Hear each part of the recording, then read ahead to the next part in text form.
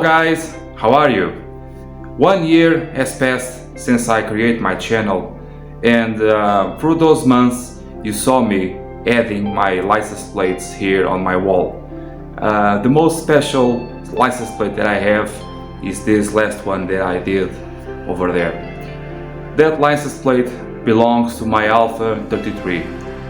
That car is very special for a number of reasons, but the first reason is because it belonged to a great friend of mine who is no longer with us. So this is the presentation of my project Restoration Alfa 33. This project, this series is completely dedicated to my friend José Carlos.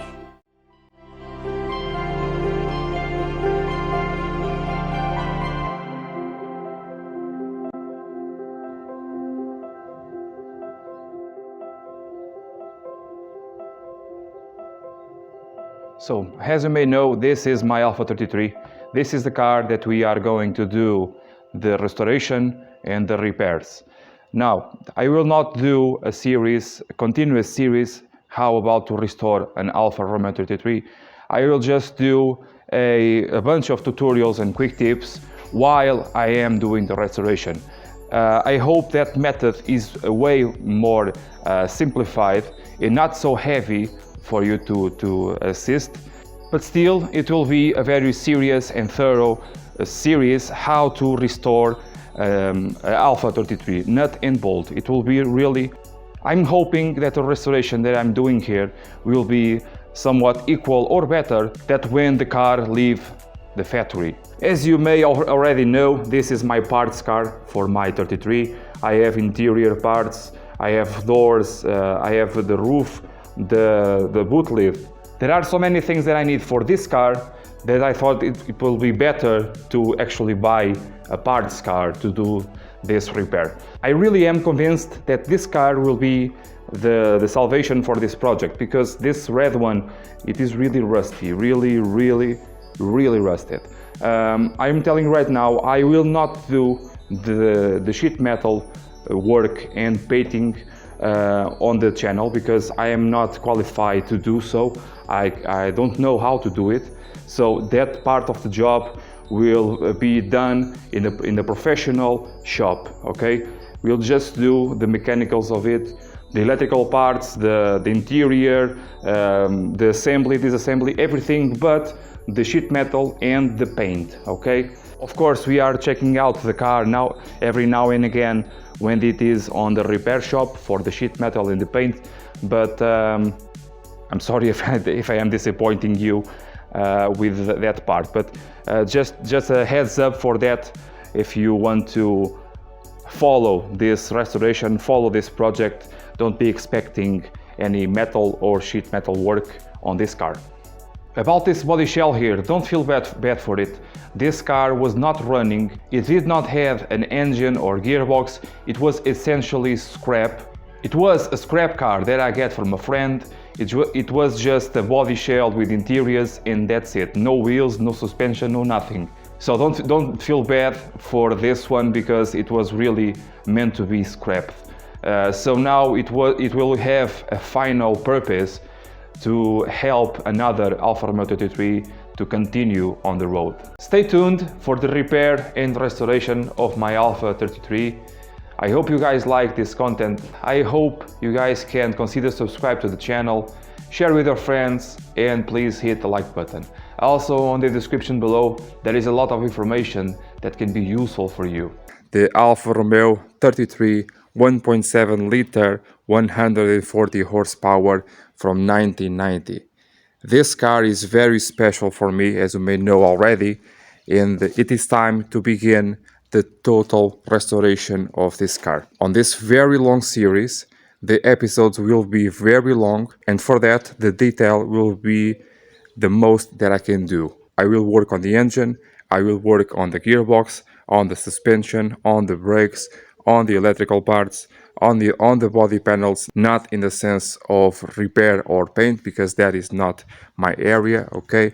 But interiors, assembly, components, everything will be done on this series. For this first episode, My intention is to do here the drivetrain. I mean, removing the engine. For that, I have to remove the exhaust. This exhaust system was out several years ago, so I believe it will not be very finicky to take out, okay? Before I put the rear of the car on the ground, like I said on the previous video, in order to remove the engine, I have to push the car back.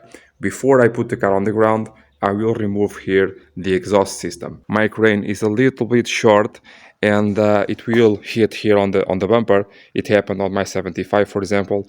And on this car, I will remove everything just because of the total restoration. So maybe we'll do here a partial front disassembly, preparing everything to remove the engine, take out the wiring, take out the piping, take out everything that is necessary to remove the engine.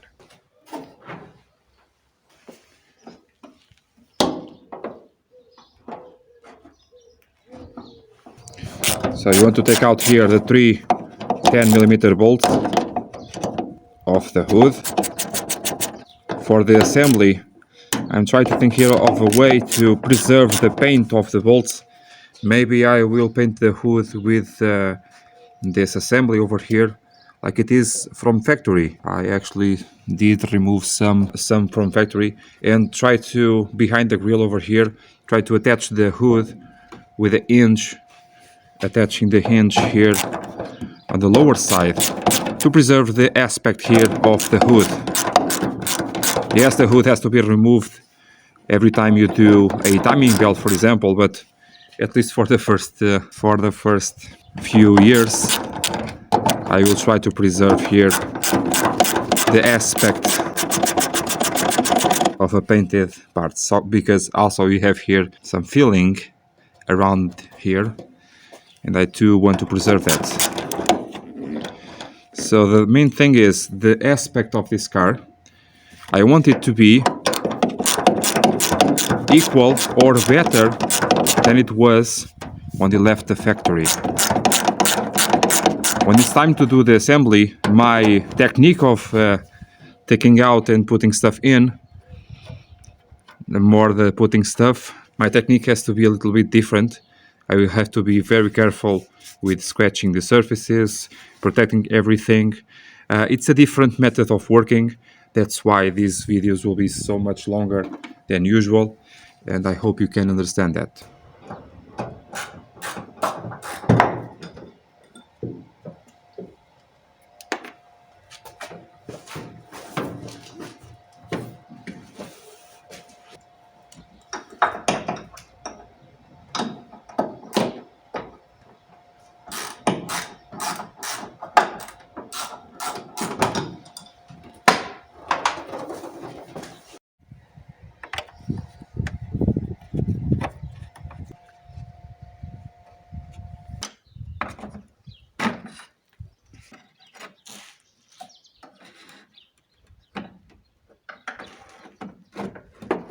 So the grill here on either side has these clips over here, one on top, another one on the bottom. That clip there on the headlight, as well on the left side, okay, on the right side of the car. As you can see here, both are okay. Normally what happens is they break over here, like this is starting to split apart. I believe a glue, not this, like this, but this one is very old. A different glue will do for here, okay? Now here is where stuff starts to get a little bit more serious. So in order to do a perfect paint job, you have to remove everything of the bodywork. Like for example here, this simple clip, I have a bag of new original clips for this car, okay? Bought them a few years ago. So what I'll do is to save this assembly and bag everything with, on this case, the grill, the bolt or the screw, in here the clip, and identify, writing on a bag, for example, what is it for, so later I can search it more easily. To remove the headlight assembly, you have to remove firstly here the blinker, and for that on the other side we have a spring that you have to pull by hand in order to free up here this blinker. So like this, pull it and to a side, and now you can pull the blinker. You have to be very careful because sometimes here the lens pops out. This one already had to glue it at some point. And now you have the wiring maybe. Yes, the wiring is stuck on there. Make sure to buy a lot of WD-40 because it will do very well on these assemblies, on these connectors, plugs and everything else. So now I just have to pull it. I don't think I have any tabs to press. No, just pull it. Also, you can do like this. You can twist here the housing for the lamp. Not a lot of space to do this. And in this way you can work with this more carefully without breaking the lens. So I believe, yes, no tabs to be pressed. It's just fit it in by pressure.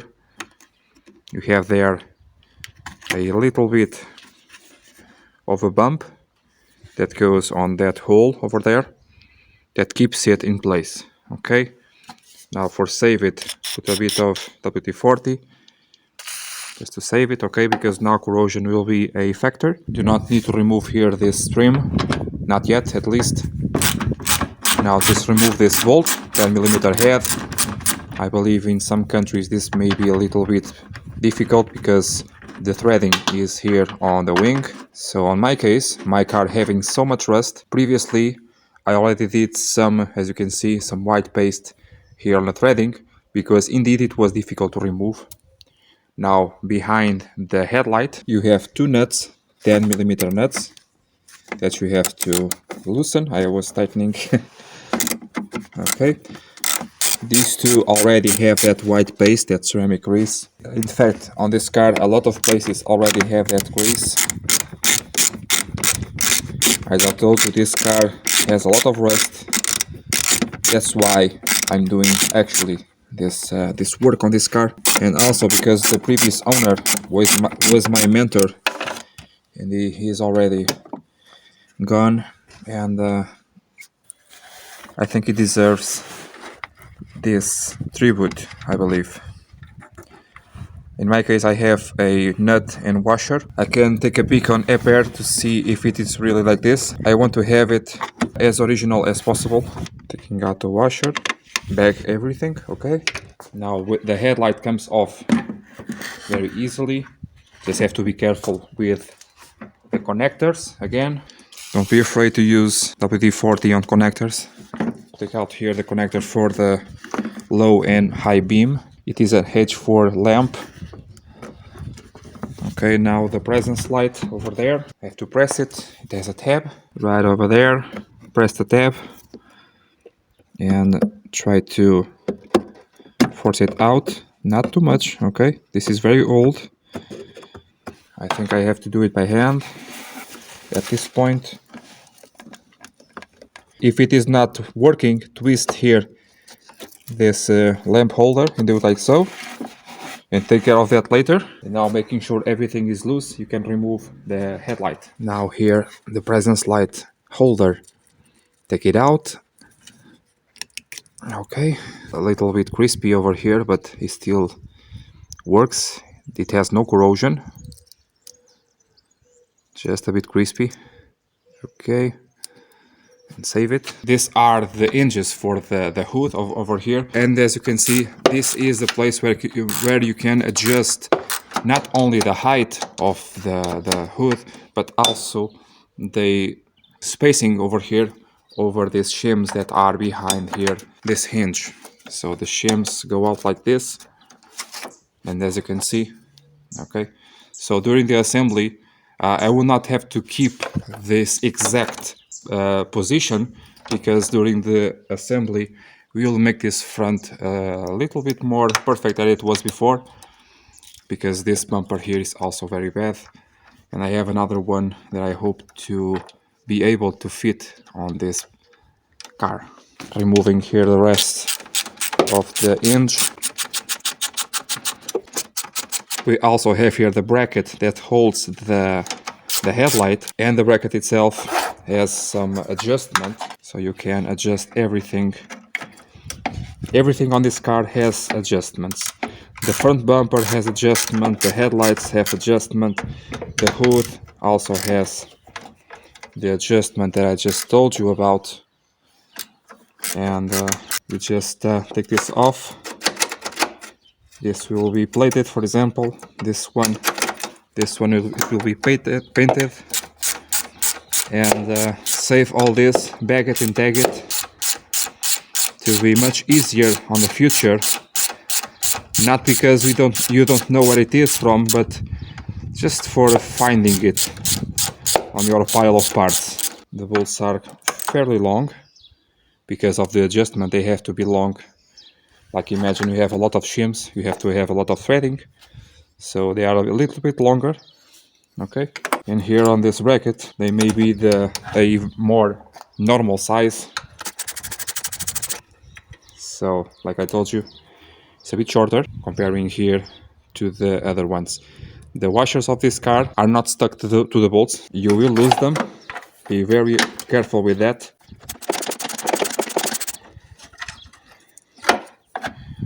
Now the bracket off. This bracket will not go to the painter. It will go to the plating. This one too will go to the plating. I believe it is the best. In order to paint the car, you will have a lot of these nuts on this body of this car, and to remove them, what you want to do is to move, as you can see the steps over here, this one and this one. You want to move the entire assembly to this side. Okay, you can do that in several ways, but the way that I find the most efficient is with a screwdriver, because it will not damage your threadings and it will be efficient. Sometimes you may have a bit of corrosion or overspray or some other stuff that will lock up your nut, so you want to tap it a bit so it makes it a bit loose. Okay, it's loose now, but you move it about, and the intention is to move it forward. It's not happening. This is a bit of oh, I remember, I have to go, it has to go down first. Yeah, down first and then forward. This is a bit different from the newer type. Yeah, down first. Make sure not to damage your finger like so with a screwdriver. Sometimes they break. Yeah, that's unfortunate, but yeah, sometimes they come out right off, and other times they don't. Let's try again. So make sure not to bend too much this too. Okay, it's coming out. Yeah, like this. Sometimes they are a bit stubborn, but at the end you can remove them, sometimes even by hand. And now what I wanted to show you, the flip. You flip them like so. So there are these two tabs that are above this area over here that are binding the nut to be on the correct position, also to center the nut onto this square hole.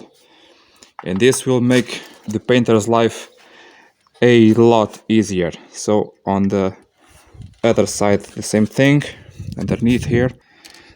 Okay, sometimes the paint is too thick and it may do this, so to assemble it may be difficult because newer paint is a bit thicker. One thing I noticed here on this side to remove here this nuts is the sheet metal is swollen. Because of the tightening over the years, the sheet metal actually formed, and now it's much more difficult to remove here the capture nut. So what I'll do is to straighten a bit here the sheet metal, so I can remove the nut a little bit better.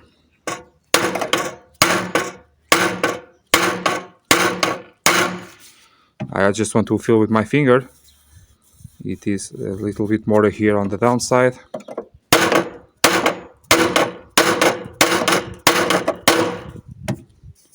I think it's much better to be able to remove here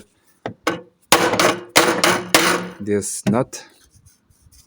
I believe so. When removing here the headlight, we now have space to reach some certain things. One of the things is the connector for the fog light. And I want to put this in so it's acting on it a bit. In order to reach here behind the front bumper, the best way to do it is to remove here the wheel liner over here on the inside. You may be able to do that in behind here, behind the cover, but we are to disassemble everything on this car, so let's do it properly. Let's do it the way it should be done, taking out here the cover. Really, from factory we have a mix of several ways of attachment. We have here a normal clip, like just a spring type clip, like so, from factory. And then we have another type, very awkward, very strange. It is just a center bolt screw. At first I thought that this was invention of someone, but in fact no, it is really just like this, from factory. So I'm trying to pull it using the center part, like so. Almost did it. The center part seems to be a screw with a cut, but it is really just like so. And now we have the clip itself. I'd like to do it instead of doing like so. I like to pass the screwdriver in behind. In that way I have a lot more area to take out the clip. Here you have it. It is a round clip all around. It does not have those little spikes like this one has, for example. Can you spot the difference? Okay. Once again, on ePair or ePair, you can check out all of these assemblies. Up here, for example, we have a normal 10mm head, and I believe this is metal. I believe so. It is not really that tight, so I believe it may be plastic. Let's see. And again, using here the plastic cover to do the motion, the levering motion, not to damage here the clip itself. Sometimes it's not really okay. Yeah, and again, yeah, I believe this is the same as the one underneath. There is one missing over there on top. I have to see which type it is used on that area. So now I'm starting to wiggle here the cover to see what else is binding over here. I believe in the past these two screws did something, but in this case they are not doing anything. So I am able actually to start to remove this. I will have to remove this as well, but not right now. I think I'm able to remove it like so, and underneath here as well, possibly. Okay, now all around, like I did on the Alfa 156 to remove the front bumper. If you want to check that video out, it is down on the description. Speaking on 156s, like the rear bumper of the 156, you have a lower screw. On this case it is a bolt. On the case of the 156 it is a screw to hold down the liner. Make sure not to have a nut on the inside. On this case it does not have it. Well, it is not spinning free, so you have a bolt that seems to be not from this application. So again, we have to see what is the correct bolt for here. I'm being very thorough. Yeah, it is a bit annoying, maybe, but I really want to do the best job that I can with this car, because this is very special. Now, just like I did on the 156, you want to push the cover inwards first, if it is possible, obviously, in the way that you can take out here what you need. Sometimes it's not that straightforward, mainly on these older cars. Sometimes the techniques are a bit different and you have to adjust as you go along. So it is very tight on that spring area. I will have maybe to bend it a bit over here. I believe so. do not use your fingers because this will hurt you. So yeah, I think that is the game here. Yeah, in fact it is. It's not harder, it's just different from modern cars.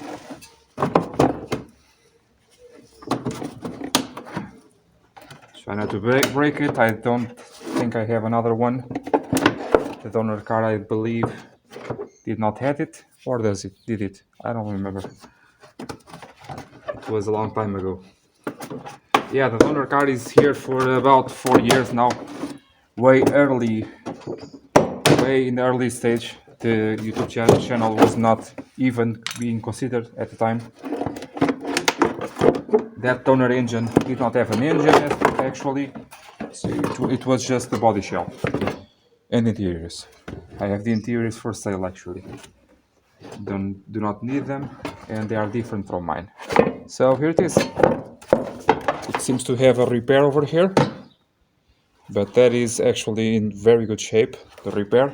But if I have the original one without a repair, I'll use it just to be the most perfect possible. So I'm recording here the Portuguese side, and I think it is interesting to show you. This side it has a lot of rust, really a lot of rust. Okay, and I'm trying here to take out this bolt that is attached here to this cover, and I do not want to damage the threading on the cover. And what I'm doing is to take it out, make it loose. Now start to tighten again. A bit of WD-40 or something.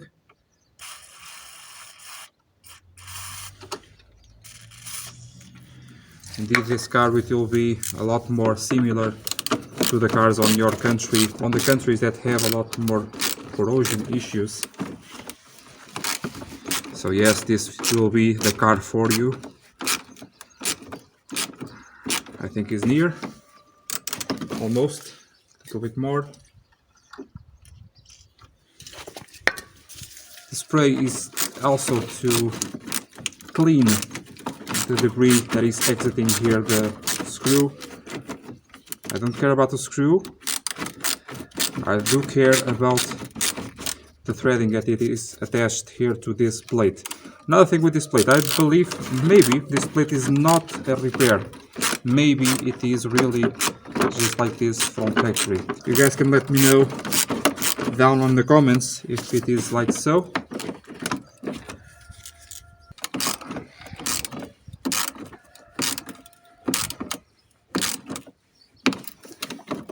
Whew.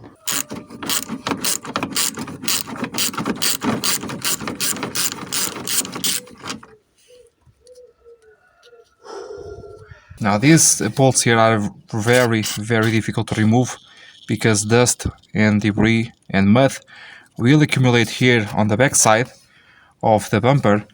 On this back side we have a square nut that it is held together by the bumper itself, and I want to use a very small ratchet because I do not want to do a lot of force on it. I want to take it out like so, try to feel it. This one actually seems to be in very good condition, but normally what happens is really a lot of problems with this. So, well, sometimes it just works. If it starts to bind up, you want to reverse it, okay, tighten it again, reverse it again, use your spray, okay, until you feel it come loose with much more ease. Let's see on the other side how it is. The thing, again, the screw or the bolt on this case, I don't know if it is original, I don't know if it is this one.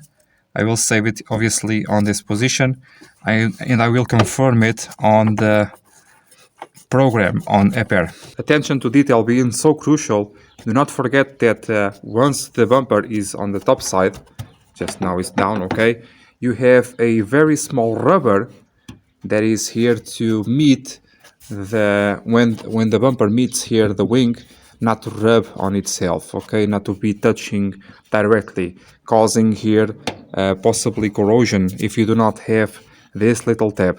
So to remove it, I will soak it on WD-40 on both sides, and I hope to be able to save it, because new ones, I believe, they are well, non-existent. Now, to take out here the bumper itself, you have here 2 more bolts that are behind here this wiring. This wiring has to come out because it is part, well, this wiring for the headlamps is the same loom that goes here to the engine. A bit odd nowadays, but it is true. And the same as well that goes here to the fan to cool out the engine, and also the switch for that cooling fan. For this testing, I already did videos on my 75. It is exactly the same as this 33. Okay, so this goes to the other side. And now we have the wiring much more clear. Take out here this support for the intake pipe, for the atmospheric side of the intake pipe.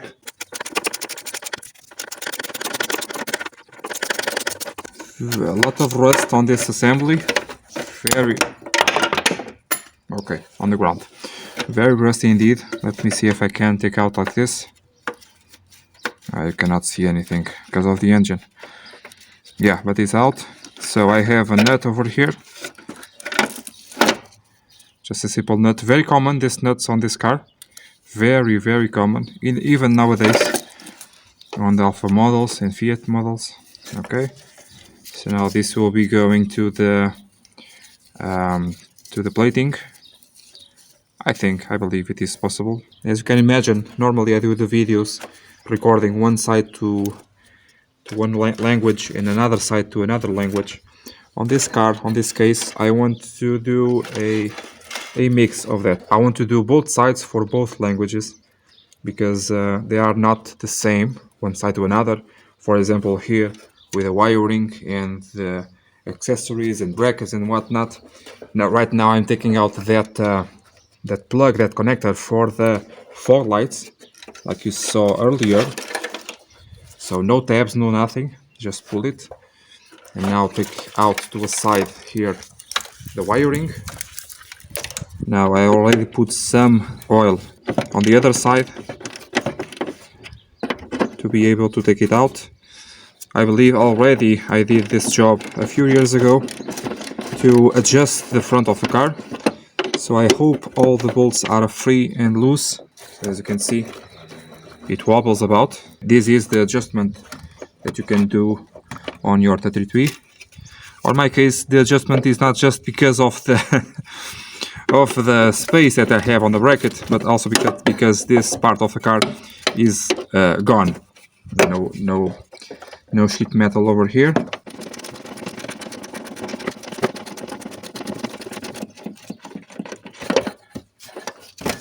This is the AC pipe. For now it is not in a way. So same thing over here. On this side we have a little bit less space because of the AC components, and here the fluid, the coolant reservoir. So I want to grab my plug for the fog lights and disconnect it. And now I can push back the wiring a bit. This is not so long as on the other side. As I said earlier, they are different one side to another. And now I can reach here my bolts and take them out. The space is not bad, not really, but I'm trying here to do the recording at the same time. That space is being robbed by the camera. And also, let me see here on this side, it's being a little bit stubborn. I do not, if it breaks, it breaks, because I have a lot of these ones, so it's not terribly bad if it does. And yes, we have to have a lot of care with these old cars, with these old parts. They are very difficult to find. The time that I'm spending trying to save a bolt sometimes is not that valuable. But it is turning, so I will try to do that method of backwards and forwards to see if I can save the bolt or the nut or both. Let's see.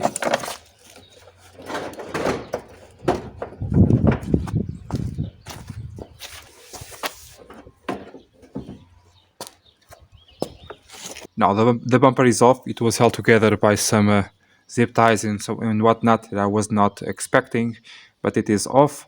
Okay, now here on this car I have these horns over here on the downside. Never saw them on this position. Maybe because normally they are over there under the left wing. Maybe because this car has the AC and they have to relocate here these horns to this position. The problem with this position is, as I had my old, this is a new, but already starting to have a lot of corrosion. This is a new engine radiator. I had a leak to the horns, and they died when I bought the car. So here we have one condenser of the AC, and possibly in the horn, the location of them is on this area, possibly because of here the condenser, and the horns are now relocated elsewhere. I'll try to figure out if I can put him on this position, because now at the front sometimes even they rub on the ground. That is not excellent. But the main thing is to put them on the original position as they came from the factory. With the part of this AC system maybe is applied on the dealership. Normally on old cars the AC systems were applied on dealerships, and maybe one of the requirements was to relocate the horns. If that's so, I will leave them on the place that are right now, but if it's not, I will put them on the inside over here. Almost time to drain the fluids, but before that, so we do not have so much water and oil and whatever dripping on our heads, let's remove here the exhaust. I was trying to push this forward a bit because the exhaust systems, old ones, are not my thing at all. That and the axle boots are two things that I really do not like. But like I said, this one was removed a few years ago to be straightened out and whatnot. New gaskets and everything, and new exhaust parts, so it will come out with relative ease. I hope. I really hope. This one is always the same. If I had a swivel socket, I do not have it, so maybe. Sometimes what you can do is to put in the socket itself, and now just the tip of the not working, or is it? No. So plan B. This smaller 1/4 inch, I believe it is 1/4 inch sockets. Sometimes they are thin enough to pass in between the exhaust tubes. Yeah, got lucky. About the timing of this car, I'm in a bit of a dilemma with this, because I want to do a tutorial how to do it in place, okay, with the engine assembled. It is possible, okay, it is doable, very much so. Done it several times on these 1.7 engines, they are very big, but I will remove the engine. If you want to, I can do a separate tutorial, but to do it in place, to do it before repairing the engine, it seems a bit odd. So for now, let's do it like so, okay? Let's look like this. Let's take out the engine and do the timing belt on the outside, okay? Do you mind that? Because there are so few of these engines, I don't believe it will cause a lot of concern on the viewers. Possibly 5 years from the date of the rebuild of the engine, I have to do the timing belt again, and then I can do a tutorial on the car.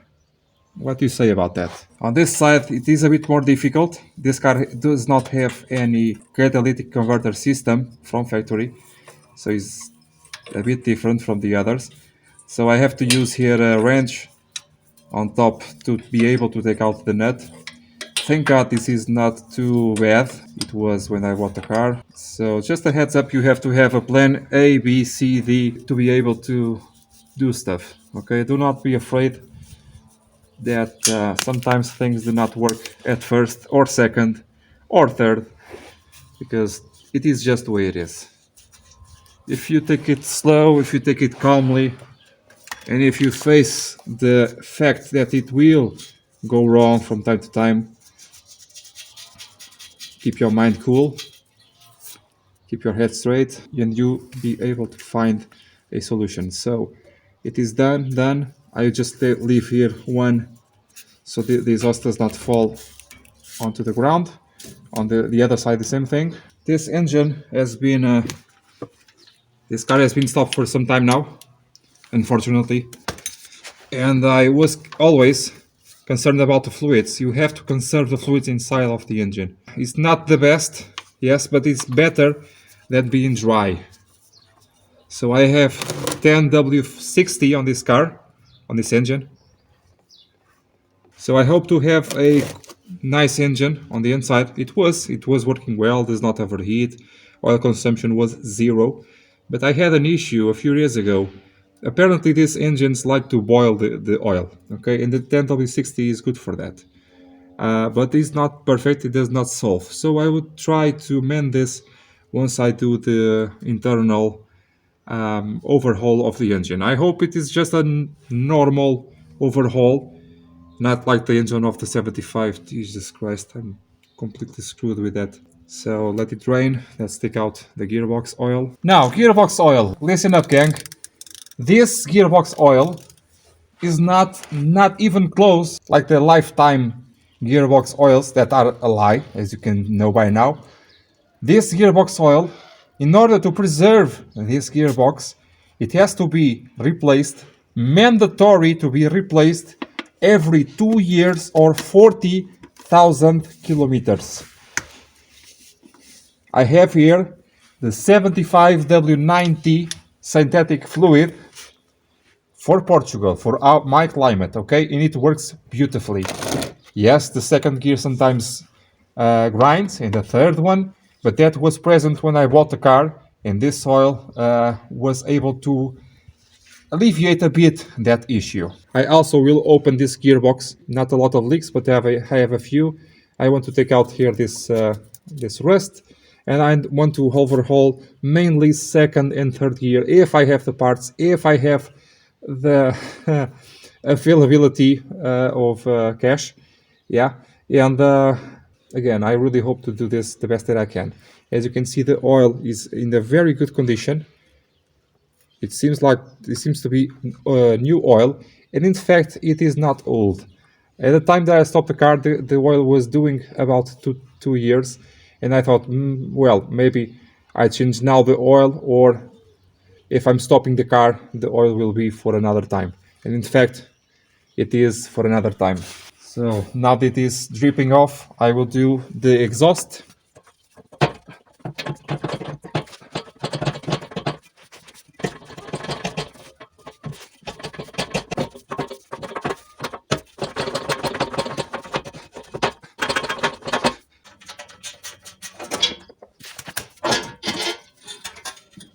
In the meantime, we can take out here the power steering fluid. Just take out here the cover, and underneath the car we will undo both of the hoses, the high pressure one and the return one. Make sure to have a tray underneath here on the ground. You have a 17mm on the high pressure pipe, and you have a 19mm on the return line. Doesn't matter which you do first, just want to remove them. In my case, I will remove them all together. If you are just replacing the fluid, there is no need to remove them all together. Just need to take it a bit out. Move your steering wheel, like I told you on other videos, and I can show you. And then tighten it again and replace the oil.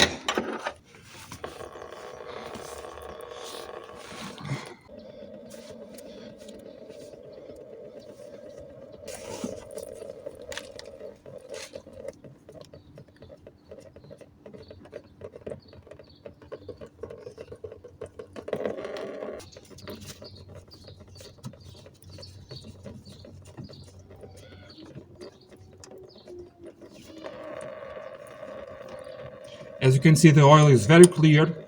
It's very much like new. That's because it is. Like I told you before, 2 years or 60,000 kilometers is the maintenance required for the power steering.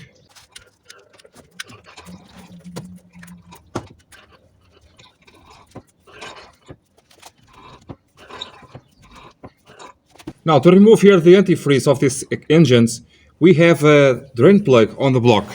On the 16 valve engines, I believe it's just one drain plug, but on the 8 valve ones, the 1.5 liter for example, we have two, one on this side of this right head and another one on the other side. On this 16 valve, we only have this one. The other one exists, but it is behind the water pump. Removing the water pump, you have a very small hole that it drips out the rest of the antifreeze. Okay, but I'd like to begin with this one, so not to make a huge mess when dealing with the timing belts, for example.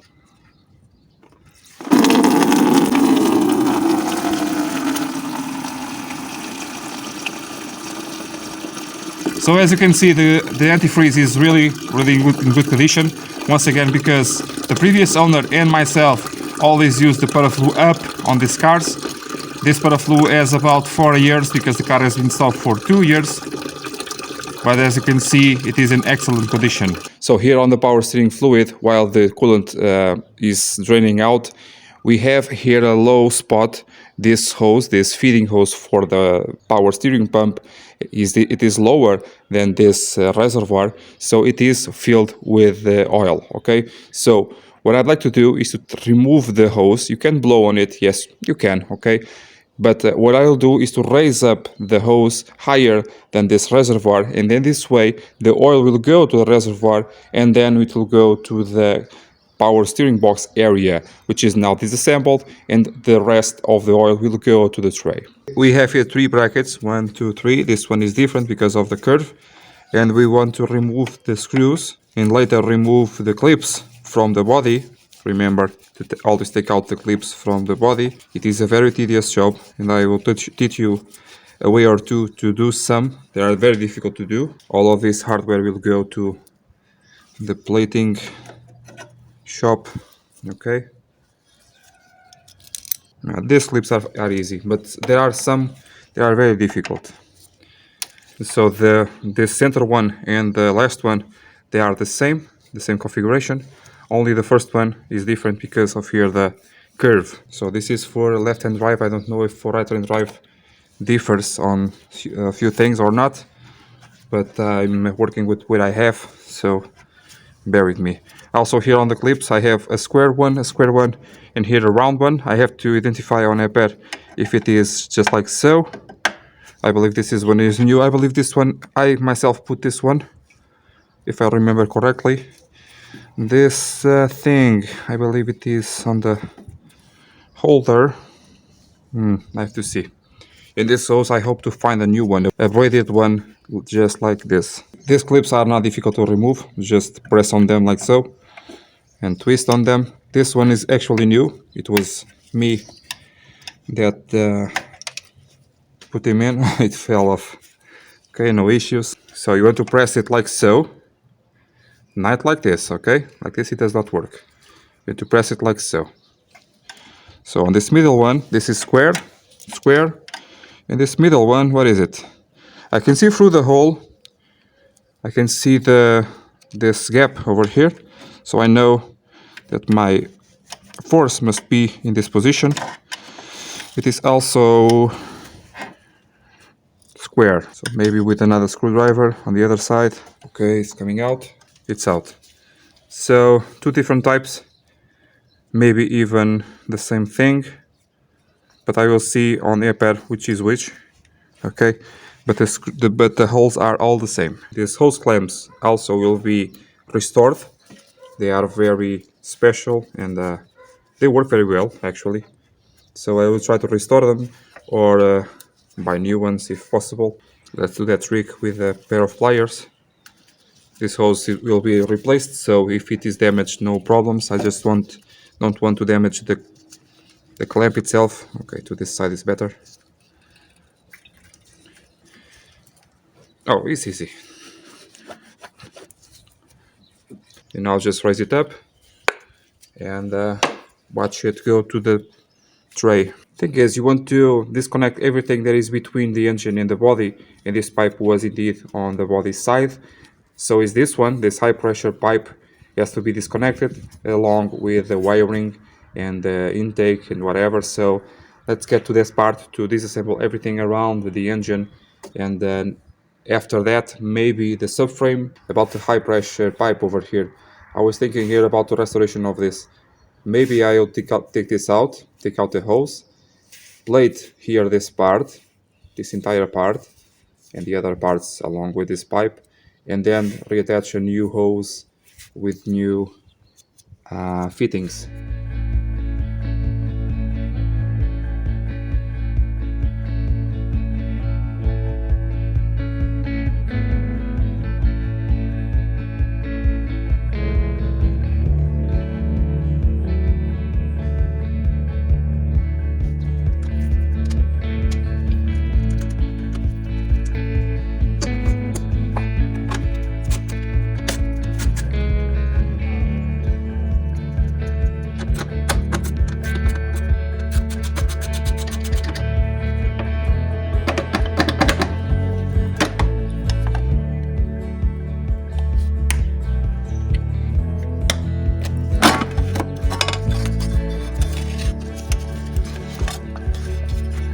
So the next thing I want to do is to take out the intake plenum to be easier to squeeze down the engine beneath the car. So we have here 4 bolts. They have different lengths, if I remember correctly. 2 are for the throttle cable, and the other 2 are for the gasoline pressure regulator. And so these 2 for the pressure regulator are a bit shorter, if I remember correctly. But again, I will check that out and on the repair system. Some of these parts are very, very old, very finicky, as you can see over here. I believe I have a new one to put in. I have a lot of stuff that I was accumulating over the years, and I believe I have some stuff for this car. The crank ventilation, make sure to put the gases to the intake over here. This bulge area over here is the separation, the area of separation of the gases. The oil goes down to the oil sump, the air goes in to the intake, and that's the way it works. So an oil catch can from factory that does not require any maintenance. This pipe here controls the vacuum for the idle. Is the idle control valve. Attached to this hose over there is the so-called spider that has 4 very small vacuum pipes, and it has to be in perfect condition. As you can see over there, I have a little bit of a crack, but it does not go to this area, so far this is not a problem. Here for the finishing touches of this intake, I know that this plenums had this normal aluminum over here, not painted, not anything, and the letters themselves were painted red. I may do that, yes, or I can do something else. I do not like to paint everything. Maybe I will ask a friend of mine to put this under the water jet, the cleaning process. It gets really pretty, and then just pass here a light sandpaper on the letters and clear coat everything without being painted. It's more my thing, okay, to be a little bit less, to pop out a little bit less, okay. That idea isn't steady, okay. I do not like to paint everything on these intakes. So this being intake, the clamps do not need to be extra tight. We do not have any turbo pressures over here, so you do not need to force too much the rubber being so old. There is no need for too much force on them. Here the clamps again will be plated. I will remove just the upper ones for now. As you can see, these clamps have this system that allows them to be remove much more easily.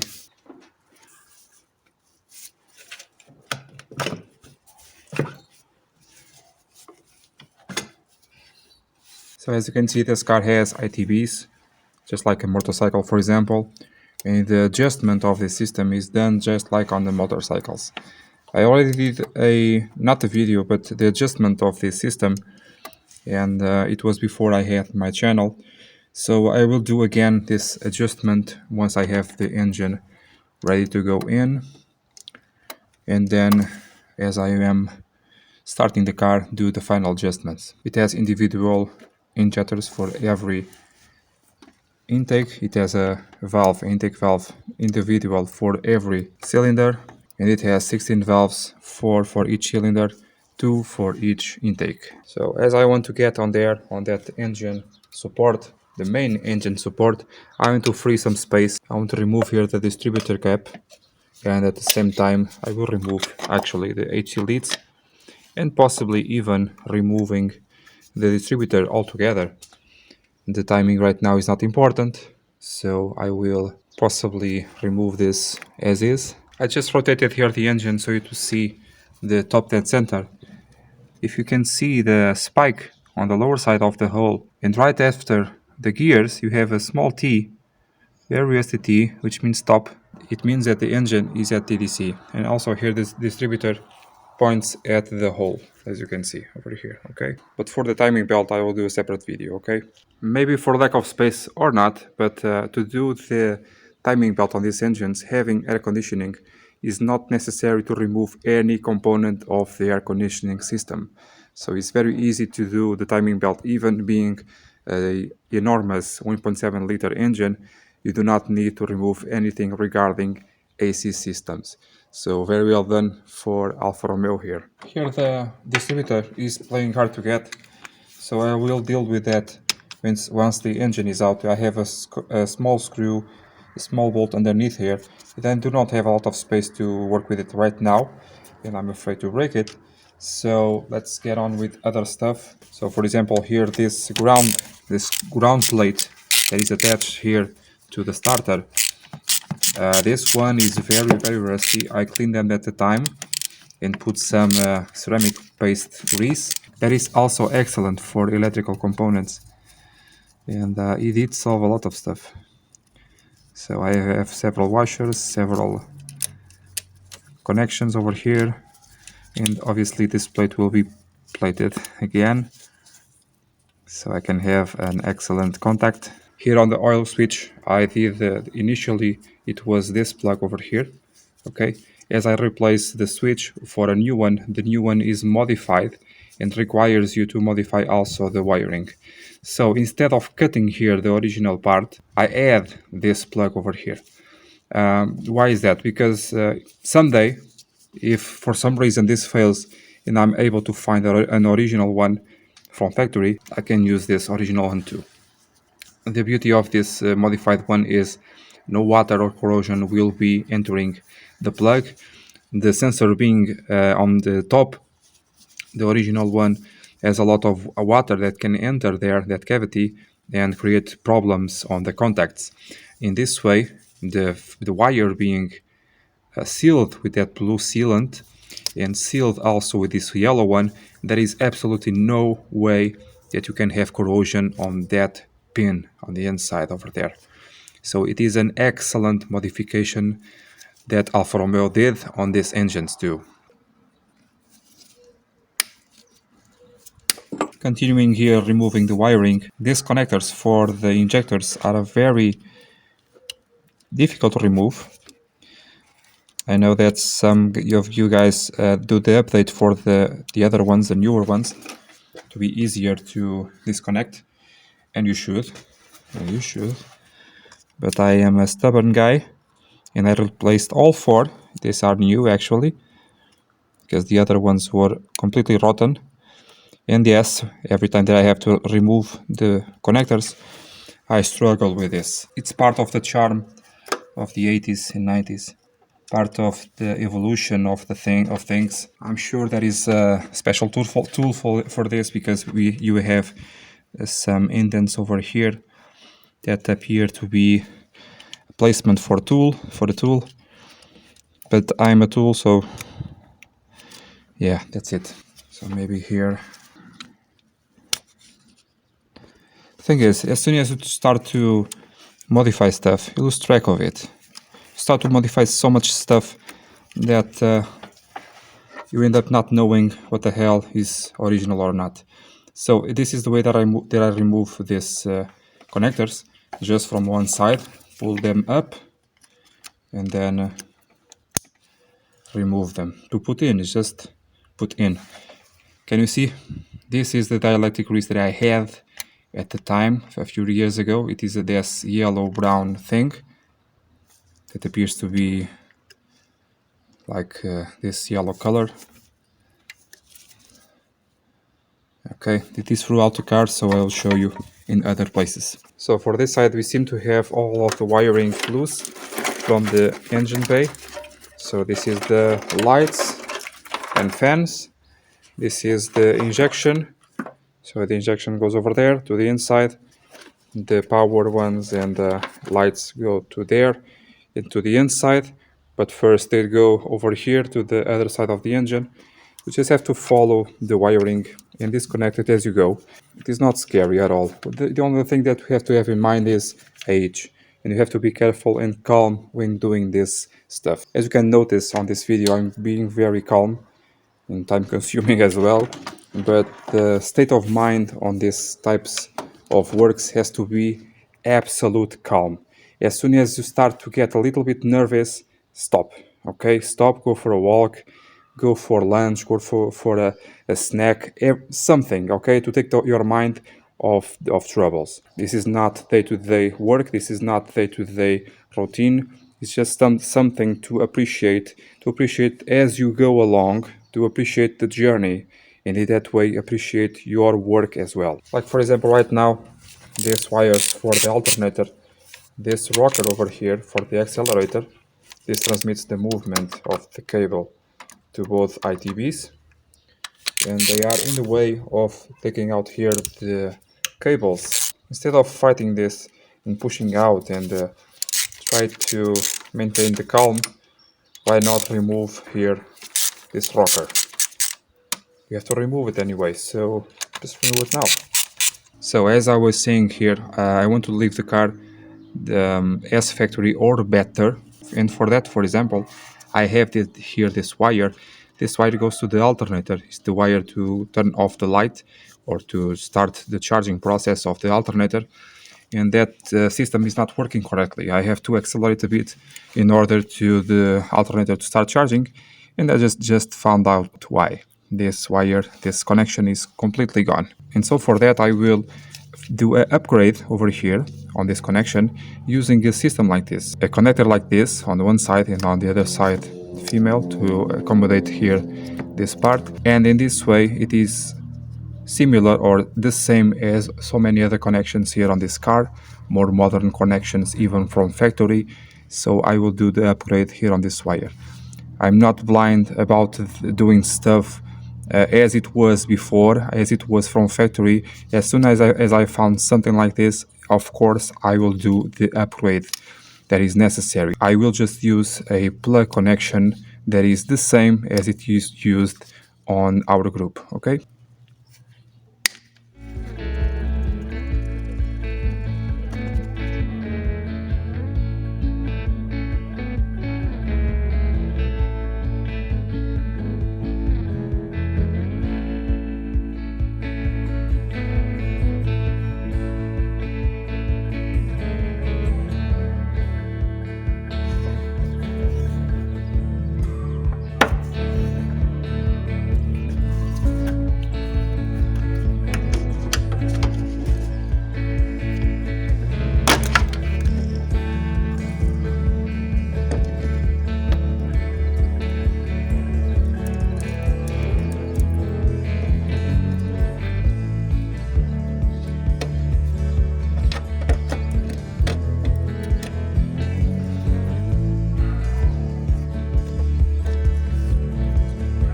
In order to reach down here on the wiring, I have to remove here this strut bar. I also remove here the wires for the coil.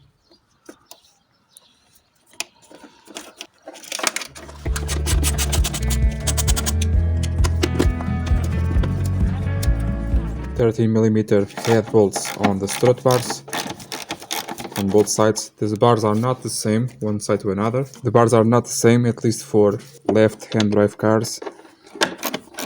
I believe in this car it does not matter. The only thing that changes for left or right is the brake booster on the other side. On the engine compartment, I believe it is the same thing.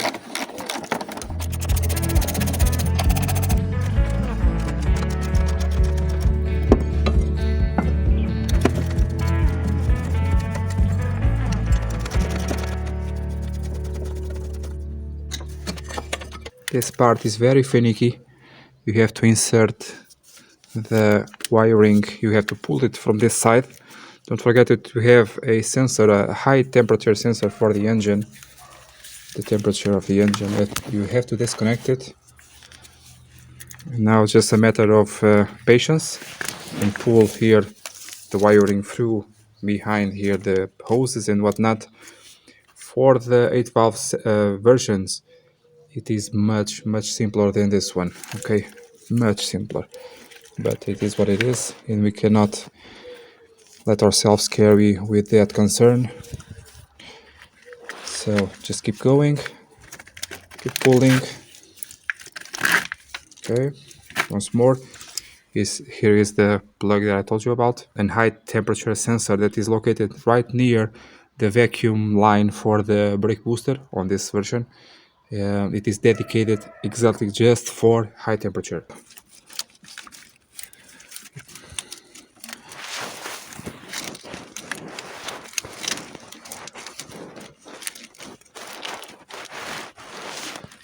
Some wiring was on there. If I could disconnect it on the other side, I would, but on this more old cars, most of the time it's not possible, or it is not convenient. So I like to do it like so.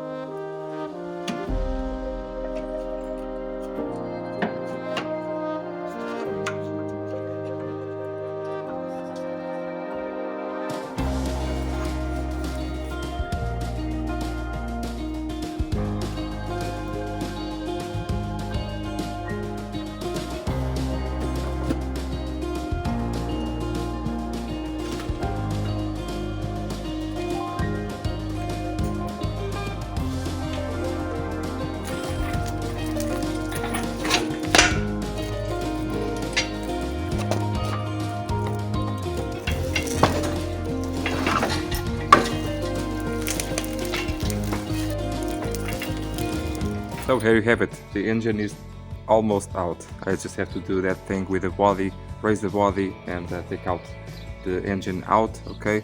For the next episode I will do maybe suspension and brakes.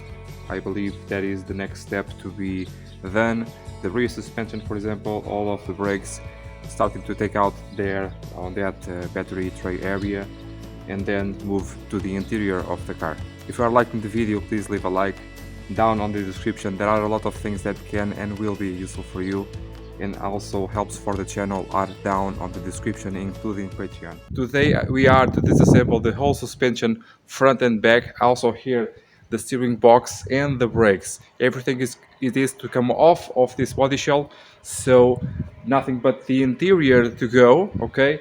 And then it will go to the body shop. This disassemble is going to be a little bit faster than I was anticipating, and that gives me the chills because the body work will be very expensive. Okay, let's call it that. Okay, so let's go. On the last episode we took out here the engine, and for that I took out here the subframe, and everything that you can see is already out. If you want to see that video, it is down on the description, the link for it. Okay, so here on the front suspension, not a lot to do, just to take out here the strut and to take that down there the tie rod, the outer tie rod, and take out here the brakes to a side, and later take out the brakes all together of the car. Take out here the power steering box, and on this side the same stuff. Take out here the strut, the brakes to one side. Okay, so I'm preparing here my set to record. Here on the back of the car nothing is pre-disassembled so far.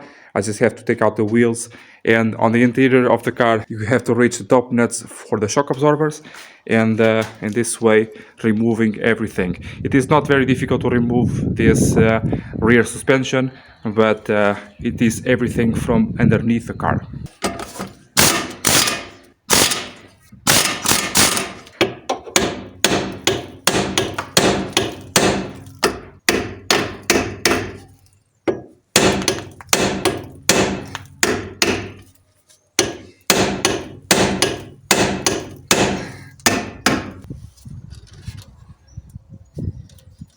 Many of you ask me why do I hit the suspension elements instead of using a tool for that. The answer is very basic. I do not have the puller to do that. Old school it is. All the money that I can afford for the channel, I have to use it on parts and tools. Yes, tools also, but that one is the lower of my priorities. Okay, so I hope you understand that. So taking out here the pads, I did already a bunch of videos about brakes, calipers, pads, fluid, purging or bleeding. Okay, it is down on the description if you want to take a look at that. Okay, also down on the description there are links for helps for the channel if you are able to do so. So take out here these covers. About the wear warning wire, I will cut it because I have new pads to put in it. New and original, hooray! Now I just have enough space to take out here the bolts from behind and take out this caliper to a side. I will, however, replace this flexible brake hoses, so I will not secure the caliper, the weight of the caliper in any shape or form.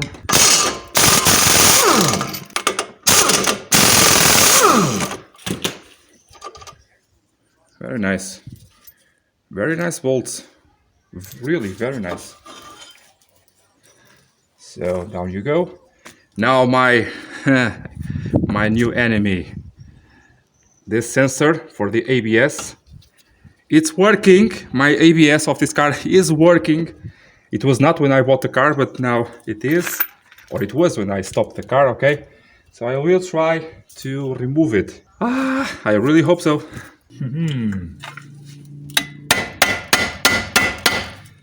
So this is the part of the car that it is very rusty. This car had a very rough life because the owner or the wife of the owner used it every day to work near the beach. So okay, I was able to save it. It's not that bad on the inside, but if I'm able to purchase new ones, I will. However, this will be plated whatever the ability to find new ones or not. Okay, how can I do this without damaging anything? Let's try it like...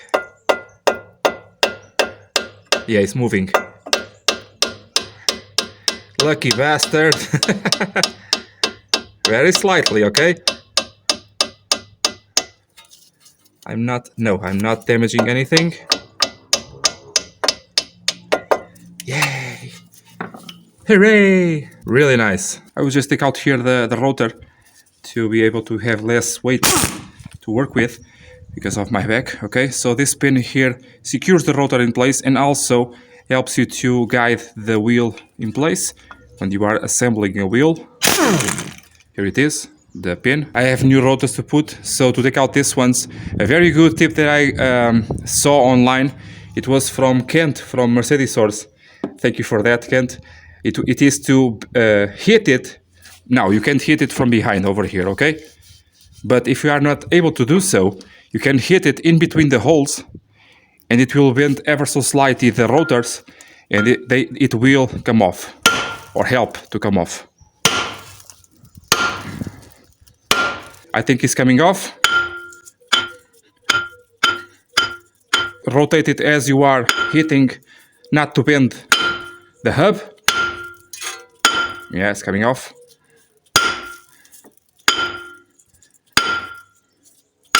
Be patient, and here it is. It is too thin already, so it will go to the scrapyard. And I will remove the bearing. Yeah, the bearing I think is good, but I will put new ones because I want to powder coat here the hub assembly. Now you also have here the bolts for the heat protection, and you have these indentations over here that may or not be present just because of this, but they will help you. I bought a new extension over here and 2 new ratchets because my ratchet that broke on the donor engine. Really, I have to purchase a new one, so I purchased a new. You already saw it on several videos, that blue one, the 1/2 inch and the 1/4 inch too, a new one too. Not expensive tools, just the ones that I was able to found on a general store. It was about 25 euros everything, so 2 ratchets in this extension. Nothing really too expensive because I really want to be able to find all the parts that I need for these projects, and the tools will fail eventually, so expensive or not, I prefer for now not so expensive. There you have it. I hope I'm able to save it. Okay, and I'll take out here these 4 bolts for releasing here the hub.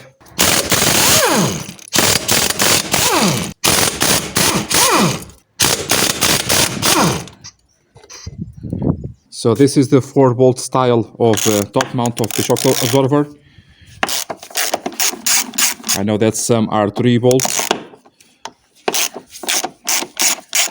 I don't remember if it is the newer. I don't think it's the newer style, if I remember correctly. Thing is, if you are buying top mounts or whatever, you have to make sure to have the right type of shock mount on this shock absorber. Let me see if I can understand what is the needs of it. Already put some boots and bump stops a few years ago, but the boots were new old stock, so the rubber perished a bit sooner than it was expected. That washer over there is cracked, so I have to find washers like this. Okay, new ones or used, and plate them, securing here with my right hand the strut, the McPherson strut, I believe. It's a bit different. And down you go. So yes, on this side the ABS sensor heard me on the other side and decided not to come off. Okay, it is working despite the fact of this protection is all rotten, but it is working. I want to preserve it and later do a a new protection over here. I'm trying to take it out the same way I took the other one, but this is not coming out in the same way.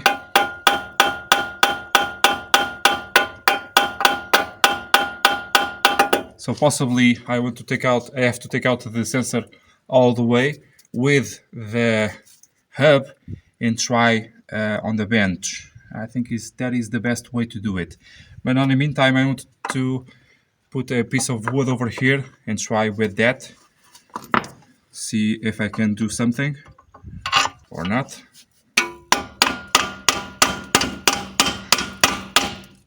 I think not. So on the bench it is.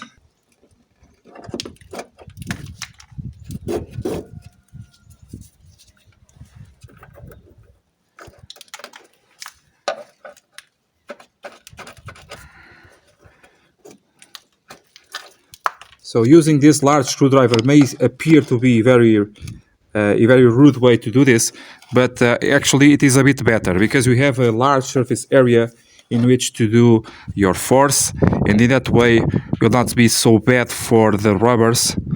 So this will go down, I believe, and in that way try not to damage anything else. And just like this comes out.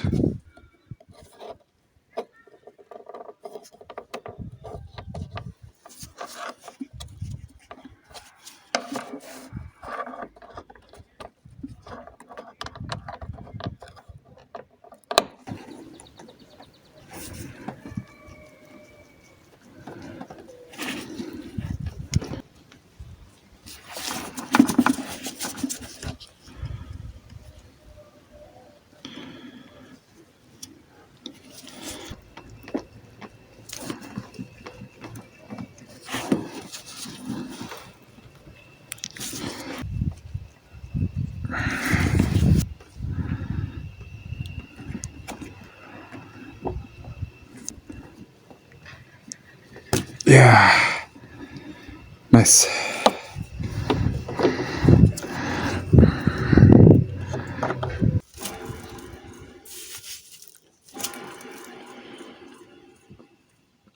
So this one is bad, this bearing. So 4 new bearings it is. Take out here the steering box. You want to take out the joint. Afterwards I will see if the joint has any play on it or if it is binding. So this nut is specific for this application because it is a self-locking nut. And the bolt itself, it also may be specific because of the thickness of it. Sometimes they are. This one does not seem to be. So normally you want to push this back, but this one does not have any telescopic regulation. So what you'll do is to pull the steering box out, and in this way it will come out, I believe.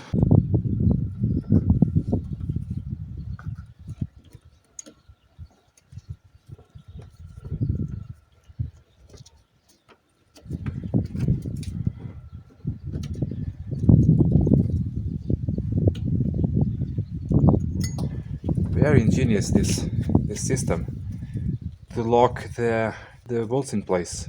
And here we have a clip instead of a rivet. Very ingenious. Very nice.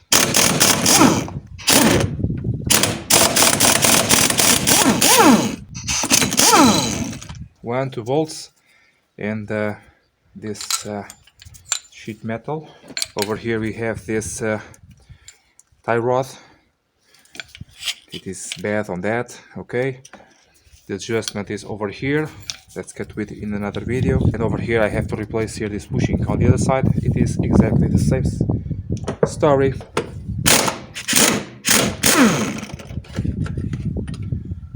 Jesus.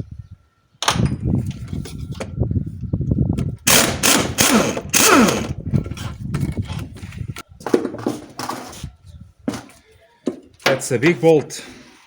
And on this side, oh, come on, where are you? There. Also very big, not so big. Yeah. Now, because of the steering shaft, it is a bit stuck on there, so let's try to take it out without damaging anything.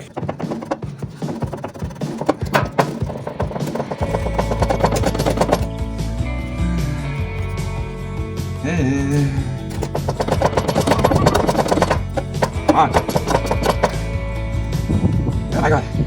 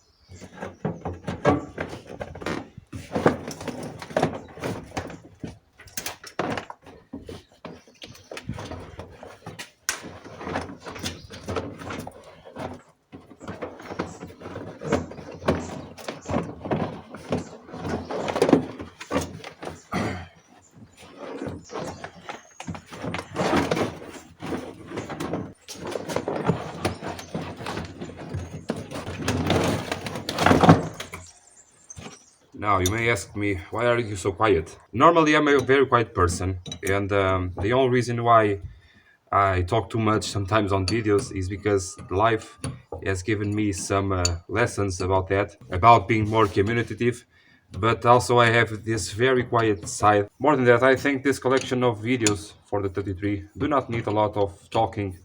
I think they really need is a lot of detail, and I think I am being able to provide that. Over here, for example, to remove here the inside panels and whatnot. They are very self-explanatory, although I tried to show you all of the key aspects of it. Okay. One thing that I did not show is how to remove the C-pillar cover, the grommets that it has on the inside, that plastic clips, are just the same as they are on any other car, modern car. Over here I was very concerned about the rust. I applied a bit of ATF fluid, do not have any spray to put in right now, so I think ATF fluid is very good, and in fact it is. This job does not need to be done prior to the job underneath the car, but I do have to remove everything on the inside of the car, so for now it is disassembled. Over here on this nut, do not remove all the way, just remove here almost all the way, and now begin your work on underneath the car.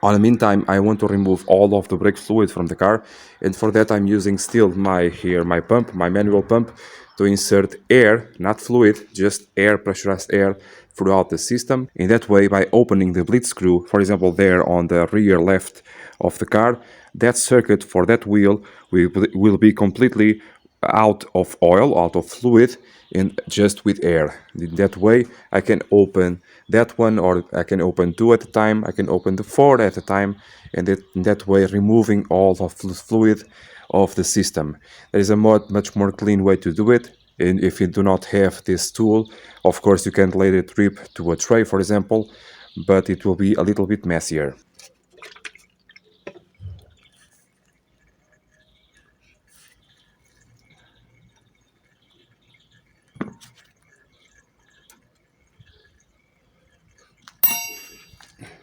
My idea here is to take out here the control arms, the upper one, the lower one. To take out the lower one, you have to take out here also the handbrake cable. On this side I will remove here the flexible brake hose, and it will come attached to the caliper. And on there the ABS sensor, again very rotten on the outside, but it is working perfectly. So we will take out the cable with the hub assembly, with the axle out, and then on the bench we'll see how to deal with this.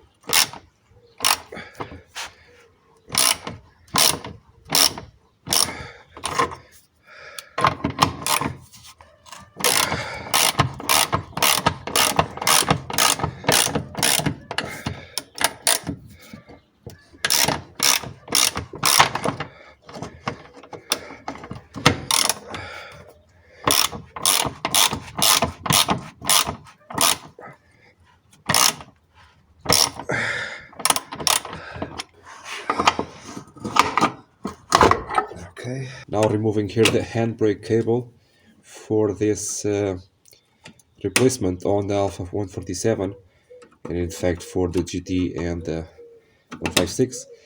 Already have a video, it is down on the description on the brakes playlist.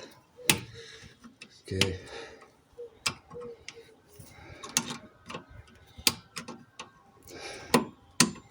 It's not that difficult, but I'm just being a bit more on.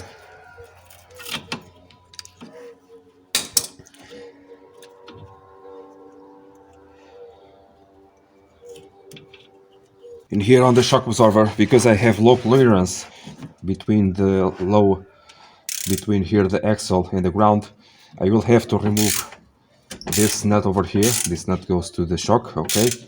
In this way, when lowering the axle, the shock will be in place, although on top is already ready to go, and the spring will come off with the axle, because I do not have enough room, because the shock is very, very long.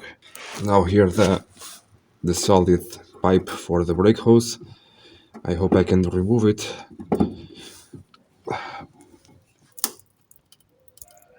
Oh my god, it's really stuck on there. How can I do this?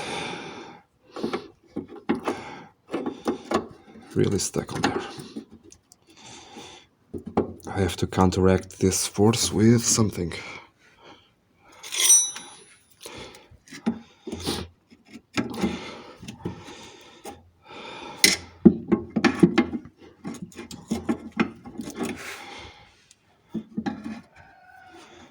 Maybe.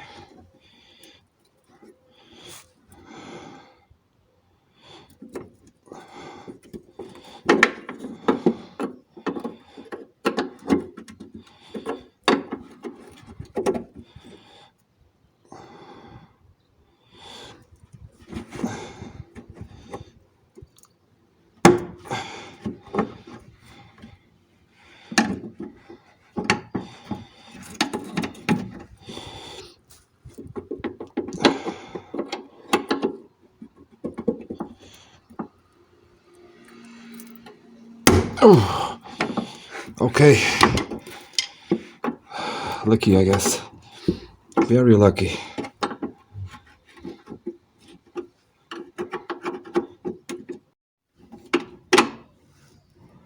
So as you can see, no oil is dripping down on my face. That is very good. Now here on the ABS sensor, we have to remove it from inside of the car, and also over here. Okay.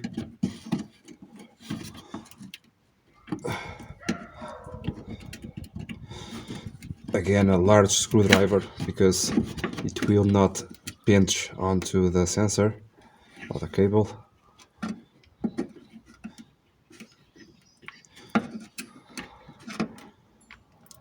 Okay, now on the inside.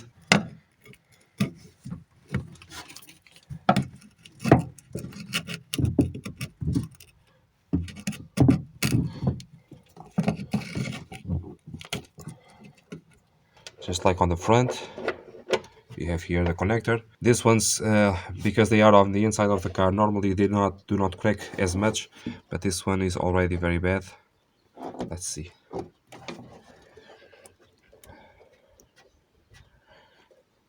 Yeah, comes off much easier.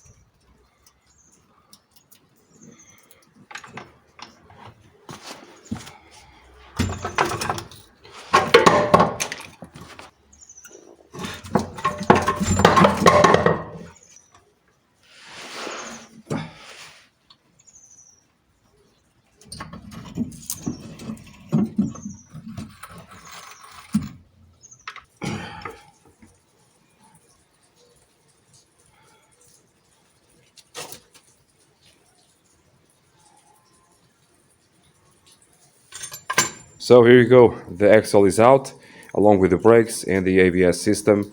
So on the next video, what should I do? I'm thinking here, once I have the interior started to come off, resume that part of the interior, take out all of the seats and the carpets and the door panels, and on a separate video take care there of that area of the battery, of the brakes, climate control, and finally remove all of the bits of piping and clips and whatnot from the underneath the car and there on the areas of the wheels. What do you think about that? So I think that is it. 2-3 more videos to go to the body, guys, and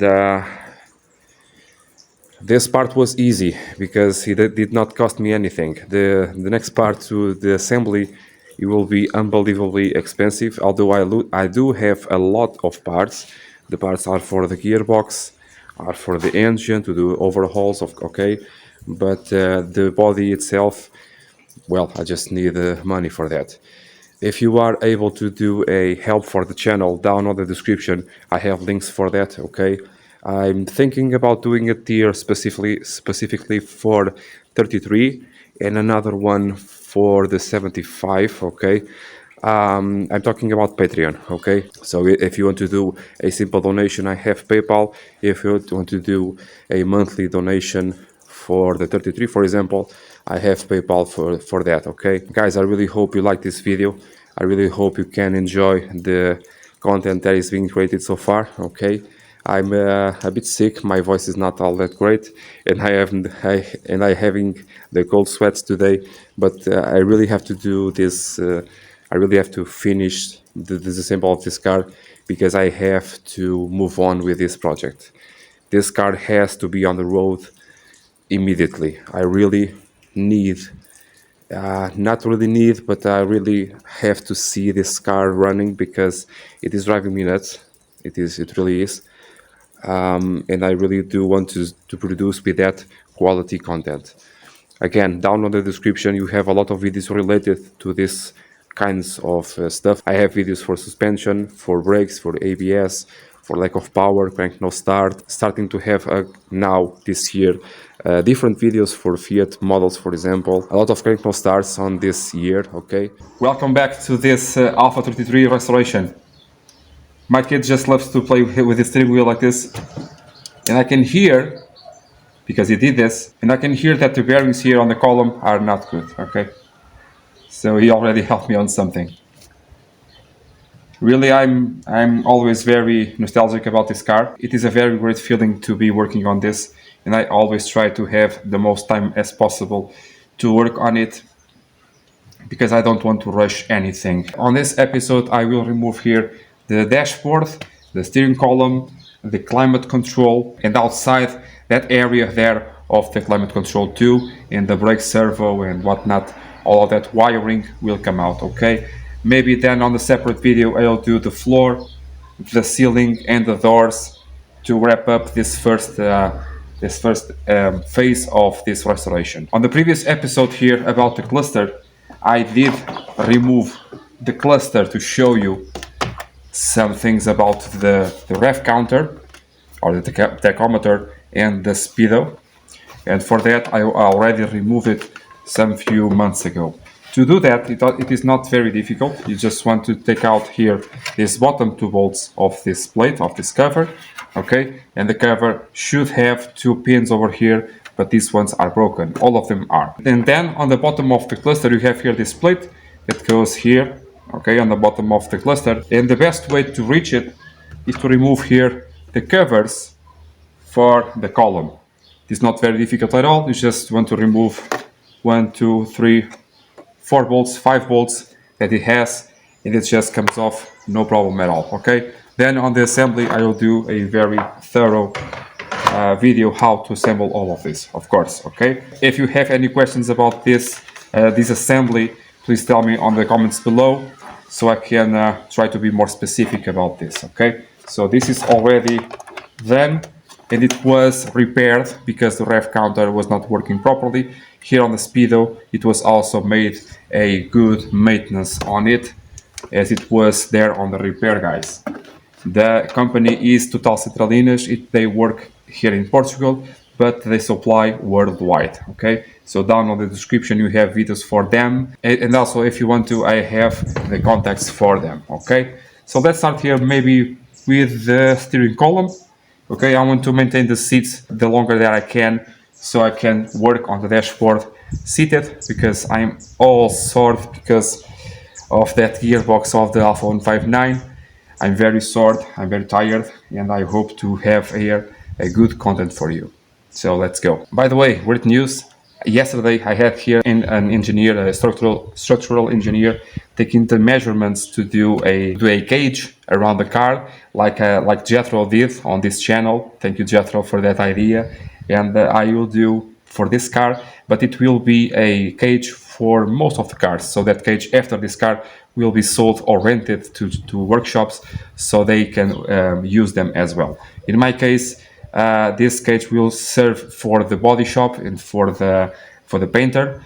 And then when the car reaches here in the a year or two, when it reaches here my home again, I will put them in the longwise way, so I can work better in the cage for now, so I can rotate the car, so it will be an 8-side cage, so I can rotate it in several angles, including 90 degrees, 180, 120, and some more. So it will be nice to put the fuel lines and the brake lines and whatnot without having to be always on the ground, on the cold ground, on the winter too. I do not have a lot of disassemblies on 33 under my belt, full disassemblies that is, but I already have tons and tons on other cars, and we tend to understand the logic of assembly and disassembly of most cars, in most cases. So on here it's very easy to understand. We want to take out here this bottom part of the dashboard, which has the speaker and some relays over here attached to it. So on these older cars I follow a rule that I created for myself, that is, there is always one more bolt. Somewhere there is always one more bolt. And what I mean is, when I'm taking out a part, a piece of the car, and something is wrong, something is stuck, that means that somewhere a bolt is still present. So on these older cars, it's not common to have parts that click together. They always screw together. So here we have a speaker. The original size is very hard to find, and this is well done. I will maintain this to pay credit to the former owner, actually. Okay, so now we have here a relay and another big one, and here we have the light for the foot. Yes, this car has a light for feet when you enter. It's not very bright, but it has it. Okay, so the effort is there. So to remove the relay, just press on the relay holder inwards and push the relay forward if it wants to. We have it. And on the other one we have a bolt or a screw. Already encountered both types on this one. This, I believe, it is the original assembly. Do not remove the relays, because these are attached to the wiring itself, the wiring loom, and you do not want to mismatch them. Okay, a very old system, and it is very easy to mismatch some things. In order to take out here the center console, it is not right now, but we are here on this position and we can do some work on it. We have here this small screw. This holds down the control for the HVAC, and over there you have a 10mm head screw that you want to remove, but beware that you have a nut on the other side and it will spin, so you have to ask someone or try to fit a wrench on the outside in order to be able to hold down the nut. Maybe by myself it will be a little bit difficult. I think it's going. The nut must be stuck on something, corrosion or whatnot. Take out all the way. On the other side it's similar. Now let me tell you here about a small story about this car. One of them. I already had this center console completely out because the AC of this car is working, and when it's working, the floor on the passenger side it's completely soaked in water, ice water, which means I have a leak somewhere. I did fix that leak, and while I was fixing that leak, I noticed that the floor on this side of the car is completely gone, and it is because of that leak. What happened was the drain from the condenser was not there. No one put it in, and the water was accumulating over the years behind here the floor, and rusted the car completely through. So the car from that point on until the back wheel is separated. The floor is separated from the rest of the car. It is very dangerous to have a car like this, and I'll try to do my best to repair this. Okay. So on while I'm here, kind of situation, we have here the steering column, as you can see, and let's remove it. Let's try to do that. Okay. We have, it's not very difficult, like you saw on the Mito. Yeah, you may have seen this by now, because this video is not quite on the same time frame as the other ones. I don't know if the steering wheel for the Mito is out yet. So on the steering wheel for the Mito, you have very thin wires, just one or two connectors, actually two connectors, and the wires are very thin. That is not because it is cheaper, it is because the wires just communicate digitally. These ones are not, these ones here are live 12 volts and live grounding, okay? So these need to be very thick. For that, we have a bunch of them. Every one of them has a separate function. And obviously, we have to have a lot of them, as much as we have a lot of equipment here on the steering wheel, okay, on the column. So on the past, I already did the treatment here on the connectors. So they have a lot of dielectric grease everywhere on this car. So let's remove this all together. What you want to do, actually, what you have to keep in mind, is to prepare the steering column to be removed outside of the car without anything be attached to it. Look at the size of these wires over here. Very thick. And I forgot to put the electric grease underneath over here. Oh well, maybe next time, right? So I have some wires over here, but the wires are not factory, are something that the previous owner did about the remote. Yes, this car has a remote control to open and close the doors at a distance. So I have to see if I can incorporate this on the new build. Maybe, depends on the extent of the work. For that we have here a 17mm head. Yeah, that we have to remove.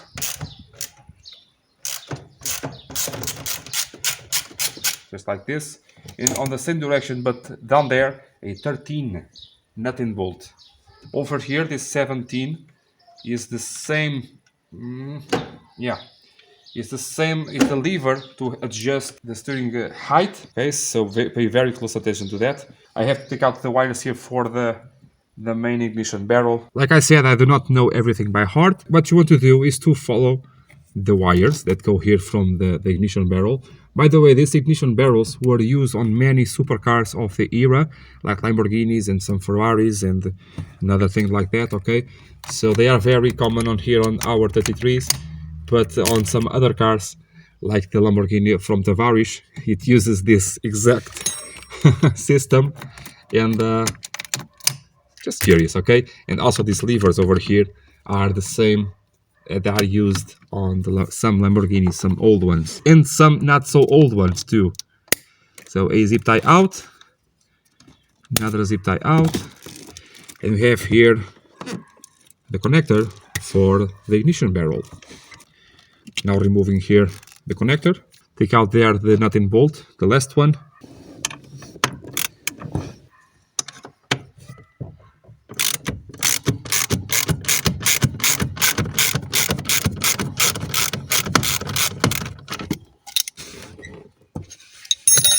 It has a washer, maybe the bolt on this side.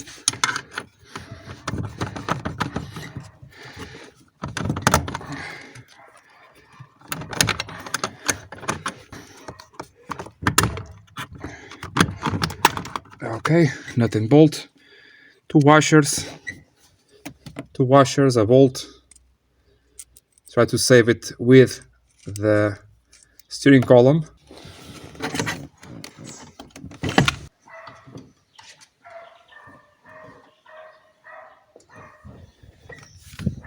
So I had there the screwdriver instead of the bolt, just to hold it down, not to fall on my head. And here it is. Now save here the nuts and bolts, just not to be lost. If you need to redo something, I believe I believe in my case not necessary, at least at this one. Maybe the nut and washer, like replating or something. As this will take so much time to do, it's better to... Oh, okay. I just found out something on this car. So nice. It's better to keep everything in check, and when you have to do the closer to the assembly, if you have to do some adjustment, some repair on these bolts, you can now look for the proper placement of them. What I was looking over here was this adjustment over here for the height. You can actually also adjust the thing itself as adjustment. As the years go by, it may start to slop, and you can adjust it. Very nice. Also true on the 156.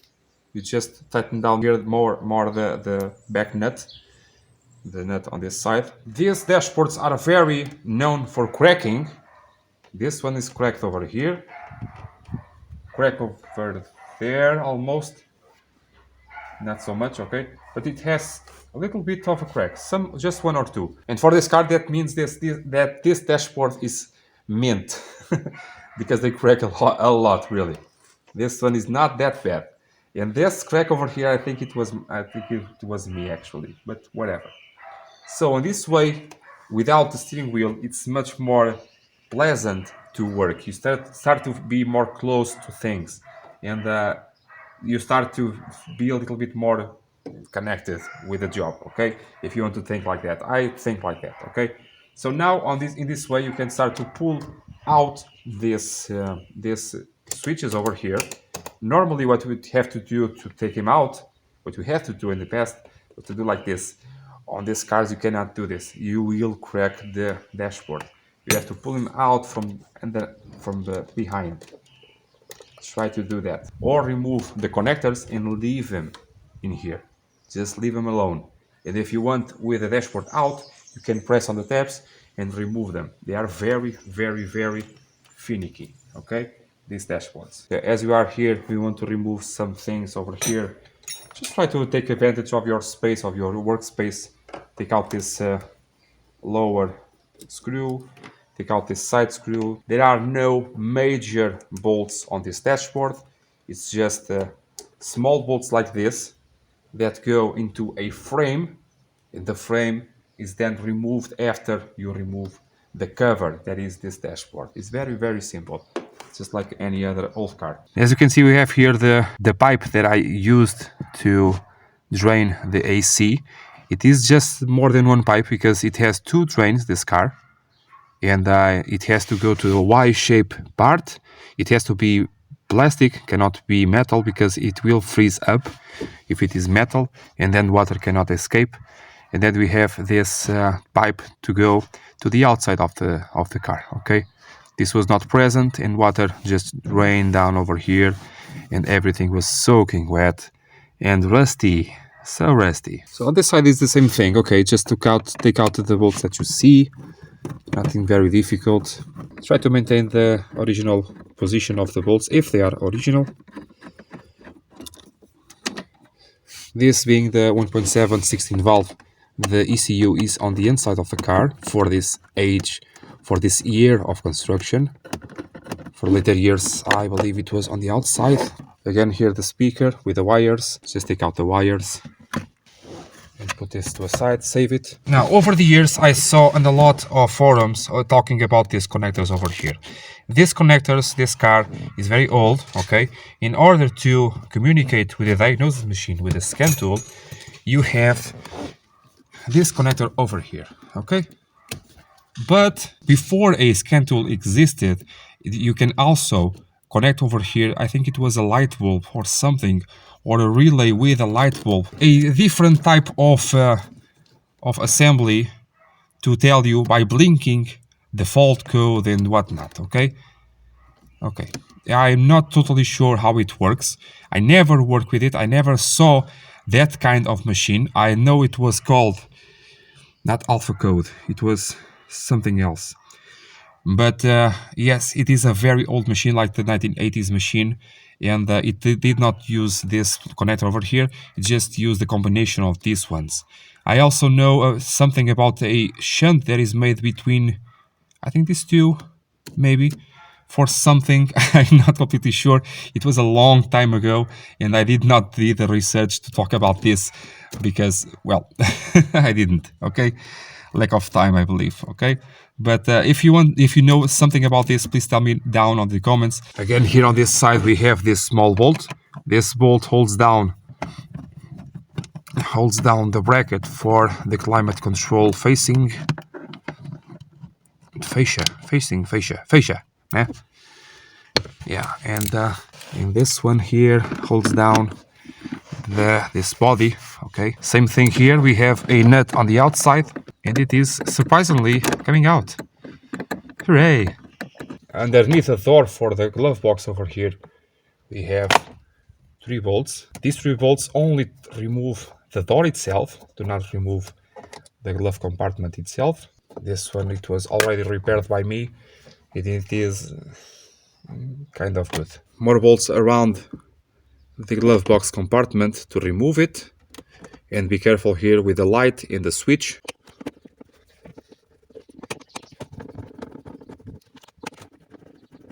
They are different, these two over here. I think they are different from the other ones. I have to see on the app air.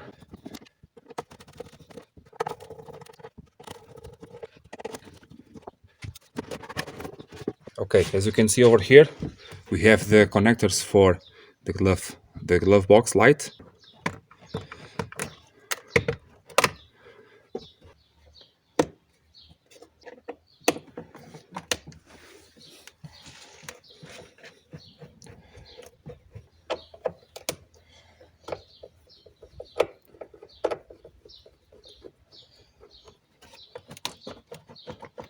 Starting to move.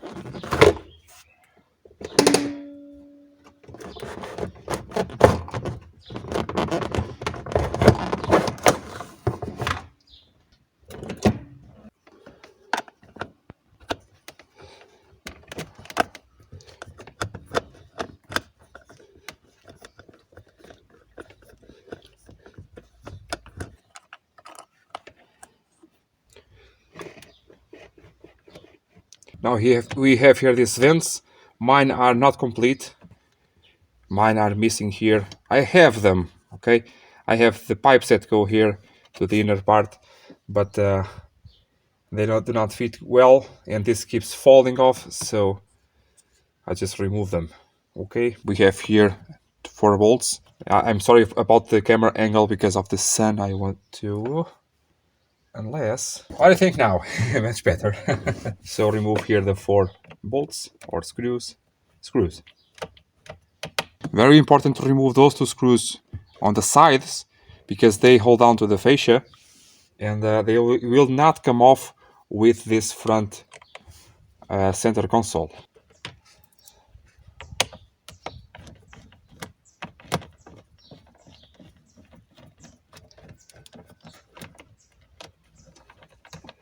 The dashboard is very spongy on this area. So as you can see, it moves about. We have the center console completely moving. it is a big part, it is a big piece, so you'll have to swing out like this, okay? And for that, my handbrake over here is in the way, kind of, not very much, but it is a little bit. And I have to remove it, and why not talk about it now? All handbrakes on all Alfa 33s are a mess, right? Yes, a bit, yeah. I did repair permanently my handbrake because I discovered what it was the problem, and the problem was a bad design from factory on the cable holders. I show you in a minute, okay? So I did repair mine. It is fantastic, really, really, really good. We have 3 screws, 3 bolts, 6mm X head. Just remove them with 3 washers. The issue is not on the handbrake itself. The handbrake is marvelous.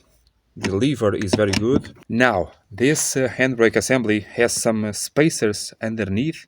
Be careful not to lose them, or be careful to track them down if they fall off, okay? Sometimes they fall to the inside of the floor lining. Normally the heights over here, they come with the bolts because they are very snug to the bolt. Again, we have here the wire for the light. Just take it to the side, and we can remove the actual handbrake in one go from the cables over there. So the cable holder has this big thing over here. You can raise up here the lever, raise it up like this, and make the cables pass through the holes. These cables are new, very recent.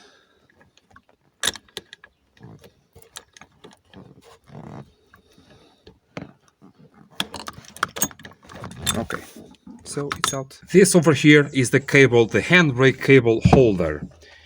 The problem with this holder, with age, it starts to crack over here, starts to bend, crack over there, starts to be a little bit deformed, or with a lot of deformation, and we start to put some washers under here to compensate the length of the cables and whatnot.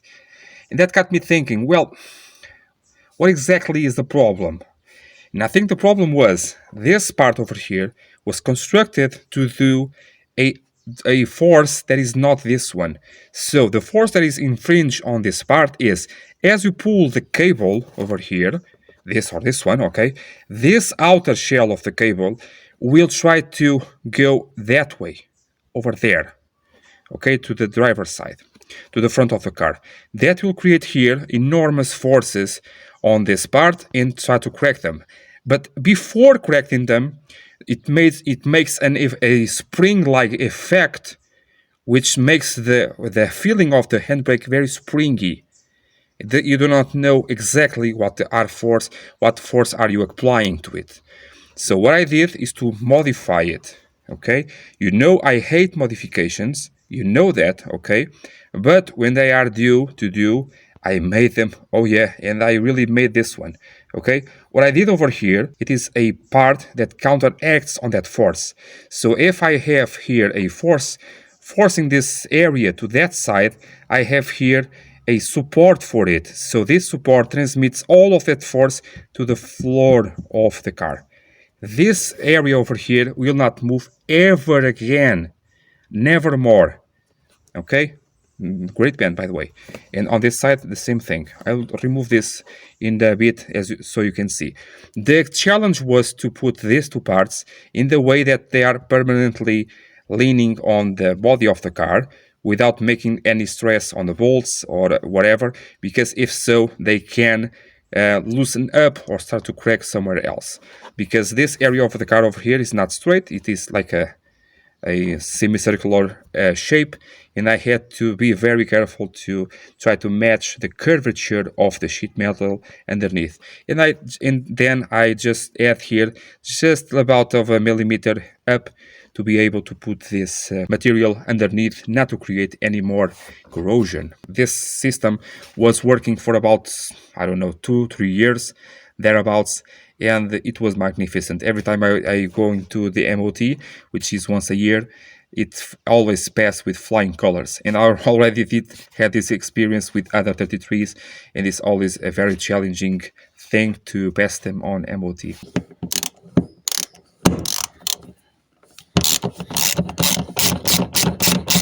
I do not know if it uses a 13mm head, but I think with a 6 hexagon one it will be for the best because of the space. Because of the space to put the wrench. It's not great. At the time I painted this part, and now it will be powder coated to be much more resilient. Oh, come on the bolts over here I put a normal washer, and on the between a lock washer on all 3 bolts.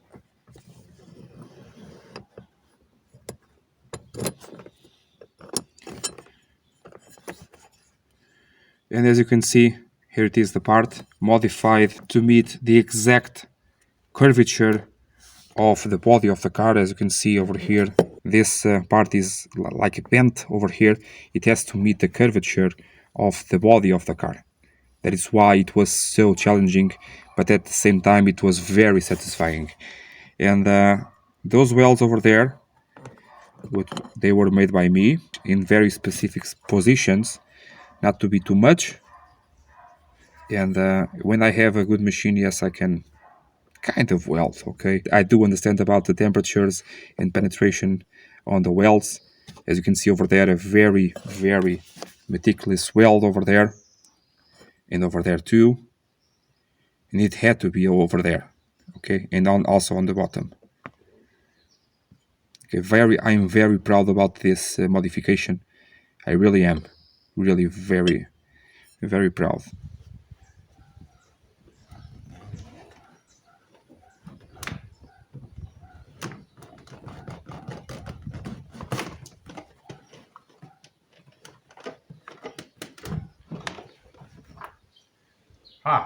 One more thing. The wiring for the lighter. Sorry. That is why you must be very gentle on these old cars. It may seem that I'm being a little bit being too much on this kind of stuff, being too careful, too picky on this. But if you do this job with this thing in mind that everything is very, very, very fragile, which sometimes is not, you end up having here this kind of feelings when oh, something is wrong, and deal with it, okay?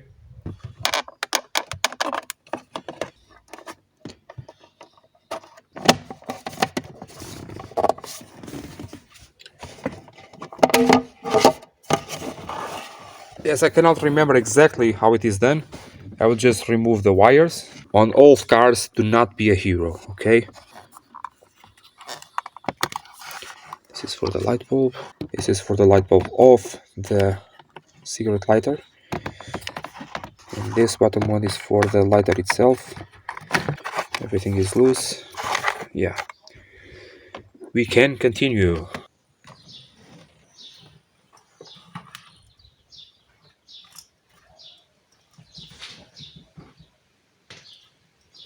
I have here a grounding wire for the light bulb of the ashtray. It was this one over here. Just pull it out, okay? So guys, I think it's time to take out the dashboard. Yeah, what do you think? I want to leave here this climate control to the final part. I want to take out here the dashboard if I can, to be safe and to deal with the wiring later. Yes, because in that way, to take out here this climate control, which you have to take out from the outside. Not necessary to take out the dashboard for that, yes, I know, but I have to take out everything, so I'll start with that. To do that, you have to take out here this this vent, this metallic one, and you have 2 screws over here, one over here, one over there, and you have 2 nuts, one over here, another one over there with the grounding. I think it's not original, but whatever. And I think that it is sufficient to take out the dashboard. I have to see here these buttons, the wiring for them, and see if any of this wiring is attached to the dashboard very carefully. On my 75, I have the issue here on the buttons. The buttons are actually the same, I believe, where the pictogram over here does not light up, but the buttons work perfectly. And on some, the light over there to say that are on does not work, but again the function of them work. Before that, the position of these buttons, I think it's not correct. I think also it depends on the year of construction or on the day, because the wiring has to have the loom has to have the placement of them. But I think the position is not correct. I have to see on Aper or somewhere else to put this on the original configuration. On my 75 that does not work.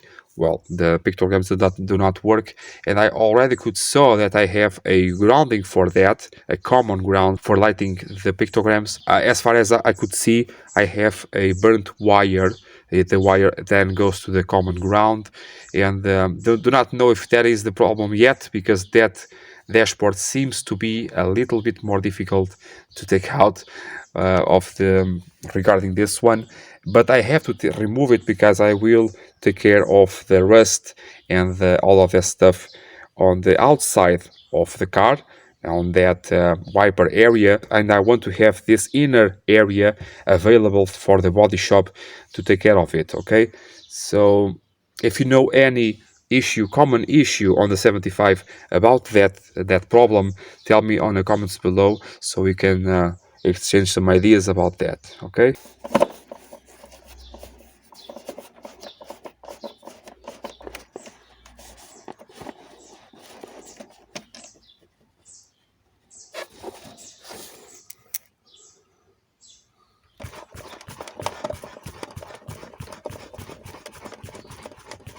I think these two ones are not really necessary to remove because they make part of this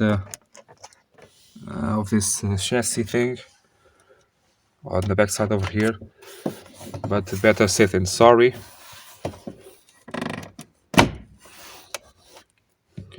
Not to be lost.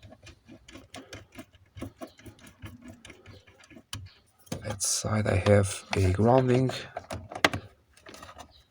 I think it is for the remote buttons thing, but I will check that everything once the wiring is on the floor. Really, actually it is a great place to check for wiring looms. It is on the ground because you can spread everything and watch for any problems.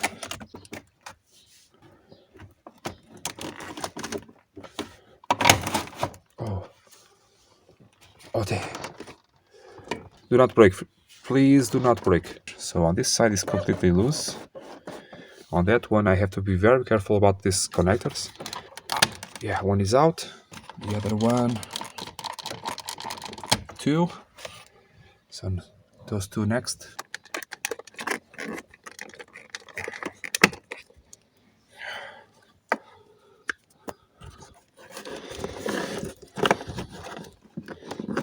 Oh, my hand is so big.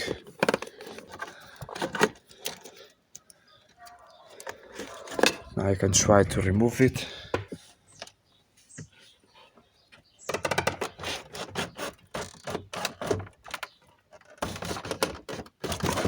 Oh, easy. Put your hand here on the middle because you have a metal frame, not chassis frame. I did here some wiring for the speakers that I have to cut. It's not made correctly, and I'm not very sorry for that. Oh, I have a cable to disconnect before anything else. So back again to this place, or kind of. I think I can. Come on. Stay in there, please. Ah. Not here, here. So I have this cable over here. I have to disconnect one side or the other. Maybe this side. These are very easy to do. Just have here a small clip. And you do like so. And you remove this little clip over here. And then it's just a matter of taking out the cable. You can put again this little clip, not to lose it. And now I think we can take out once and for all the dashboard. One more. Yeah, one more. Yeah, the buzzer. It was the buzzer for the door open with the lights. When we have the lights on and the door open, we have a buzzer for that. It was just these two tabs over here. Now I know, yes, I know that the scary part here is the wiring, and for the sake of the video, let's try to avoid this today. Let's just, my God, what is this? Let's focus here on the climate control and taking out here the pedal assembly, okay? And then on the other video, because the wiring also runs through the floor, for another video, we'll do the wiring with the floor, okay? Let's try to make it simple on this video. And then on the other one, let's take care about the wiring, okay? Try to remove as much as you can from the inside of the car still. Okay, seems to be glued down. Okay, nice. Yeah, we have here some clips. Very very not normal on this car to see clips. Two screws over here, over there. Take out this very old zip tie. And this one is reusable, as you can see. This one over here is a more modern one. Just have to pry it out like this. Just remove everything that is around the climate control over here. I have here just one more connector.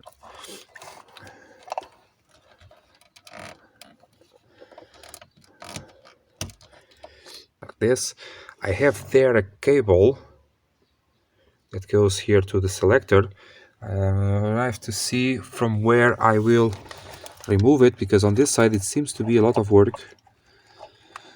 Yeah, it seems to. Maybe on the other side. Once we get to the outside of the car, I will tell you a story about the climate control on these cars. Many people complained about the lack of heating on the winter.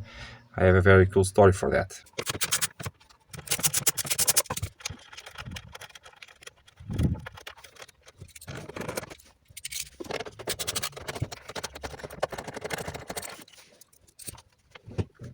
Let's just check if I have any other bolts or nuts. Does not seem like it, but let's carry on the outside. I think it's just glued on with the foam. I believe so. Here you have it. This is my repair for the draining. I have one drain over there that goes around in loops over here. Another one like this. I put, in this case, a T accessory, but from factory it is a Y one, a Y-shaped one, and goes out to the outside of the car. I can remove the hose like this, or I can take it out from there. I can choose to do one of two, or I can remove them from here, whatever I want to do, okay? But it is necessary and crucial to have it.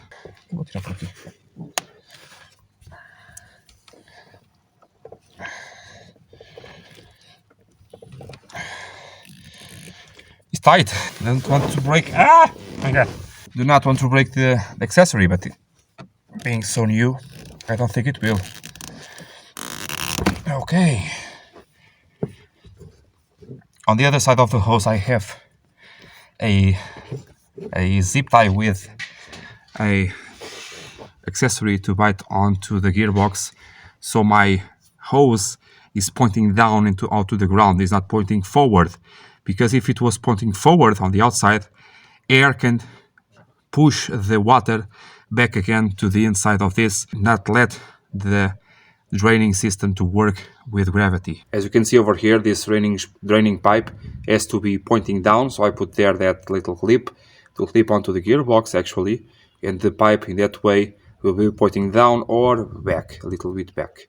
If not, then the wind can push in the water again, and maintaining the same problem that I had after all the hard work that I did. So I think it is, I know it was very successful, because like I told you, during 2 years I never had the problem again. And here the same story. You want to remove everything that is attached to the box, to the heater box over here. I will take out here these two lines for the AC. Next we have here two lines for the coolant, almost completely removed. Some wiring and a cable over there. That cable is the cable for hot and cold. And this car uses not only a cable, but when you select hot, it has a switch that opens here a valve for the coolant to start to pass. That system is no longer, that system is not used today. When you select hot or cold, you always have the antifreeze passing through the system, always, okay, on modern cars. But that's not the thing. The thing is, even when you turn to the hot position, that wire over there, that cable, did not open the door for the heat. And even though you have the water passing through, if the wind does not pass through that gate, it will never do hot air on the inside. I had a 33 a few years ago where the customer bought it new for about 20 years. He was never able to put the hot air inside of the cabin. Not even the dealership was able to do it. And I told him, maybe, depending on the system, you have a cable that is stuck. And sure enough, with a long pair of pliers, down there, with a long pair of pliers, not this one over here, the other one down there, you pull it or push it, I don't remember now, you switch the position of it, and voila, you have now the hot air inside of the cabin. What happens is the cable strips on the selector side, the outside of the cable strips, and as you are choosing the position, it does nothing. It just pushes the cable around, okay? And then I took out the center console. I repaired that issue with the selector, and the car now has heat and cold because it also has air conditioning and on demand. This AC line is really starting to ask to come out, so we'll do it. The dryer over here will be replaced, so no problem of being open. But my problem is to take this out without bending the support. How can I do that and without damaging the pipe? Maybe I can take this all out and take out the pipes on the bench or something like this. Let's try like this. One of them will give up, so I think it is the best choice to really take everything out. And the O-ring goes over there on the inside. Because the dryer over here, it will be a new one. I do not care about that. I just can hold it with a vise or with the vise on the bench and just take out here the pipe. I do not want to bend anything over here or risk bending here also the structure of the car. Yes, it is that fragile.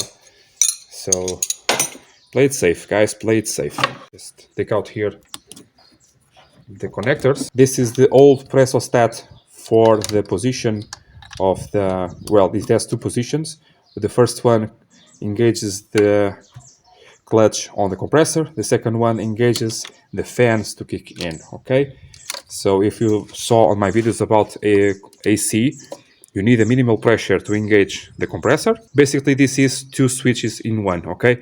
The first switch clicks at about 5 kilos or so. The second one at about 10 to 15 kilos. The first one will permit that the clutch engages. The second one, once the pressure reaches the 10 or 15 or 12 kilos, it will engage the fans to kick in and to lower the pressure in that process, okay?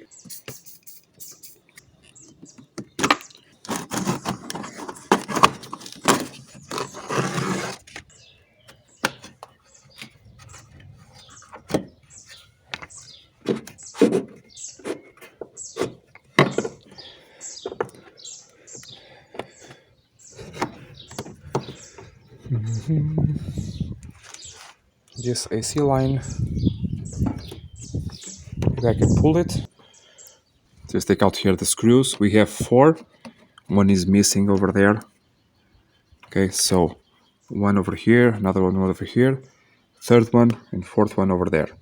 Now just take this out. It will separate in two if you want to. Save it. Then we'll just clean it very well. Reapply here the foam.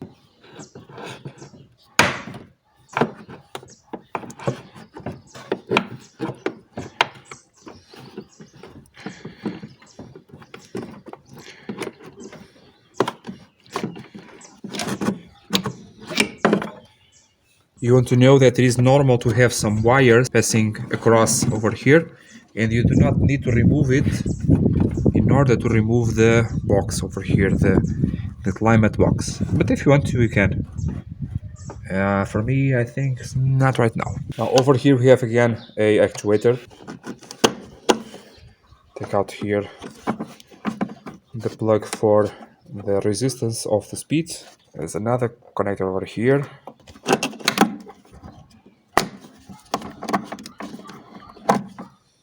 Like this. I do not know the name of this, but I bought connectors like this to redo some wiring on the engine bay.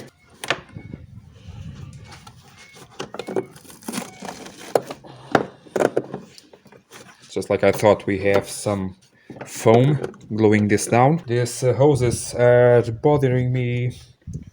I can remove them, yes, but I do not feel like it that much. Try to not to damage anything. I pull it up, wiggle it up. What is happening? I think it's the cable.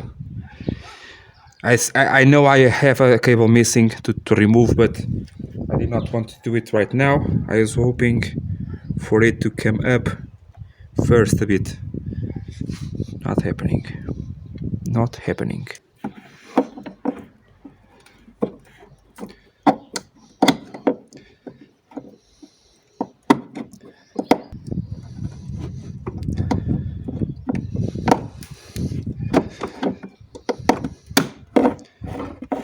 Come on. I'm giving you everything. What? Why do you are doing this to me?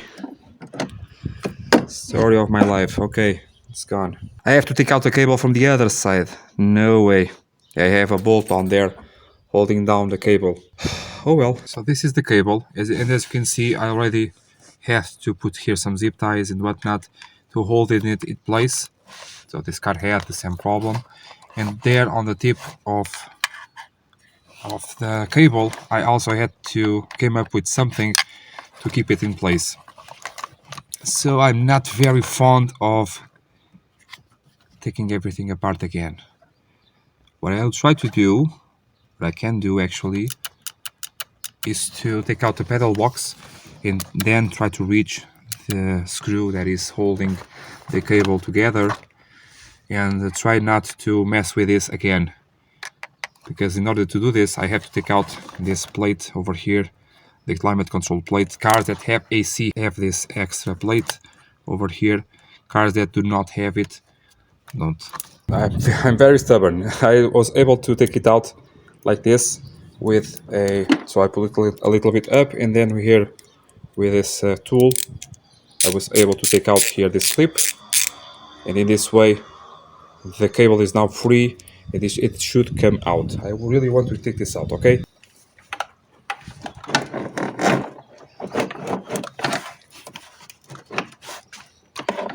I have to take out the latch for the...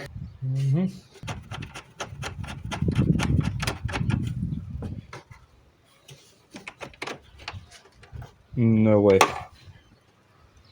No way. A nut on the inside? Really? This one is good. This one,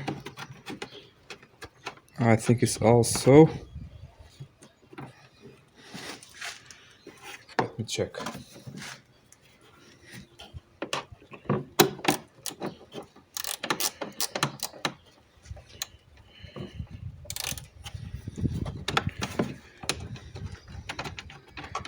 Why? I know why. Because it is broken in this way.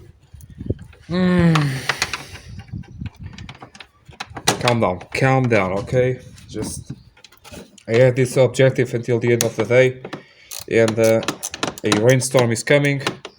It's getting dark, and I was not able to do what I wanted to do.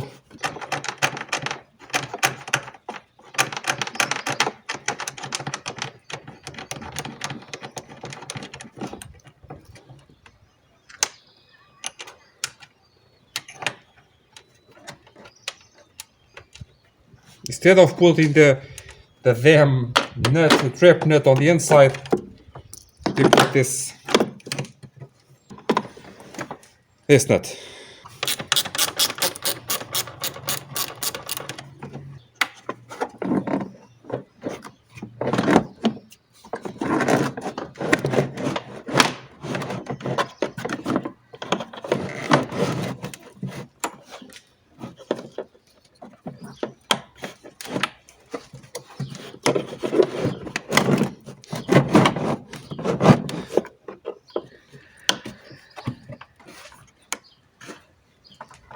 It has to come out, right?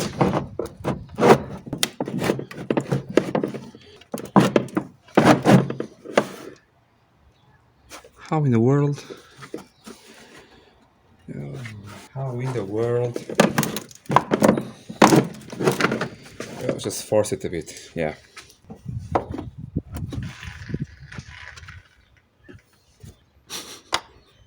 What is this?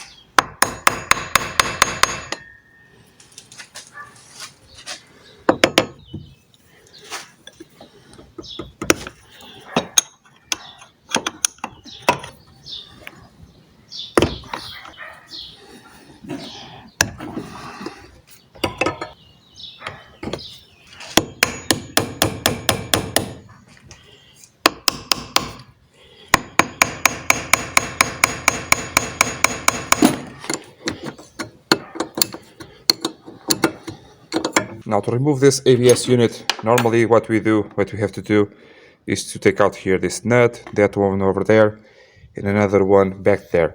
On this car is not really advisable to do that. You want to do something else, something that I already did in the past, to do here some repairs. I did remove it to replace the speedometer cable, and to make space I did remove here the ABS unit. It is working perfectly, so I will maintain this unit. Took out here the hoses for the ABS and for the master cylinder. I'm removing here this cover to gain better access to the main connector.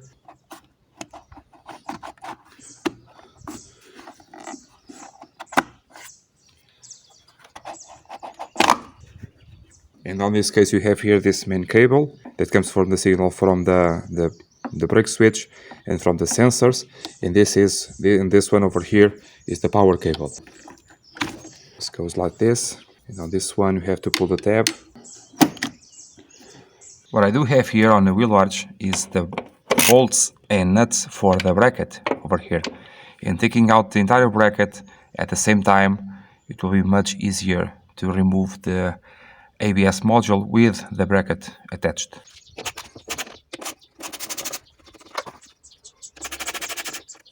As you can see now, it moves about, so it is just a matter of trying to remove it.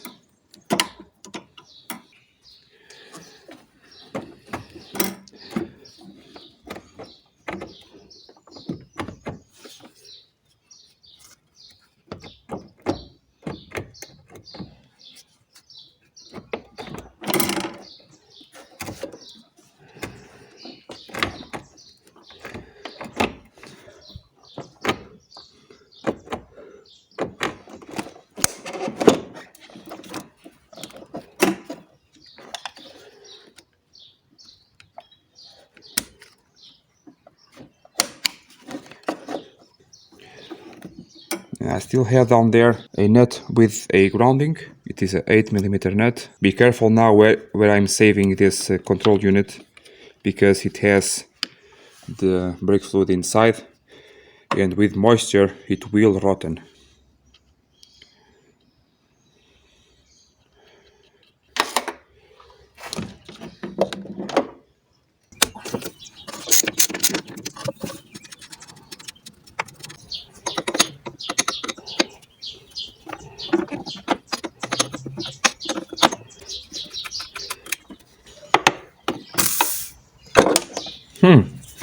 I still have vacuum on here on the servo.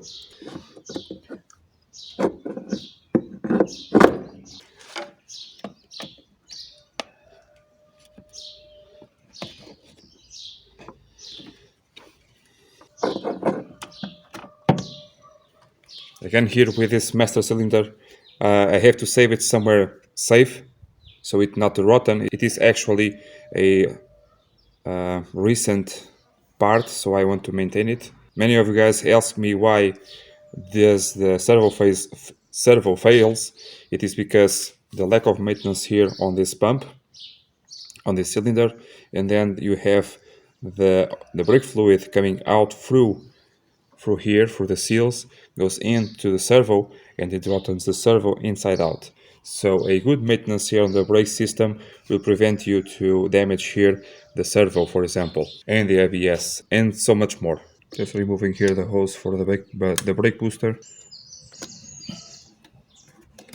It is a plastic hose, so it has to be a little bit sketchy.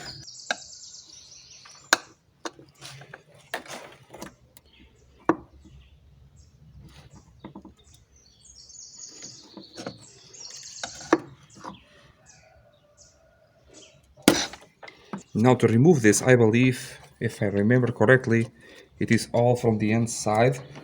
So you have nuts all around on the inside, and then we can take this out with the pedals attached. Here we have 1, 2, 3, 4, 5, 6 bolts, I believe. 6 nuts.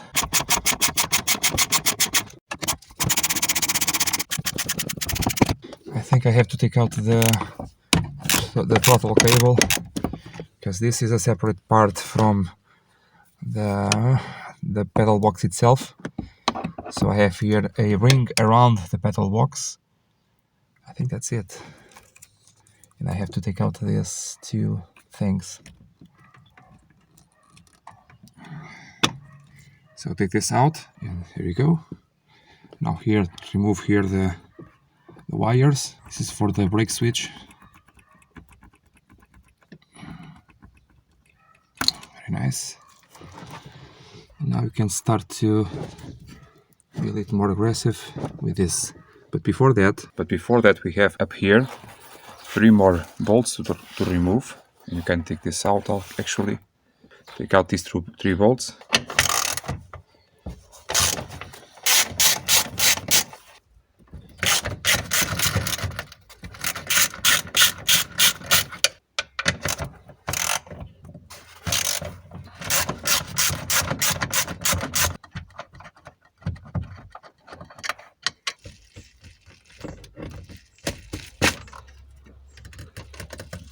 Don't forget that you have foam, and up here we have some cables.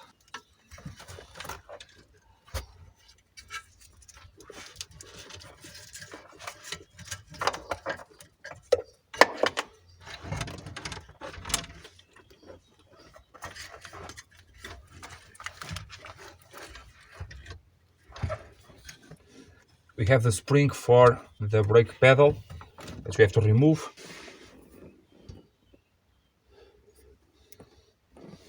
Pass the cable through, the throttle cable.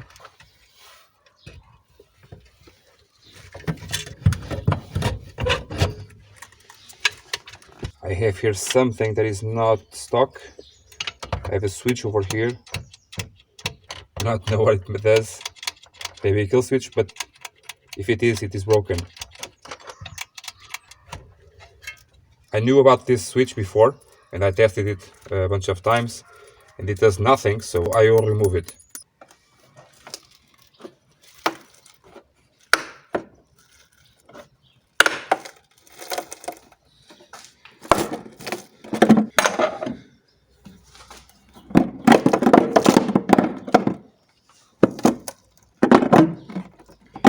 we have to fight the glue or the foam, but nothing too bad. Now, these two ones.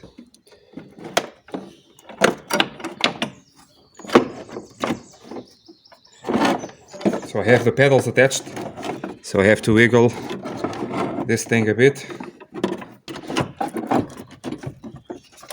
I don't even know if it is possible to do. I'm attempting to. I just took out one or two of these. Or this is the second actually. I'm hoping, yes. So as you can see, a lot to remove and a lot still to be removed. About this wiring over here, I know that it is very overwhelming, but as soon as we are able to remove all of the wiring of the car, it appears to be much more simple, because it is. So I'm thinking here about the next video. It will be a video for the floor, and the front seats are very normal to take out, okay, just 4 bolts on each, but I will show you anyway, okay, because there is a tip or two for that. And removing here the cloth on the floor all the way till the back, and in that way we are able to remove the entire wiring that starts over there on the outside of the car and ends up on the tip of the boot over here, and on the tail lights also over here. I will have to store all these parts, okay, just put them here to be more fast in doing the video.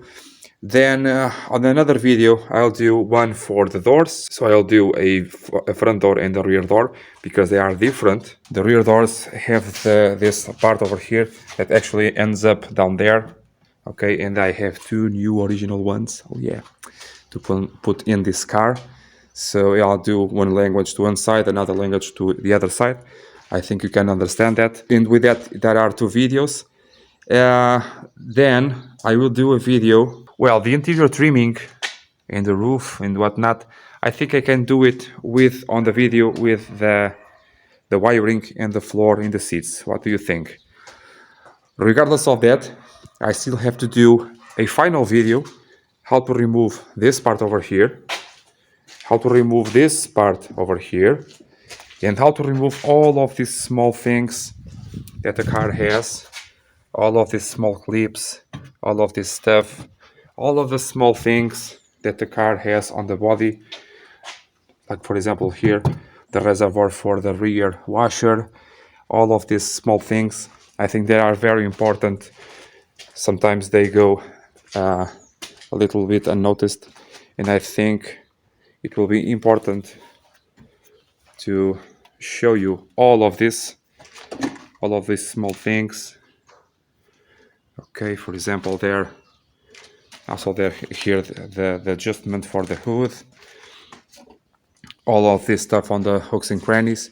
I think it will be a perfect final video to say a goodbye to the car before it goes to the body shop and paint job. What do you think, guys? If you want to know more about this car, more about the disassembly of this car, down in the description there is a playlist dedicated entirely to this car, okay? Not only this part of the restoration, but also things regarding the brakes. While the car is on the workshop, I will take care here of the engine, starting to get some stuff on top, and I will take care of the gearbox. I will have a lot of time for that because the car will be on the body shop for a long time, okay? Partially because the funds are not very immense. Guys, I really hope you like this video. I hope you are considering subscribing to the channel. If you like this video, please give me a thumbs up.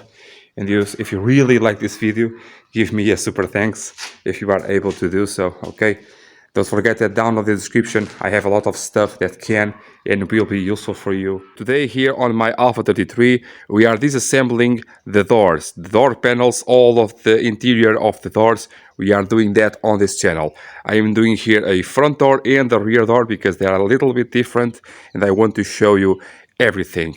On the other side of the car I also will do that for the Portuguese channel, okay? If you do not know, this is my Alfa 33. This is the 1.7 liter engine, very powerful engine with ITBs from factory, very nice. If you are curious about this car, I already have a playlist for it where I remove the engine and gearbox. I did remove the suspension elements. I removed the dashboard and the climate control, the rear suspension, the brakes. And after this video for the doors, I will do another video to remove the rest of the interiors and the wiring and whatnot, and later do another video to take everything out to be able to go to the body work and paint without the guys over there have to worry about the removing and sealing stuff like this one, this bushing over here, for example. Remove everything to be easier for them and for me to do the work. After that, I will do the complete assembly of this entire car, and it will be a nut and bolt restoration like if it was a brand new car. In this video, we are removing everything from the door, the front door and the rear door. For the left side, it's the same thing, okay? We just have to take out here this little pin over here, take out this armrest and the switch for the window. We are removing the door card and removing the window regulator, the lock over there. Everything inside the door will be completely naked, everything around the door as well, the rubbers, the plastics, everything, the mirror, everything will be done on this video, on the rear and on the front door, okay? Also here on the outside of the door, I'm attempting to remove here this trim over here. It is glued on the left side. I was able to do that, and this side I hope so as well, okay? So I really hope you like this video. Stay tuned.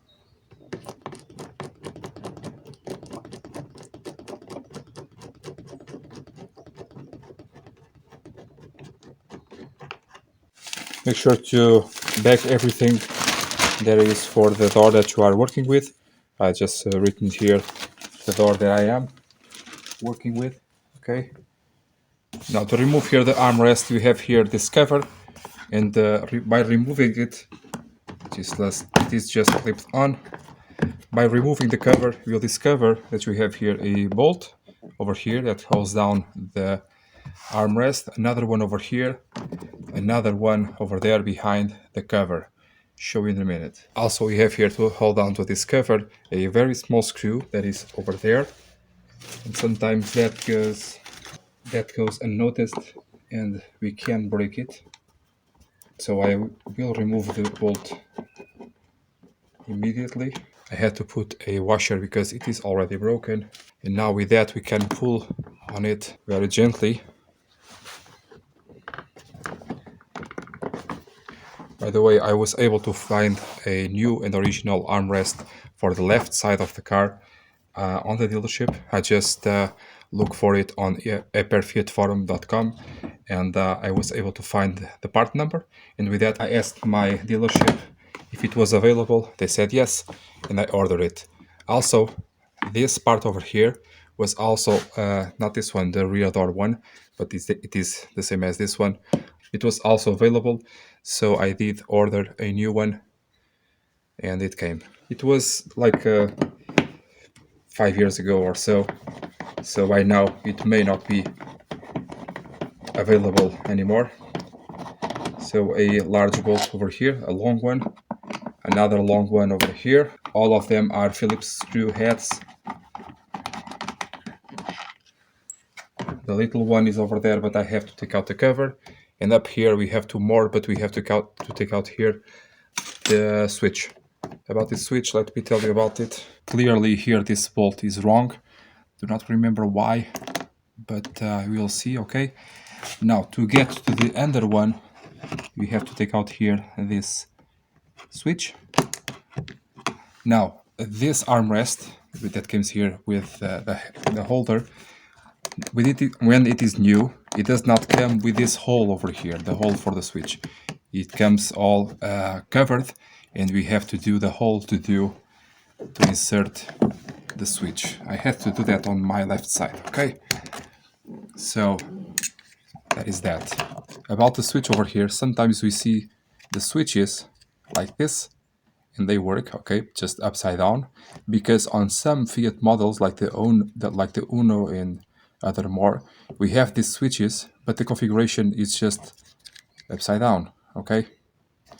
That's why sometimes you see the buttons like this. So we have some mismatched bolts over here. We have the T30 that is not supposed to be there. And we have a normal flat one over here. Let's discover why in a minute, okay? Well, that is not good. Not at all. Maybe the nut over there is bad, okay? So this will go to the junkyard. This one, sometimes I can take it out with a screwdriver. No. Okay, have to get the correct bit for that. As I have the donor card for this restoration, I do have a lot of spare parts, namely here these small bolts and washers. Okay, again, not from here. Down here I have a cover that is always missing on these cars, and behind the cover I have another bolt, the final one. Do not want to damage the cover.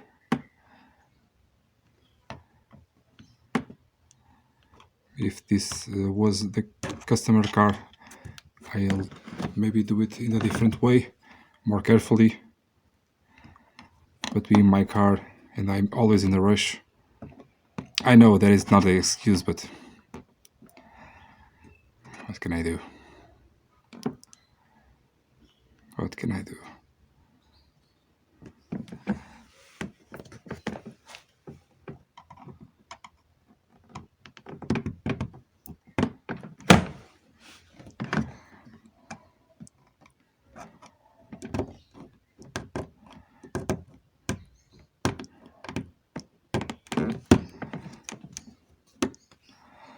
If the cover was available, I would drill a hole on the middle of it and get it out and put a new one like I do on 147s.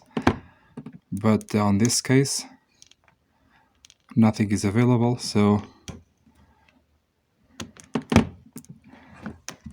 like this, maybe like this.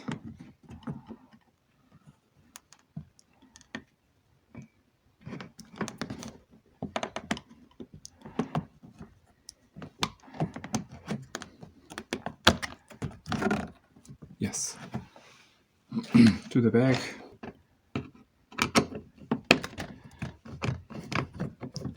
The back is just because a lot of time can and will pass during the body of the car being on the body shop and everything. Also not from here. Damn it. And in that time I want to make sure that all of the parts are present when I need them. On the top side here I have a small screw, a very small screw, holding down this triangular shaped part. This part is always broken on there. It's very difficult to find the ones that are not broken, and sometimes they are in pieces also. Remove this without breaking it. Now we have a screw over here, we have a nut over there, and we have another screw like this down there. So we will take out this door panel in the meantime and put some spray over there. For the door panel, you may already seen some of my videos about them on the 156. That goes for most of Maxine models actually, for the 159, for the Brera and Spider, and well, this goes kind of the same. Just know what they did there. They closed the holes with weld and drill just drill through with something. Whatever, I have a door for this, okay? So you want to have a lot of care about this door cover, especially this one, this version, because this is the quadrifoglio version. This car is the quadrifoglio version, and these door panels are truly very, very expensive and very hard to find. These ones actually are some not new old stock, but almost new old stock. So you want to pull on the clips with something better than a screwdriver, very near to the clip area. So you want to feel where the clip is and go there with the tool and pull on it very near to the clip in order not to rupture anything on the cover itself.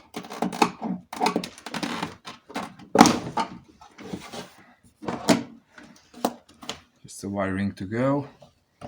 It's not difficult to do, okay? If you do it just right, it will go very easily. Nothing is broken. I just remembering here, I did hear some... Yeah, I did. Most of the covers are broken on this area over here. And I put some foam, high density foam, to... So, over here, okay? And I put here some high density foam to stop it to do that with age. So the foam rests against the frame of the door, the inner part of the door. And this area of the panel survives a lot longer. So this is the area where they usually start to break. And I did here a few years ago, I did here the repair. It is upside down, okay?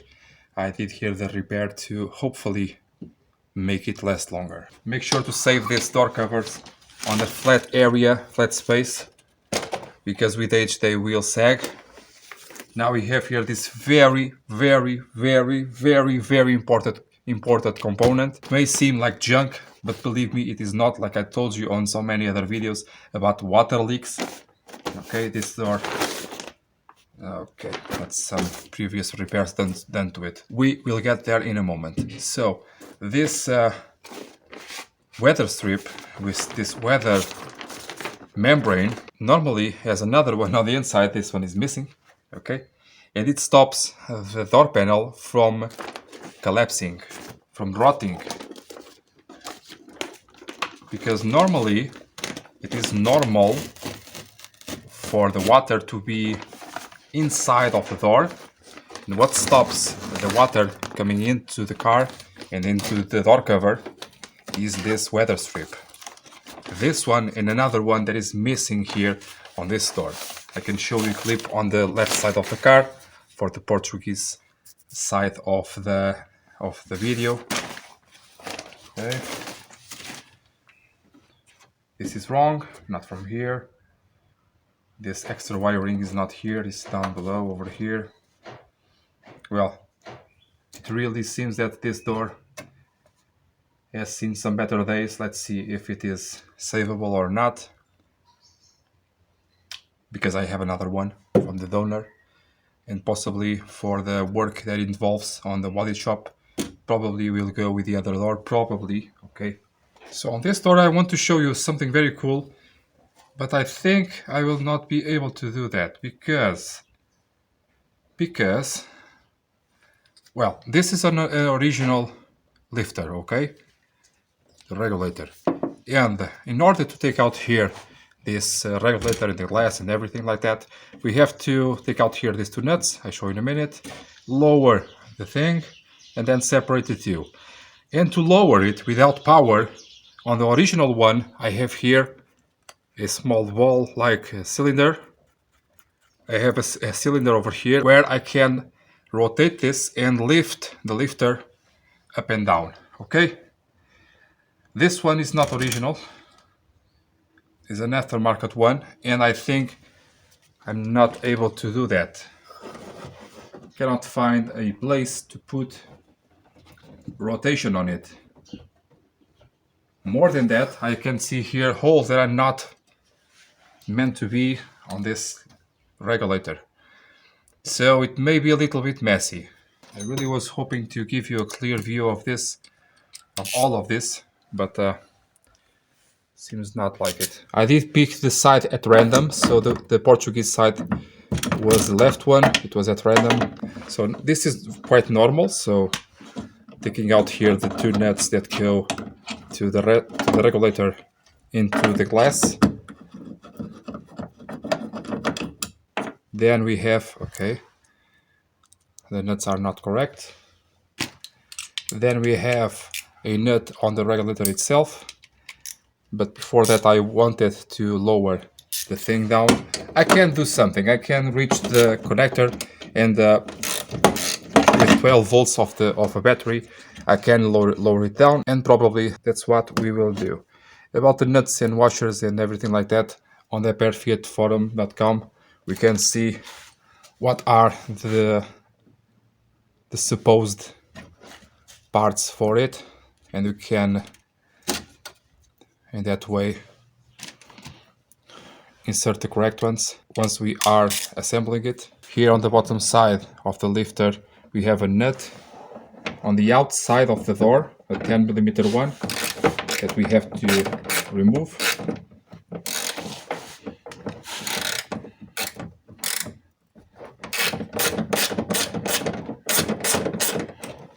You can remove the rubber before, yes you can, and I will after. So a nut over here, I think is not correct, because this has some adjustment and the nut must be larger. The regulator itself,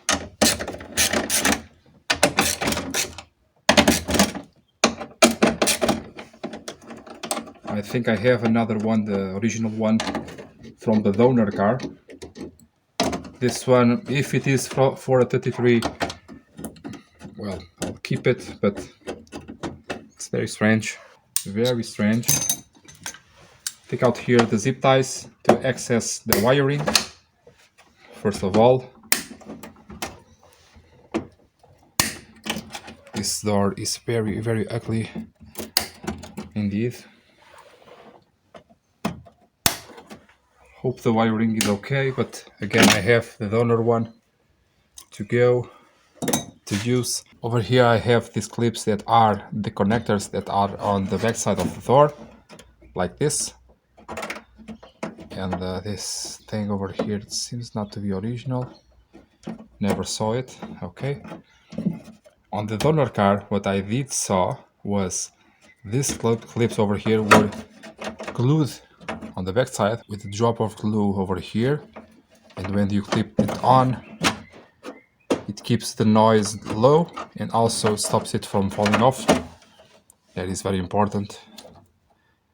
Most of the times in this car was that problem when you have problems with the central locking or something. Most of the times the issue is bath contacts, because remember this is not correct. This is not correct. This is a modification. Okay, this one. These are the open connectors. Do not have any weather seals on them. Okay, that's more like it. And the natural humidity inside of the doors will cause problems on the connectors, so apply some deoxidizer. I like WD-40 a lot, like you may know right now. And after that, apply some dielectric grease on the connectors and assemble everything. Okay, pull back here on the wiring. More wires to disconnect, I believe.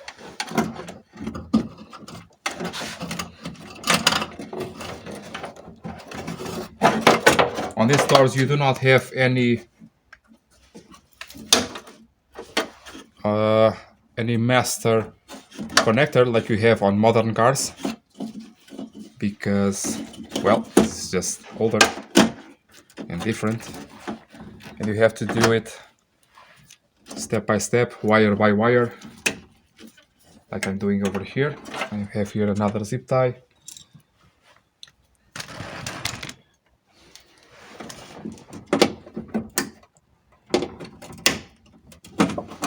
So I'm telling you this is wrong, because I did the donor, I did the left one, and this one is the only one that is different.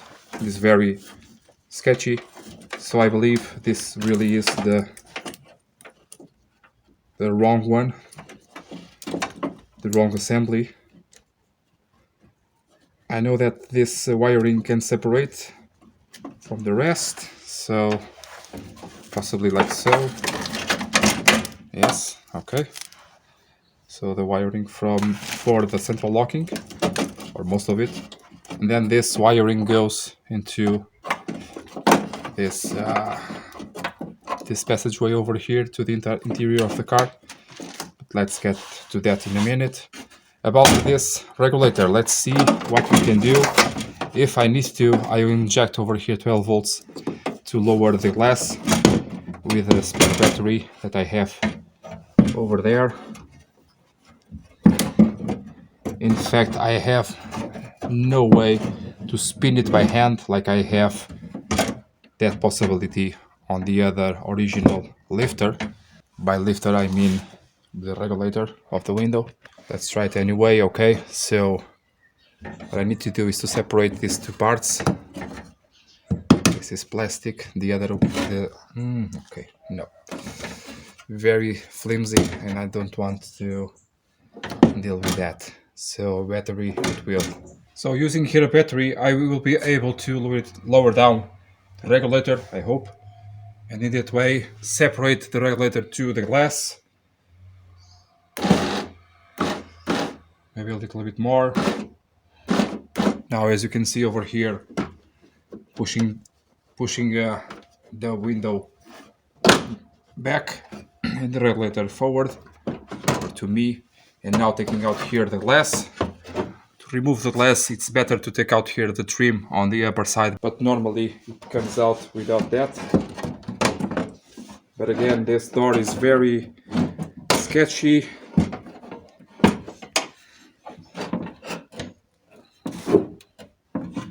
The glass itself is very resistant because it is tempered.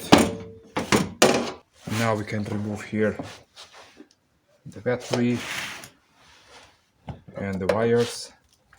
If you want to know more about these lifters and whatnot, I do have videos for this on my 155, very thorough one, because to see why it is so slow and to measure why it is so slow and how to solve that. I have videos for the 156, for the 159, for the 166, for the Brera and Spider, why sometimes they lose the memory and whatnot. I do have a lot of videos down on the description that can and may be useful for you about that and other stuff as well. So this lifter is aftermarket, pure and simple, and I think I will not use it. It is Italian, but possibly even not for this car, or the door is so mangled up that the placement of it was not correct. I have to check with the other door, compare the two of them, and but I have another regulator, so the original one. But this I want to know if I can keep it as a spare or sell it to other car, like I don't know, 75 possibly. Don't know if it will fit there. But mainly I want to have that little wheel to spin it by hand when I need it. And this one does not have that, and I want to have that. So let's carry on over here. I could not disassemble everything on this store because I will not use it. Well, I think I will not use it, but I will use the lock and the mechanism over here, the actuator, and I will use the rubbers and the small lock nuts that it has. So I will try to rescue everything that I can if it is viable, of course. Now the two, if you can hear over here, again, I have there a 166 that has issues on the central locking, and I have to check that out possibly tomorrow. Now to take this out over here, it is just like this one, this white one. You push it to one side. Let's see if I can show you in another way, like this, and then pull on the shaft and remove it. So on the back side I have the exact same thing, that black one, and I can actually use this as a tool. Okay, now pull it back and it's out. No need at all to remove the clips. Just save this, okay, onto the bag, everything to the bag. Now this one over here, press on that tab, and with my other hand pull it that way.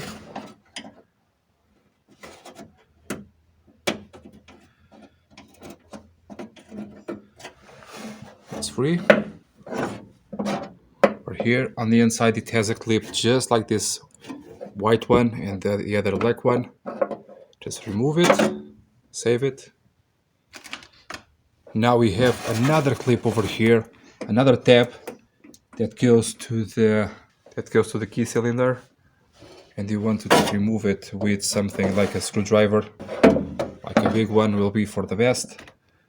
Put it in there, twist it. If you want to, you can do it on top. It is the same, like this. To secure the lock, we have 3 Phillips head screws, and those screws have some special washers.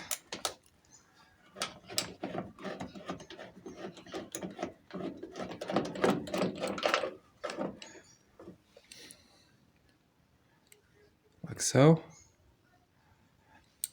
So save the 3 of them.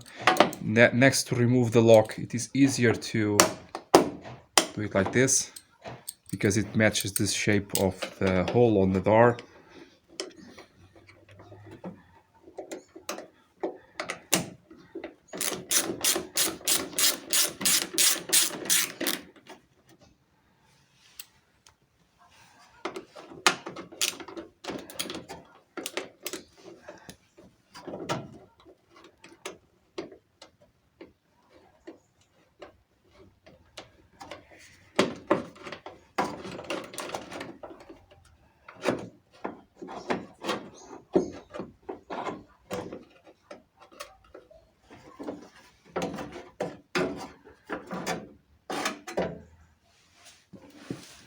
Now for opening the door on the outside, the handle on the outside just presses on this over here, like you could saw right now.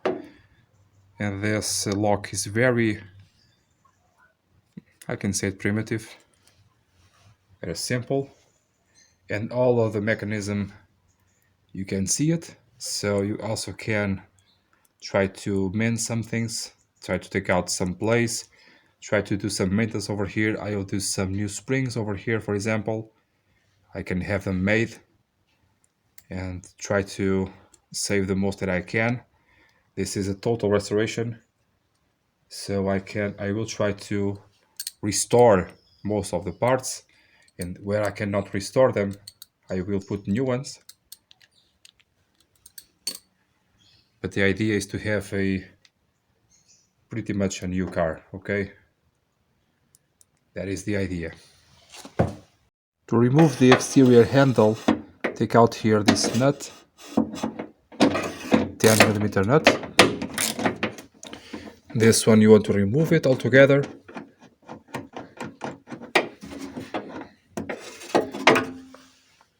And then the other one on this side, on the left door, the hole is oval, which lets you put the tool straight away.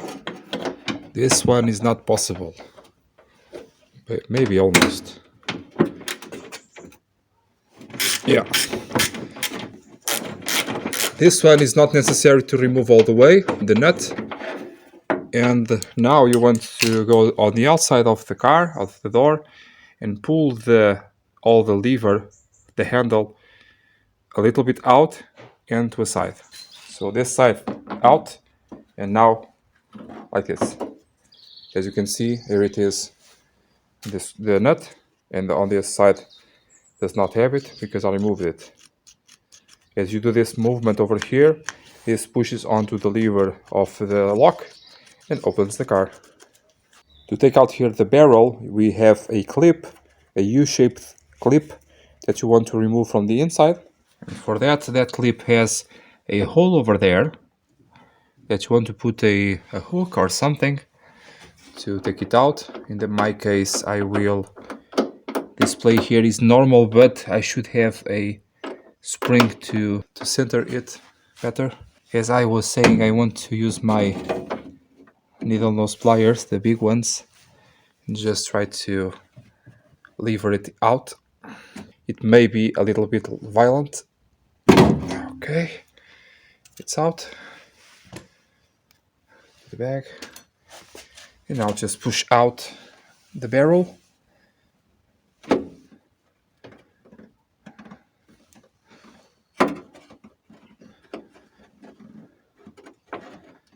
As you can see, the spring is here, but it is not working at all. I think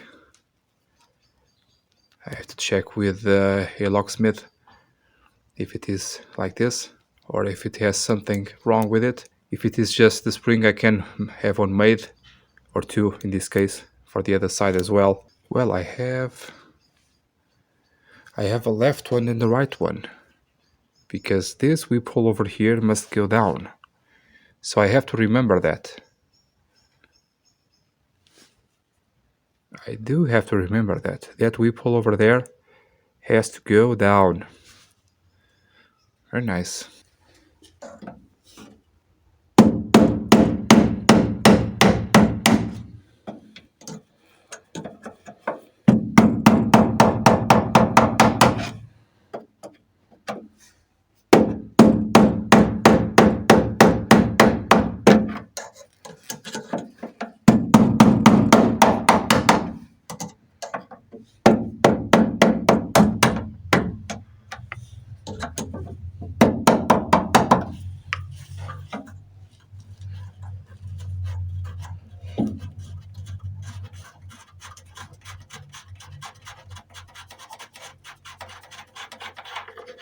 Probably not the best way to do it, right?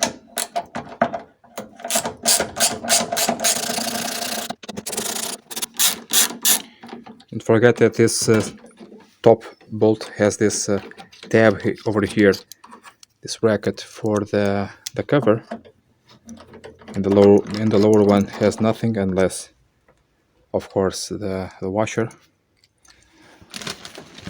To the back. Now the mirror itself, just a matter of pushing it out. It should have a rubber. Yes, it has a rubber.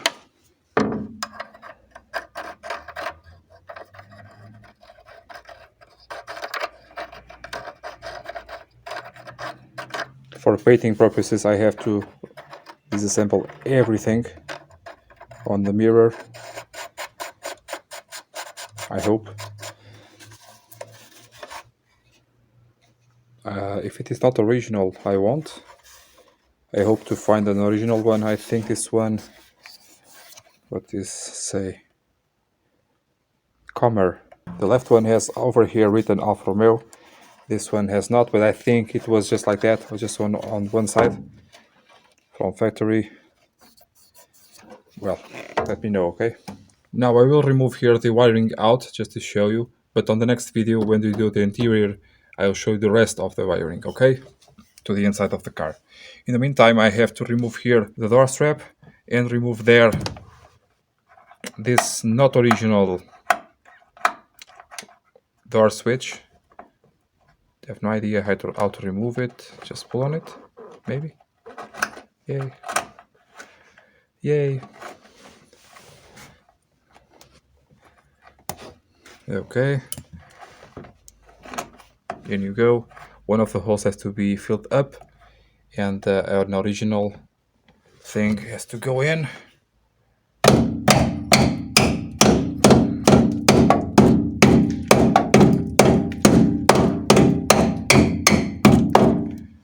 Left-handed is not easy. Don't forget that I'm doing the disassembly, and I can do it, and I can be a little bit more rough on it. Then on the assembly, of course, we have to be a lot more civilized. Yeah.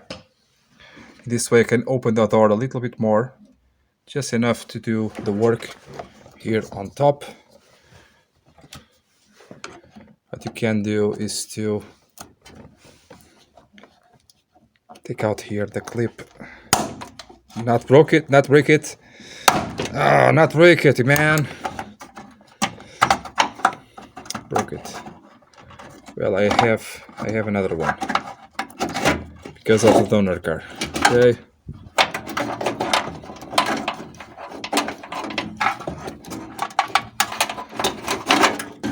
Unless I break the other one on the assembly. That will not be good.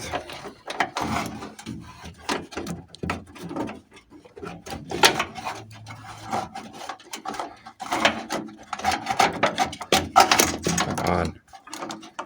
It's a deal.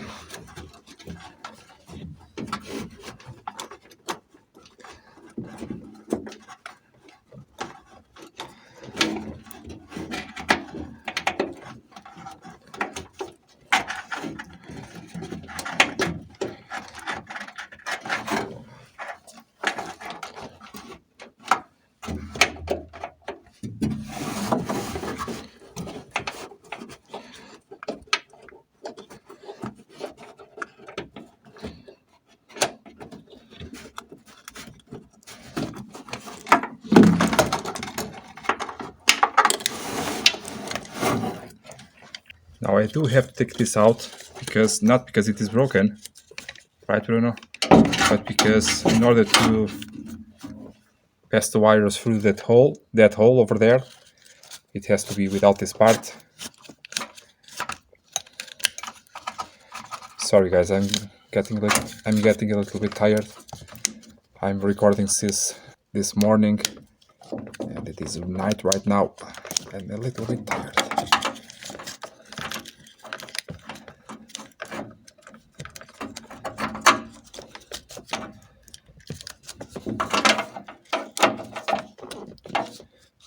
Just want to do the front door for now, for today, and then tomorrow do the back one. If this thing let me carry on.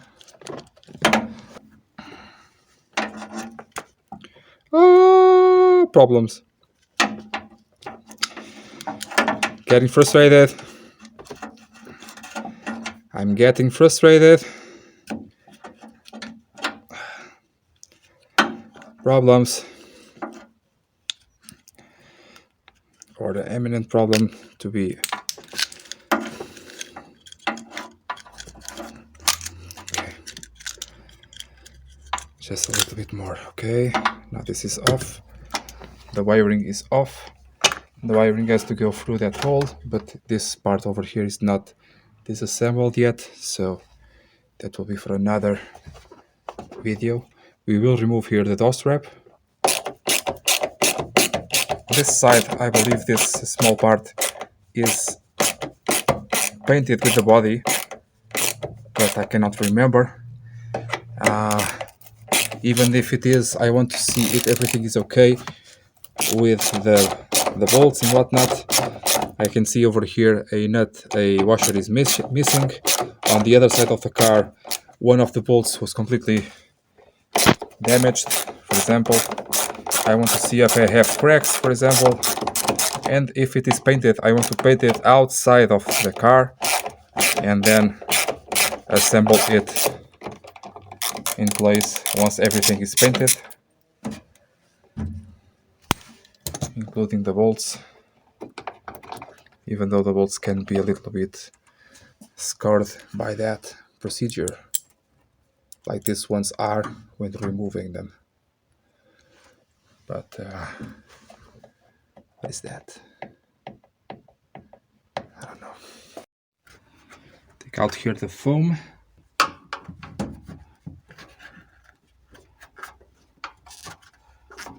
Try not to damage it. Behind the foam we have the screws that hold down the door strap.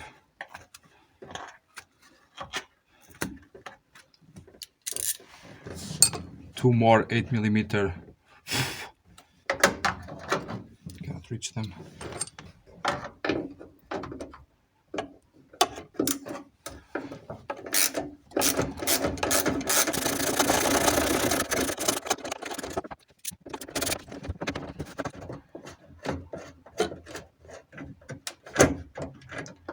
Be careful not to drop the washer or the bolt, because this is a section area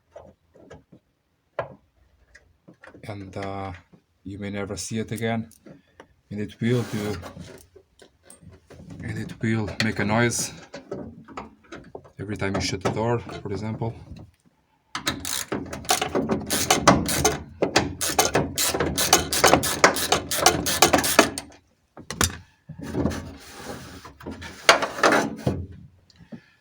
Here you have it, okay.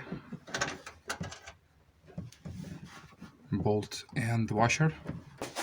Now over here we have this strip. It's just pressed in, and you want to remove it.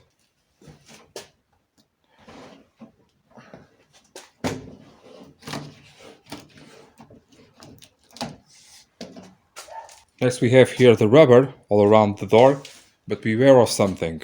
This part over here on the outside is not part of the rubber on the inside. This is plastic and this is rubber. So firstly we have to remove the rubber itself. We can start from the inside of the door, pulling out the rubber from the groove.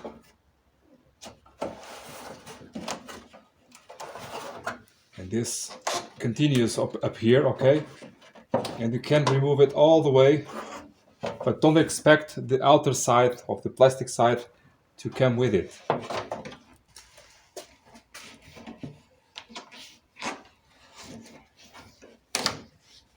In the meantime, the rubber over there seems to be broken, but in fact it is not. It is just the way it is, but don't pull it like this, okay? Start again on this lower side, pinch it a bit, and then here we go. Does not have metal on the inside, so does not matter if you pull it too hard. And voila.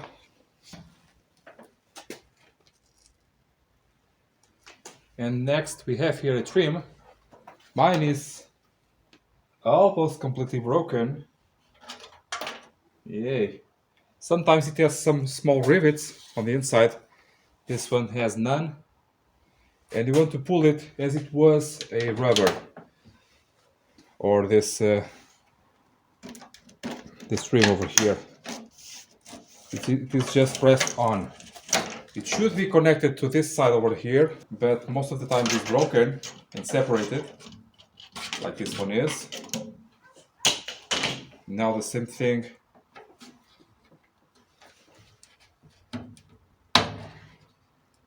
Be careful with your fingernails.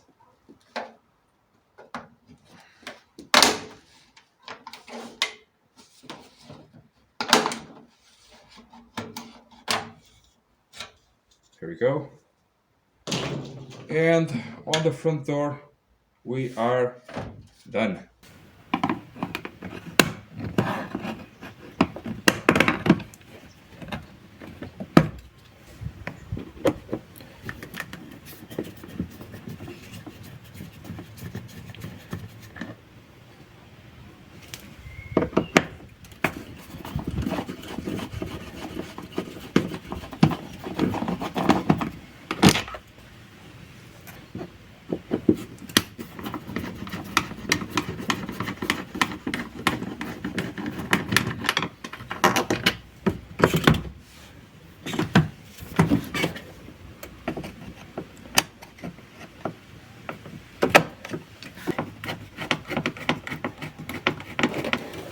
This screw here is wrong, probably a same problem that I have on the front door. So on the assembly we have to take care of that, or before the assembly we have to check out if this door can be saved. Save me. I want to pop this out over here without damaging it. This actually is this new. It was still available from the dealership. You can see, completely new. Well, new old stock, but still new. Okay, you can try to see these part numbers on aper.fiatforum.com. Sometimes Pedeki also works, but it is very trashy on ads. Do not like it.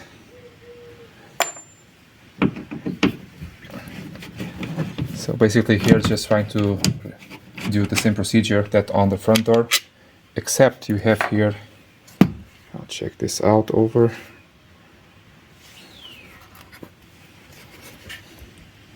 Except you have to take out here this little thing. Sometimes you have, most of the times, you have a spring on the back here.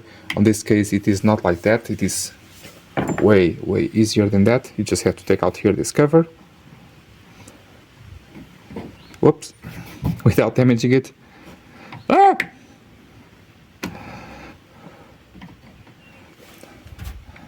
I'm a bit nervous today.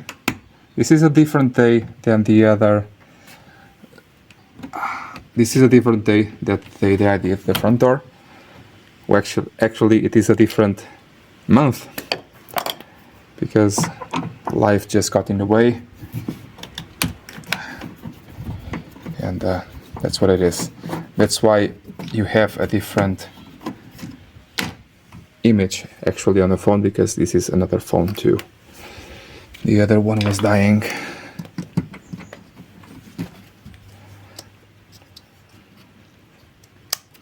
As you can see, all comes out very easily. If you want to, you can save this bolt on the assembly itself.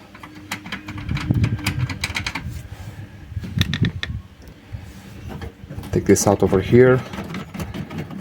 The door panel itself is damaged quite a bit, but I will not throw it to the trash because I want to save the cloth over here, because it may be of some use in the future, maybe to repair a seat or something.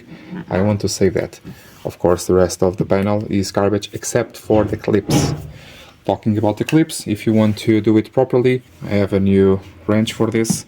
Well, not just for this, but I do have a pair of pliers to do this exact job actually, but you may not have it. So try to find, like I did on a 156, try to find the points where you have the clip, and then with the screwdriver try to pry it out near that area, not to damage anything. On this one I'm not too worried because this panel is busted.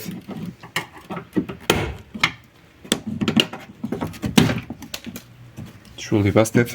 If you need more videos for this, I have them down in the description, for the 159, for the 156, 147 GT, Brera Spider, and many more.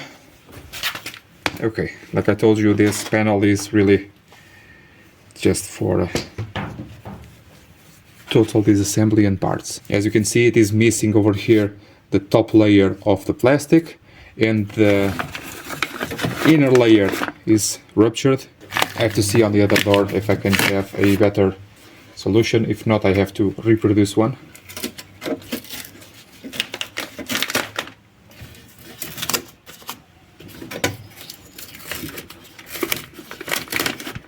My idea here is to remove it if I can.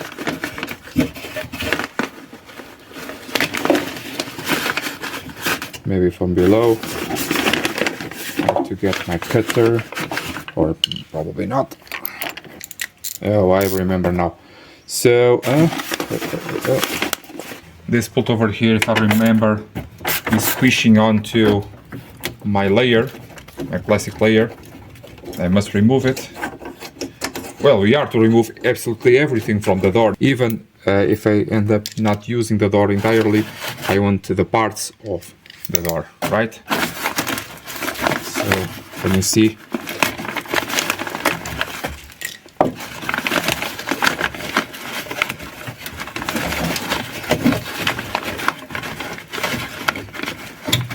Things that got in the way, if you want to know more about that. I actually have now a workshop, a legal workshop. It was a very time-consuming thing to legalize here. The bureaucracy in Portugal is abysmal. Almost 2 years to get something done.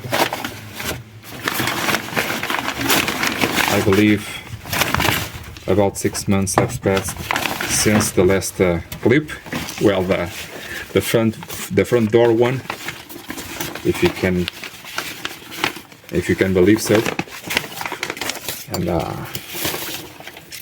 just have to do this. I need the space now, not only to get the car running and restored, but also to repair cars. And I'm just tired of seeing here the car over and over every day. And the customer too always ask me about the car, what's happening with the car. And I just do not want the car here to be exposed in this way.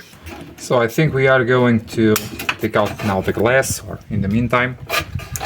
Here the wiring is the same as the front door, but I'll show you in a minute too. Okay, so we can take out the glass, or we can take out here the lock, or both. So yeah, if I can recall. So we have two nuts over here. We have no nut on the bottom side over here of the rail, like on the front we had.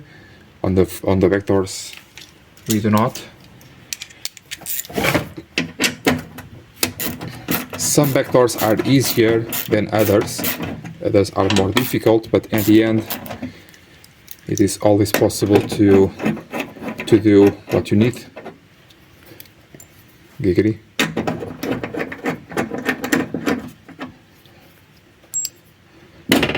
Try to see if things move. Okay. Now here, this top one.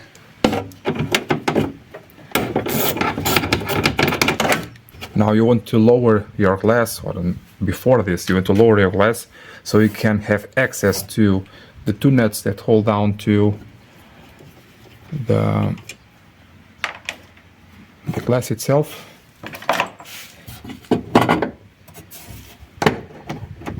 But as you can see, you can always, if it is manual, you can always do this at any point. I hope you are liking these videos for the 33.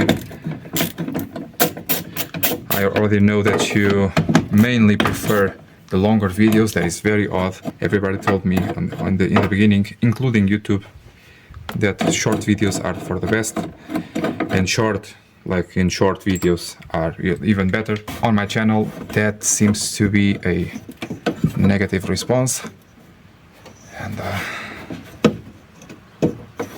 possibly even lower. So now I want to separate this plate from the glass itself. The glass also has a plate, so I want to push my glass up while pushing my regulator plate down. Let's see if I can do this in this position. Possibly I can, and with one hand. Okay, getting this way space to remove the regulator entirely. That is the idea, anyway.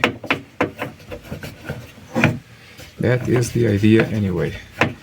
And well, for this car I will do another video for the front seats and for the roof and floor and wiring in one video, and then another video for the exterior, like take out the back bumper, the back lights, and then probably, or on that one, a video for all of the details on the body before being sent to the painter, the body work guy. What do you think? Let me know down on the comments what you think it is for the best. My idea is to give you the most quantity of info possible. I'm not trying to do fast videos. I'm trying to give quality information. Well, quality videos, that is not very possible for me because I'm not I do not speak English from birth. I am Portuguese, and for that A lot of things can be difficult for me to say, to think, to express myself. And again, I'm sorry for that. Trying the best that I can every single day, every single video that I do, trying to get better. Really am.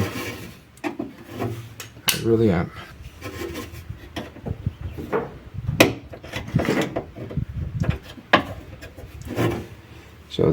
Just get the door naked, okay, completely.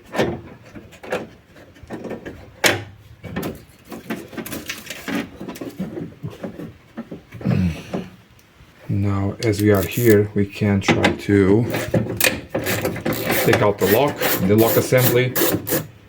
Like I said, these locks are very easy to maintain, and yes, you have to maintain them. If not, they will rust up. This is the waiter for the central lock, okay. Now that I have my workshop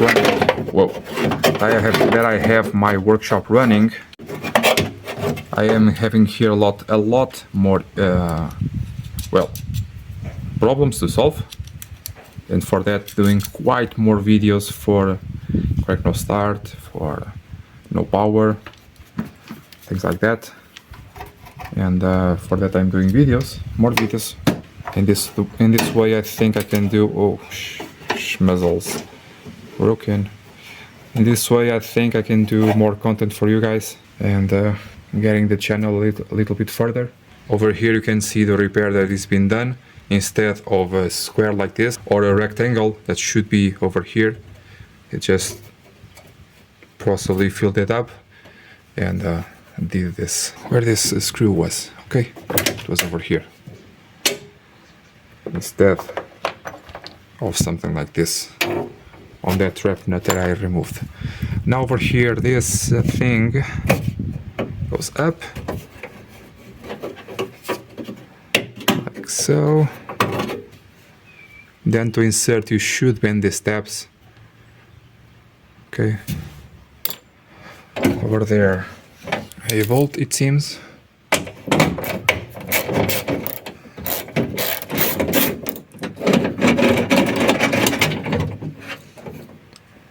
Then to see which type of bolts go here, because most of them are wrong. You can see on Air, like I told you before.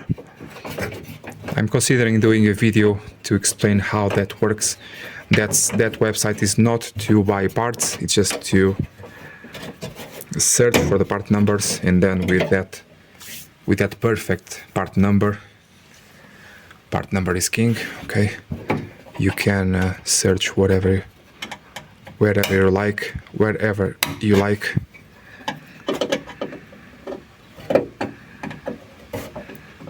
I'm considering a video to show how it's done.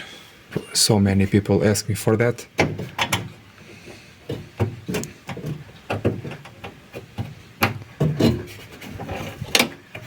Yay! And the floor is better than inside of the door, right? Another one over here. All of these strap nuts and bolts and screws, washers, all of this will go to later.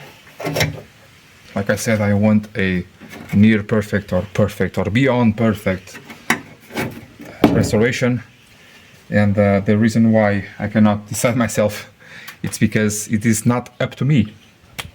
It's up to the body guy and the painter to give me a nice product. I cannot control that, unfortunately. But the videos again, on these longer ones I like to talk a little bit more besides working. Do you like more chatty videos where I talk and talk and talk?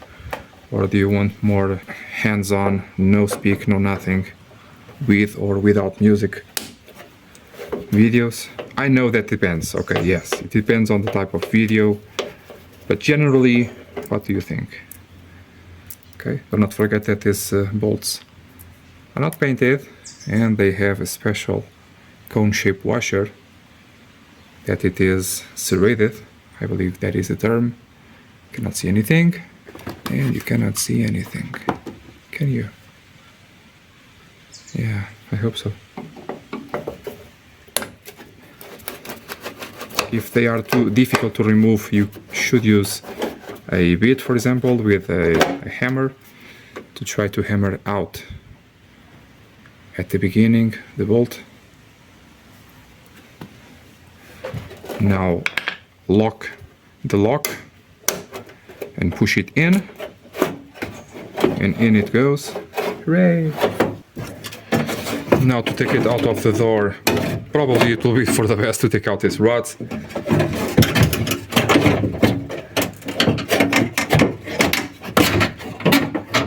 About me getting better and better at every video. So much time has gone between the front door and the back one that probably you can tell my expressions and vocabulary. It's at least better. So this is the rod that opens the door on the inside of the door. And this is the rod for the lock on the inside of the door, which you can take out here from this clip. And here you have the lock itself. I will clean it very thoroughly, possibly even take it to the plating. I hope they can do something over here even with this plastic. Companies to do plating here in Portugal are very few and far between, and not all of them do a perfect job. Some of them, or most of the ones that I know, you have to do the proper cleaning before sending to them. You have to do also the sandblasting or whatever you need to do to prepare it. Others you just send as is and they do everything, but those ones are very, very far away. But that does not matter because I really, really want to do a perfect job on this car. And for that, what do you need, all of us? Cash, money. Yeah. And that part is not that bad right now because the company, my workshop is doing okay. But okay, this is a personal job, not anything else. And for that, very thousands will go out the window. Okay, this is my choice. I have to deal with this. But if you can do a little bit of help on the Patreon or PayPal or something, please, I accept everything that you may want to consider for the project. Okay. And also there, the 75 also is needing of some assistance. Okay. The next step is to take out this.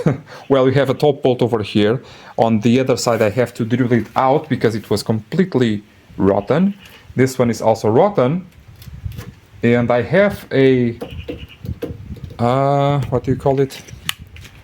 I have a plastic or rubber washer that I have to retrieve. So I may end up having to drill that out too. So to take out this guide, I have new ones, new from factory, new stock, left and right. Yes, I do. And they came from the dealership. Oh yeah. For that you have to lower this glass over here, the main one, and then this guide over here falls to that side, take it out, and then you can take out here this smaller glass. Very, very easy to do. So as I can demonstrate, if the bolt is not broken, you just have to, well, on this car over here as well, it was very easy. Just take out this bolt and this will come out. Okay, we already did take out here this bottom bolt as it was grabbing my inner layer. And that's it. Do not forget, do not throw this in the trash yet. This is completely rotten, but we have here rubbers that we have to retrieve. And also we have here a little bit of a rubber that we also have to retrieve, okay?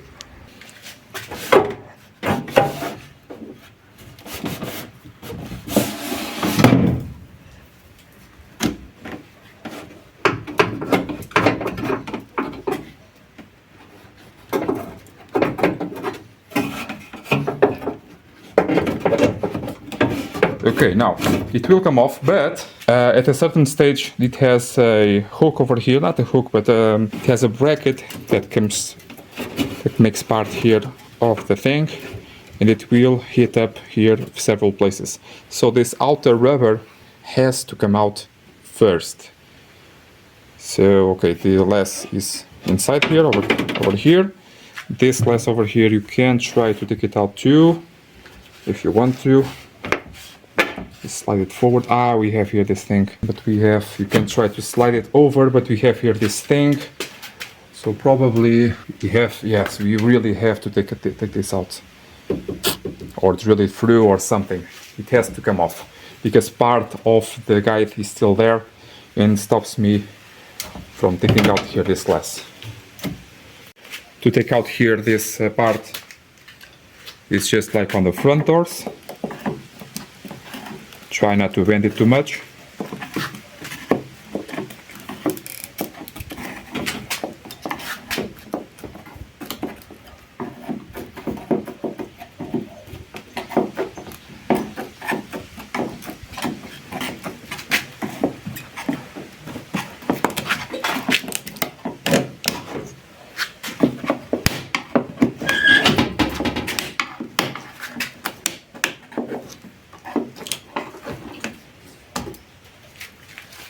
So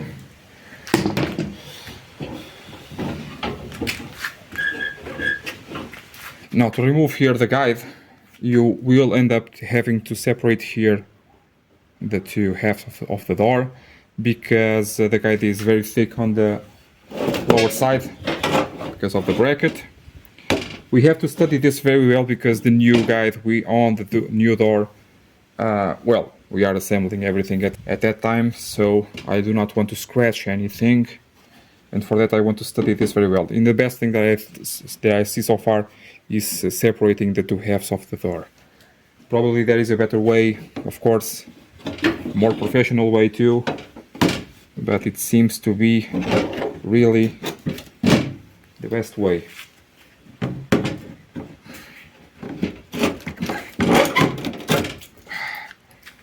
Okay, now we have here a rubber that already removed. The top plastic over here already did remove it too. And now we have to take out here also this rubber that goes all the way to the bottom of the guide.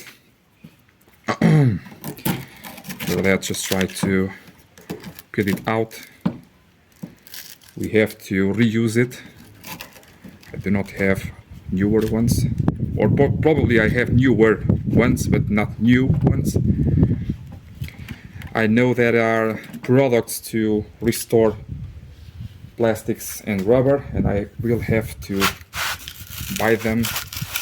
So hit me up on the comments below to tell me what are the best products to renew and revive old plastic and rubber parts, please.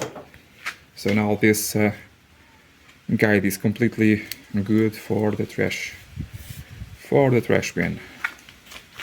So to save the glass, you can remove it at once. The only way to take out this glass is removing the guide. Okay, the glass itself has this metal part that is very swollen. I have to see if for the other car it is better. If it is, that will be it. For the glass itself, I know that for some countries like America, North America that is, it is possible to polish glass. I already talked to many companies here in Portugal that it exists a product to polish glass, and every one of them laughs at my face that is not possible to do.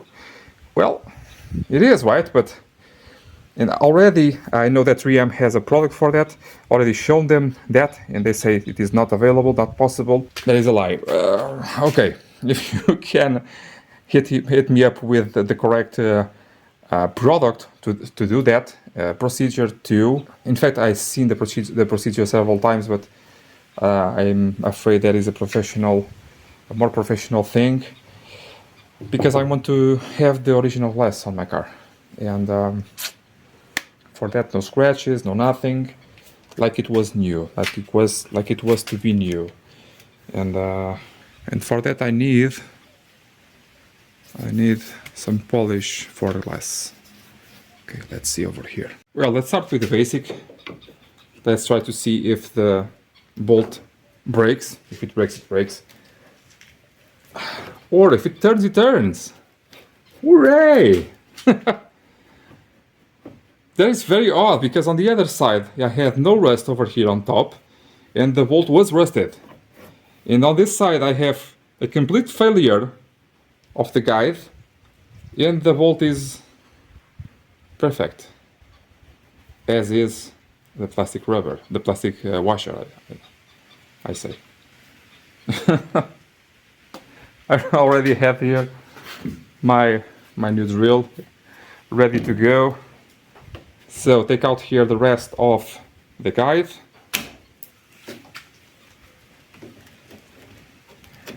Yeah.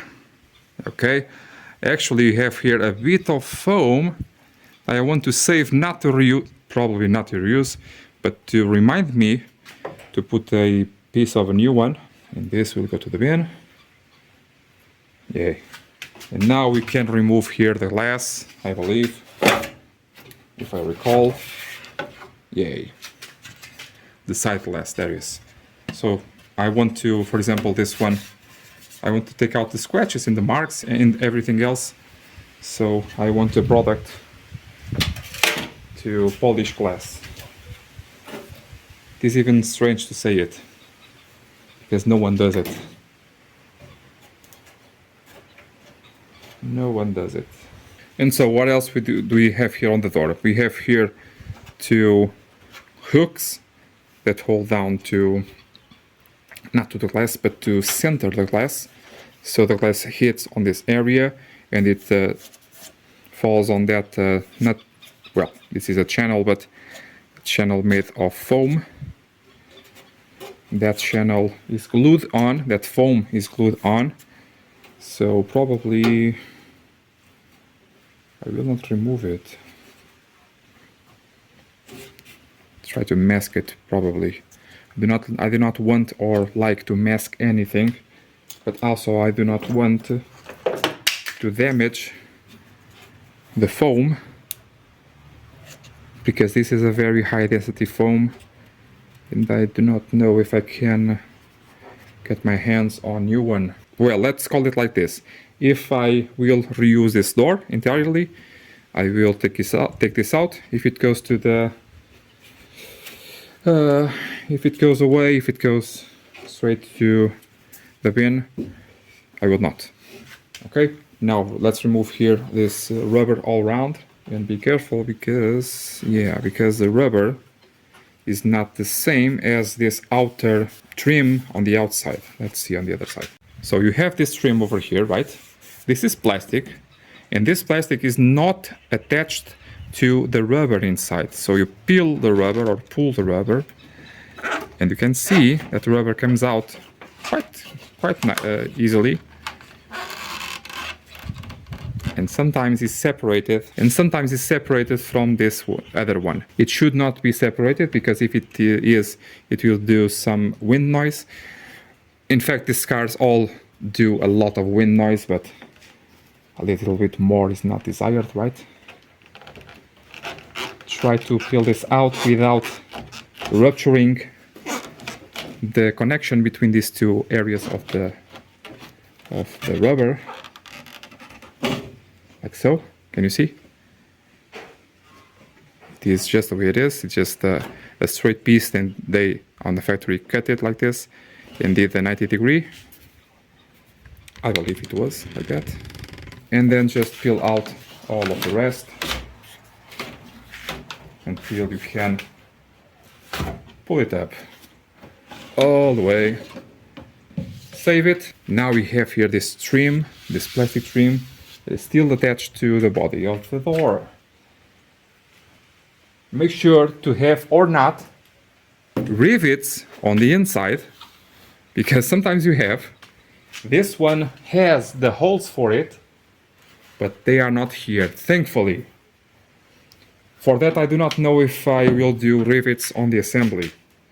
Probably not. We have to do rivets here on the top gutter.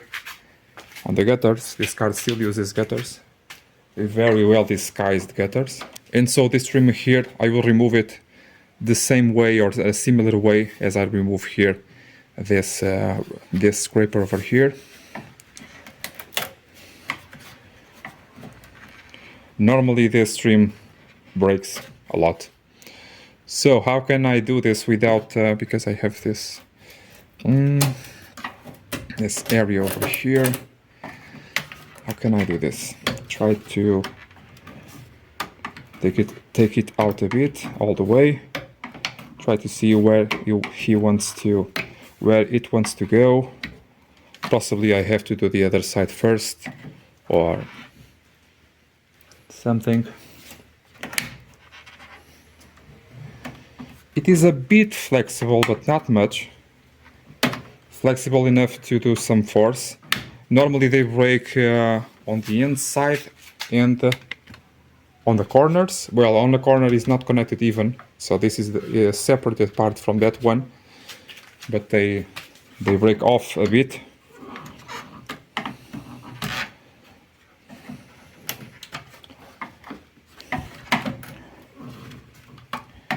And the rust also can be an issue. This door is very rusted.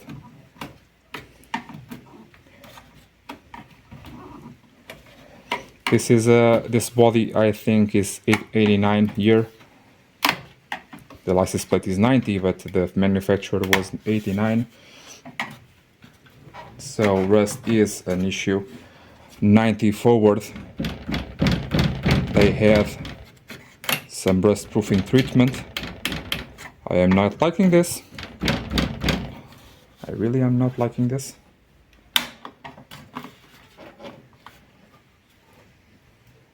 The hell? Why? Okay.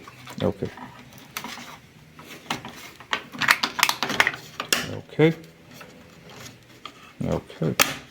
It is quite bigger than it seems at first glance. That's what she said. Because on the outside you only see this area over here, but on the inside we have all of this. Okay. So yeah, like I thought. This is not connected, but it is connected. So we have on the corner over there, we had an element where it was connected. Was connected.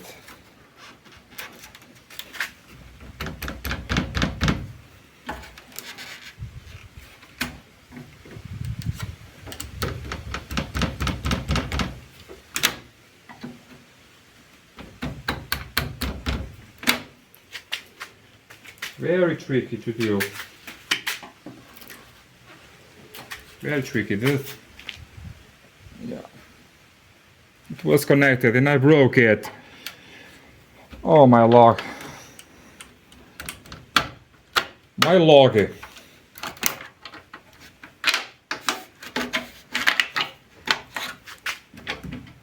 They are always broken, and I thought this one was too.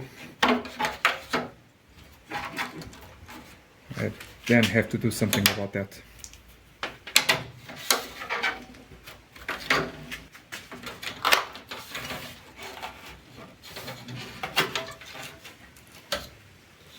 Hooray! Now the handle over here, quite easy to do. Not so easy as the front one because one of the nuts is not very easy to reach. So for the puller over here, the door handle, we have two nuts just like on the front, but this back one, you have to do it with something like this, because the nut is really, well, at least it was loose, really not straight with the door. Okay.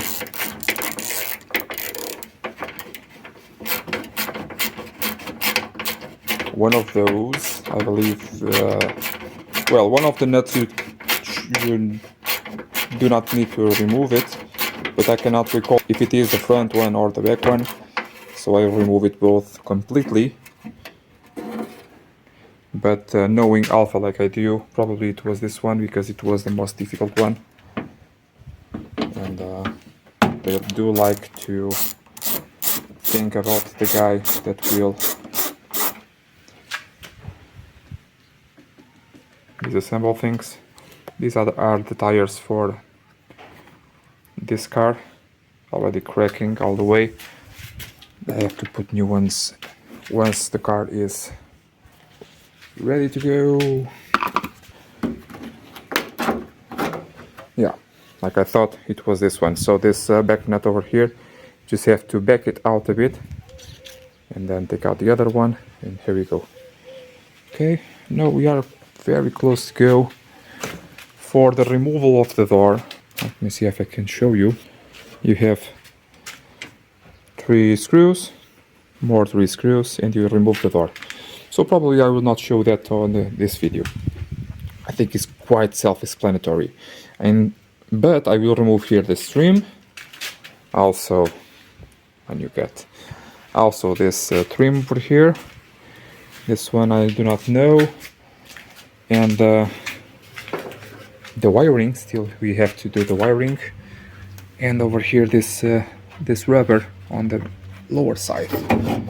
Let me see if I can show you that in more detail. Yay? Yay or nay? Yay!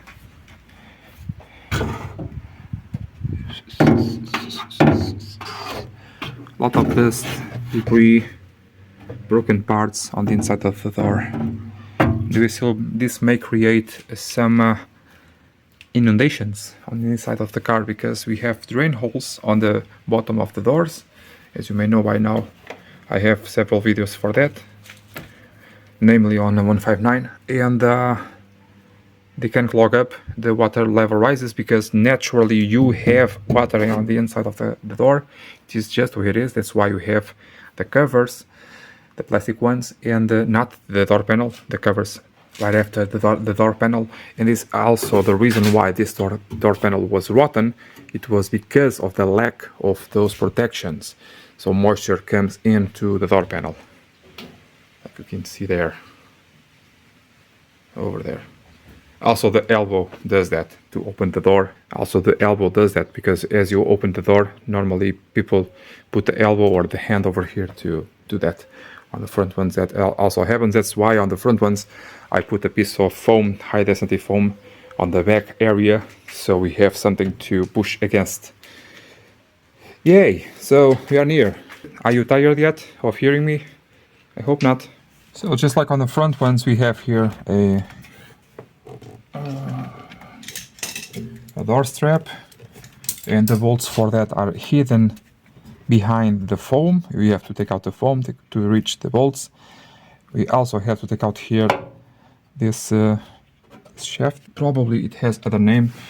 With a hammer it's quite easy to remove, and some extensions or something. But let's focus here on the foam.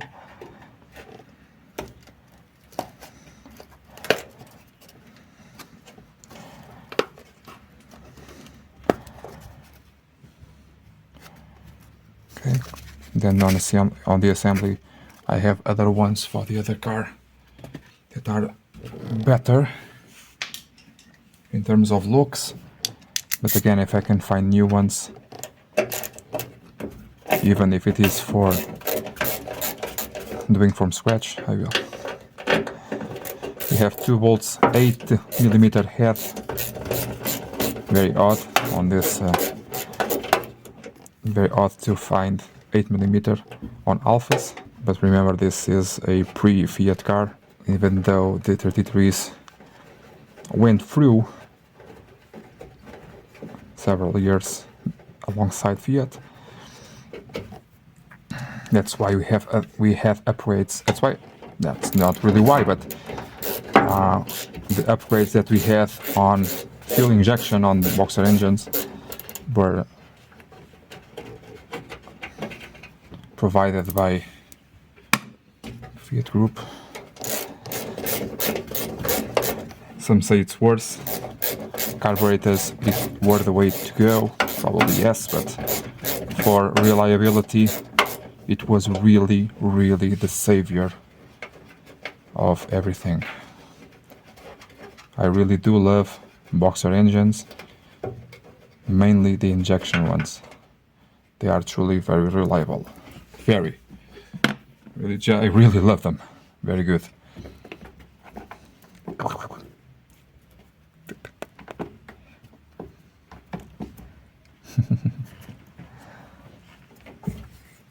Come on, let me work. Or not. Let's play. Let's play. So my idea is you have to take out the door strap, so the door opens a little bit more. That way you can take out here this wiring. Remember that wiring will stay with the body of the car. It is not like modern cars where you can take out a master connector or something. No, this is part of the wiring of the car. So that is for the other video, but let's carry on with that, okay? In the meantime, I did a video on a new 33, so a 907 or 907 chassis, but the car has 29,000 kilometers, which is new, right? And I want to see all of that car will be on a channel, okay? But I want to see the details over here. For example, if this is painted or not from factory. I believe it is. I believe it is. But if it is not, it will have to go to the plating. And I really want a original restoration. Cat, please. Kitty, kitty, kitty. Let people see what I'm doing. Please. Hello. Get out of here. And so I want to respect the original assembly, but I want to do it way better if possible.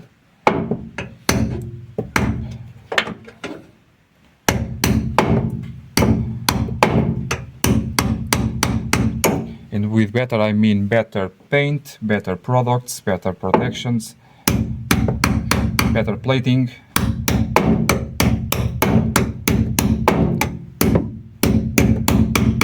I want to respect the original assembly, the original ideas, but with better products.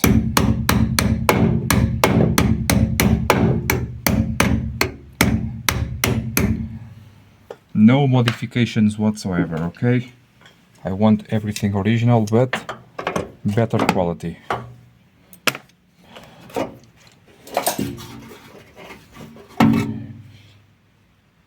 Also, this will go to the plating, because I think I cannot get new ones. And they do not have problems, they just have to be very well cleaned up, very well plated and greased, I believe.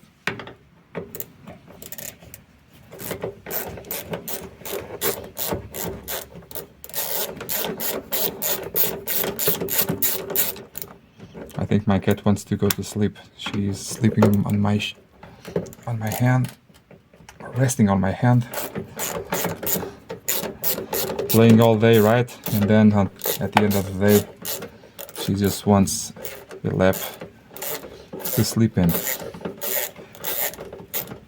Oh, kitty, I really get that. I wish I had to. I really wish I had to. So the reason why I think this cannot be painted is because we have adjustments over there. I believe it is adjustment. Or it is just the way it is. But on modern cars it is not, and this one I believe. Well, let's see. Let's wait and see. Wait and bleed. Wait and bleed. So I was hoping for the door to open it a little bit more, but it does not. Ah, this one. Now this one. So the switch for this is a 12 millimeter. No, this is a 12, and that thing is 11. But let's see if, yeah, it will come out. This is for the door check. Is it door check? No, door check is that thing over there. This is for the light switch of the door. Like check in the terms of check if the light is on or off. Okay. So the washer will go to the plating, but the The switch itself, I believe it is not necessary or possible. Okay. The wire goes inside. Go inside. And now here, this thing just clipped on. I believe it is not broken. Or is it? Is it? Yes. Just broke it. I'm really stupid. I am really stupid. I was doing this series with so much attention, and now this start breaking everything up. I'm sorry, guys. Thing is, I know I have other more that I can use, so possibly that is it. My head is just saying, screw it. Sorry, guys. Now to take out here this bottom rubber, we have some clips that you have to undo. This wrench over here usually does it. Again, I have more rubbers because I have more doors. For the clips themselves, I think I have new ones, but I will save the most that I can. Everything that is clips and stuff like that, I will try to put new. I already have a bunch, actually. And yeah.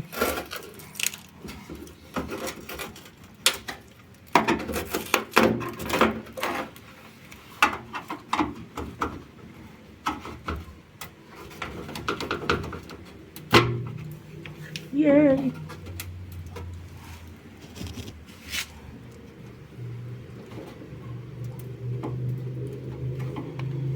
Hooray! Oh my god, the rubber is all filled with paint.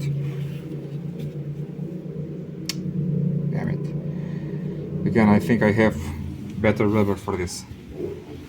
Way better. Okay, one thing to go. What you doing? You want to get out? Come on. Anda. Bye.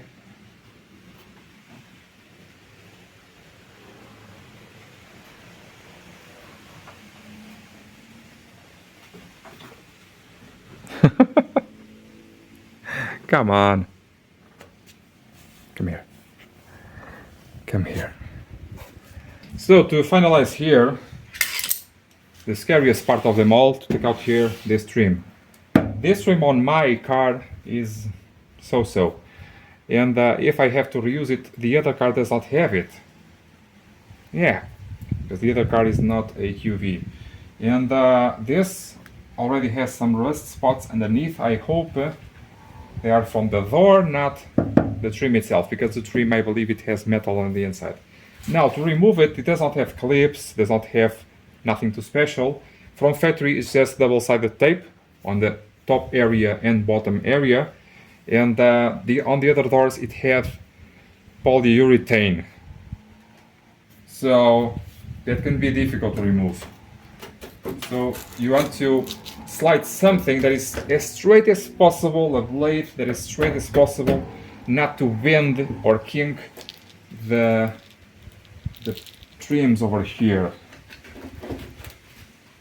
This one seems to be double-sided tape, not the factory one, but no matter. So that tells me that this can be done without damaging too much the trims. On the other side was a mess. This also tells me that if because it does not use any clip, the door is not drilled through.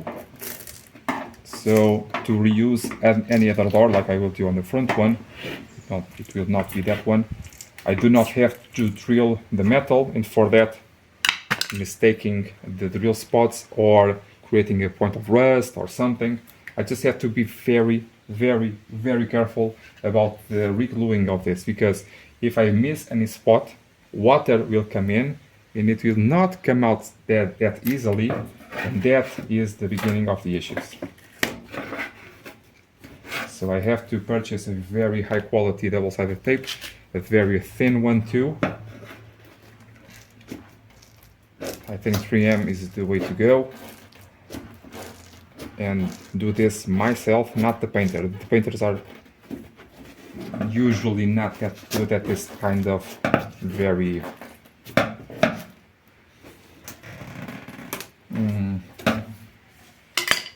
very finicky things. Usually, okay? They are always in a rush. Just put 3 bugs of PU, polyurethane, like they did on the other side, and call it a day. On this side, I was saying this is not stock, but I think probably it is. You can also try to pull it while you are pushing it. You can cut the glue. You can do several things.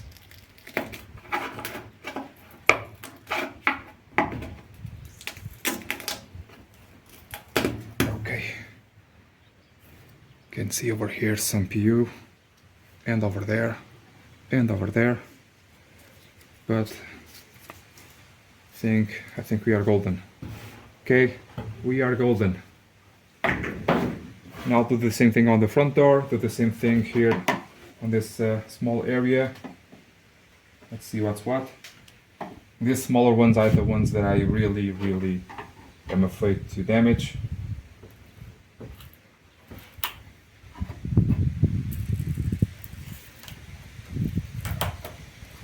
Almost wishing clips would be for the best, but here we go. Here we go. Here we go. Now the front one, just to say goodbye. Goodbye, my love.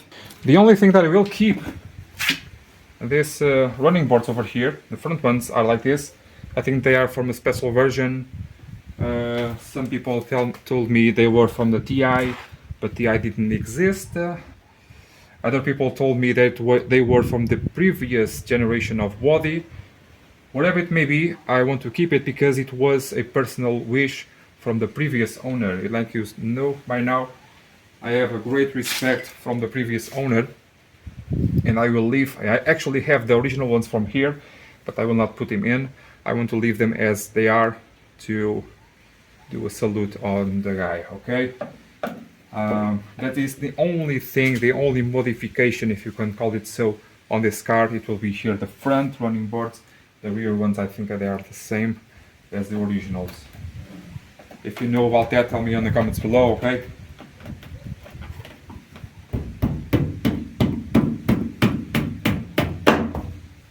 And what do you think about that idea, too?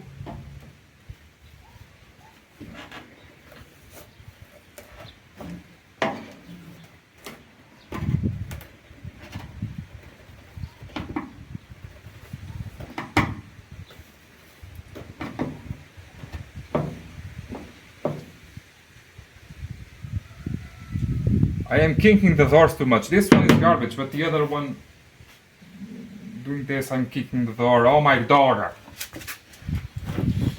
Oh my droga!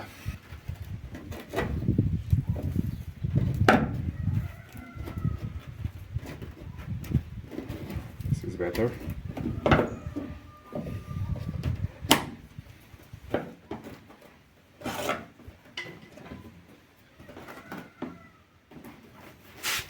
In here we have silicone, double-sided tape, polyurethane. We have the lot. Yes, we have.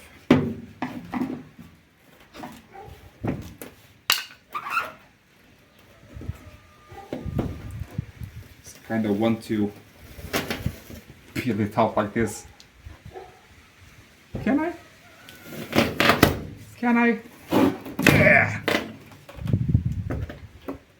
Yes, because, yay! Probably. Probably.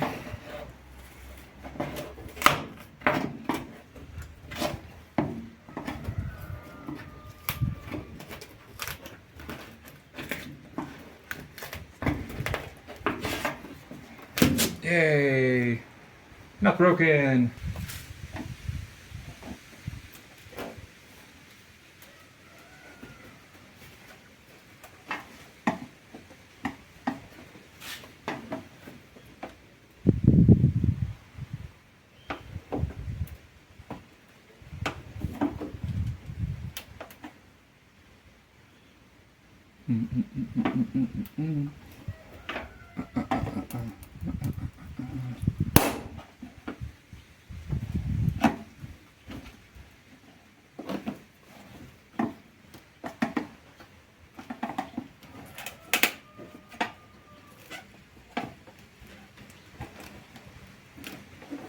This blinker over here is broken on this area, so it does not matter if I break this,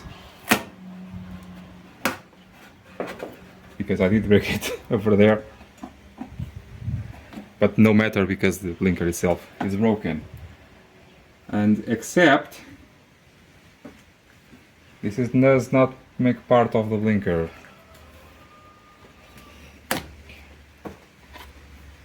Does it? No. The blinker is separated from, yeah. Nice going, Bruno. Nice going. Well, it was not really my fault. These holes here are filled with the paint, and it just glued itself in. Just stop recording, Bruno. So here you have it. The doors are done. So to remove it, just take out the bolts that I showed you, okay? This is a young cat, 2 months old, so she's very, very cute. I'm getting a little bit frustrated with this work, as you could saw. And the car is here for about 4 years now, on this position, on this area, on this floor, on this state. This was to be a very personal couple, like husband and wife project. And in fact, some of you know about this story already.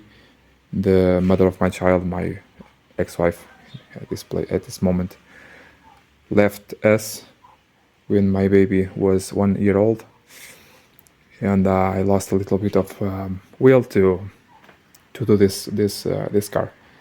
My promise was to my previous friend that perished, not to my wife, but I took it upon myself to do a family project on this car. Okay, that family no longer exists. I guess I have my son with me, 1 week off, another on.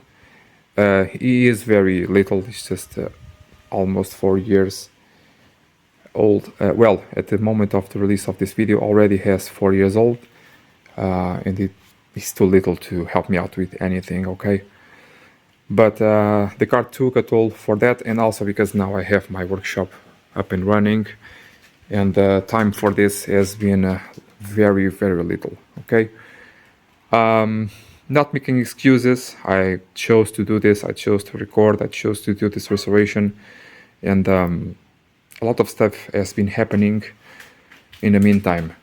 Just want to give you a heads up for that. Okay, it's not the excuse to do things in the bad way like I did now.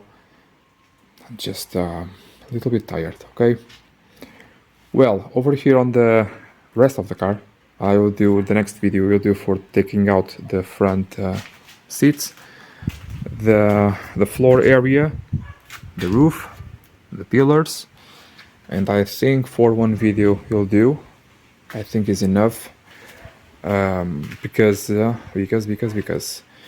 on that video I want to do the interior of the interior wiring, and that will take up most of the video, I believe. Okay, then I will do another video for the back bumper, the tail lights, the trunk area over here. Possibly I will not remove it because it has to be treated by the body guy. But okay, do all that, and on that video possibly do here this front area too. So the wiring on the front, this hoses and pipes and relays and all of that, okay, and that cover over there with the window wipers and wipers and whatnot. Then, and all of this on the front. Then a follow-up video to take out every single little thing on the body, every little thing. Take out here the wings, for example, these quarter panels, and the start, possibly start and finish of the structure that will be around the body. That structure is over here, already cut, drilled through, already ready to go, ready to weld up. It's been here for a year now, almost, and I want to do that on camera. I already have a very, not that powerful, but quite enough for the job welder. This does not use any gas for the welding. It is very difficult to find here in Portugal, so that will be it, okay? And for the thing that it is enough. I'll do that structure here on the floor. I will have to take out this car to other area, possibly for that area over there. Do the thing here on the floor, apply it to the car, and get the car out of here to the painter, and then get also that car to the painter. So I will have here 2 more spots to work with for the cars that I have. I'm actually on vacation right now, so most of the cars that I had here on the workshop are already gone. Next week I will restart my normal labor, and a few more, like 5 or 6 cars will enter, and I have to, well, I really need more space to work, right? This last area over here, I think will not be for any car to work. I don't know, really, possibly, maybe, don't know yet, because I will order a bench press, possibly on this area, but my idea initially was center or something along this alignment over here, doing here a area just for handwork, okay, instead of having here a car, or both, doing here hand labor on this area and then having a car here just the front, for example, for something not so intense.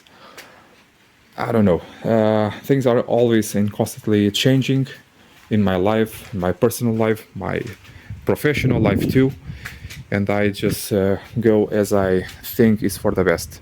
The best next thing is to, one way or another, take out here these 2 cars, no matter what, because I need, for several reasons, I need to stop thinking about why this car is over there, and the amount of time that these 2 cars will be on the painter, at least 1-2 years, I can not think about them, and except the engine and gearbox that we have to do on the channel too, the light restoration. Well, on the gearbox it will be a heavy restoration, but on the engine a light one, but we'll do everything off part by part, piece by piece.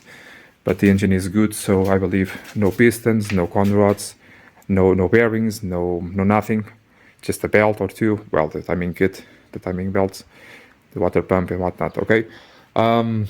We already talked about that, I know, just here venting a bit, sorry for that. I'm really sorry for everything, okay?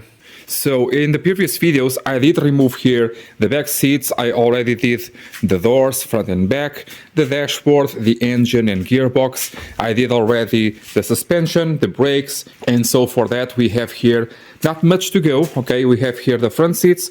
It will be done on this video, along with the floor and the roof over here. The side pillars over here also, the A and B, the C already are done, and removing all of the wiring, okay? That is the plan for this video. If we have time, well, the time is limited, but if the video is not too long, we are going to also disassemble here the back, like the back lights, the center light, the reflector, the back bumper and whatnot. But I believe that will be better for the next video to do here the exterior, like the front wings, here the side skirts and the back, as I was saying, okay? So stay tuned for this. If you like this video, please give it a thumbs up, okay? And share with your friends, okay?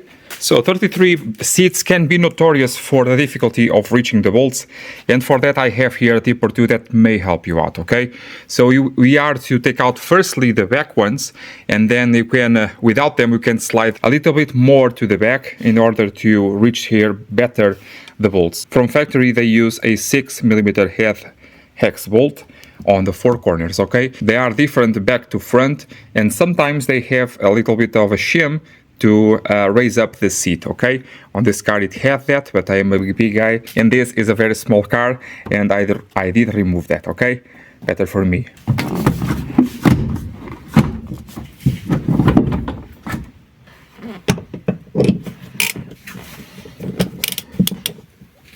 If you have too much corrosion on your country, on the bottom of your car, you have to prep the bolt, because the bolts go through the body, and you may have corrosion on the bolts. In that way, you may want to prep that, okay? This car had that, because this car lived near side the beach, and it was just like a northern Europe car. So in the past I did remove the bolts, I did treat the bolts. These are used good ones, and I used the synthetic grease to prevent more corrosion, so this will come out like a charm, okay?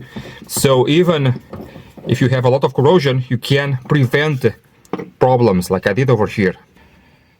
As you can see, the bolt has that grease. The bolt has the grease. Even though the threading on the car, on the body of the car, has a lot of corrosion, that corrosion will never reach the bolt because of this fantastic grease. Just fantastic.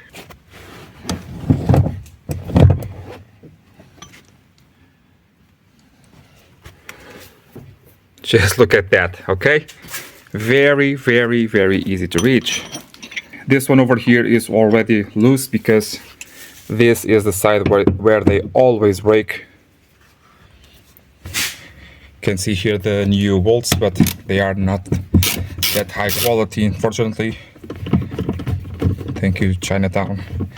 And they are starting to get a little bit rusty, so I have to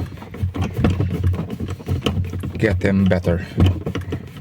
On this side over here, I had to put a shim, not a shim, but a large washer, because on this side I have to do something to prevent here problems, and in that way the seat is a little bit more tilted, but for my position it's good, it's great, okay? Yeah, and of course for the other side of the car, the same thing, okay? For example, here on this side we can see some of the shims that we have on the seats. These are not all of them.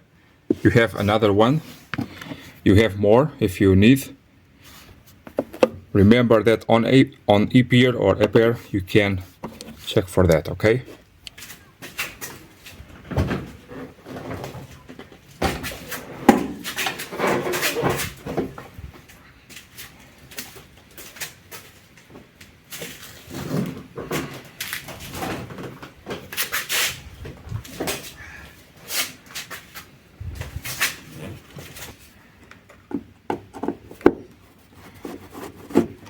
Taking out here this running board. This has another name, has it? Has it not? Tell me down on the comments how it's called, okay? Please. So you have several screws like this with this special part over here. Be careful not to lose any of them, okay?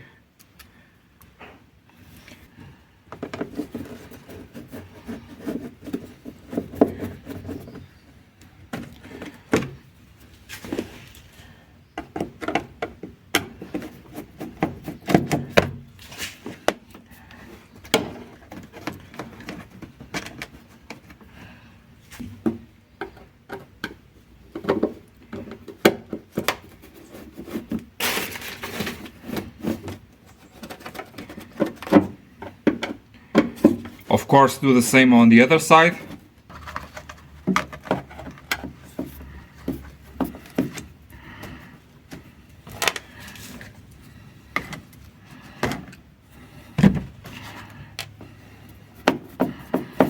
All of this can be found on epr.fiatforum.com. This one is not from here.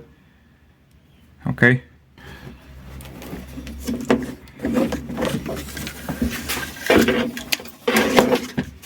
What we are doing is trying to separate everything that stops me to remove here this carpet, this floor mat. And the next thing will be there, the seatbelt anchors there and on this side too. That thing over here to open the trunk, I believe it is not necessary to do much. There on the wiring side, it looks like a big salad, but it will come out without removing the fuse box, fuse and relay. And also here on this control unit, yes, this car has the control unit on this side. Also not necessary to perform much, but we are to remove everything, okay? But only when the time has come, okay? Okay. Well, you also can, before the floor, you can do the roof. It's your choice, okay? You can do however you want to do. In the meantime, you can take out the rubbers for the doors. Yeah, I like to take out the rubbers for the doors right before the ceiling, because the ceiling is held down, not mostly, but a big part from the rubbers, okay?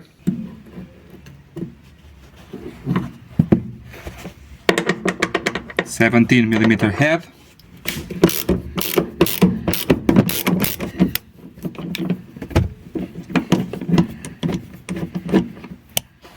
We'll have a stack of multiple things like washers, nylon washers, springs, a bunch of stuff, okay, that allows us to this anchor to pivot even though the bolt is very much secure, okay.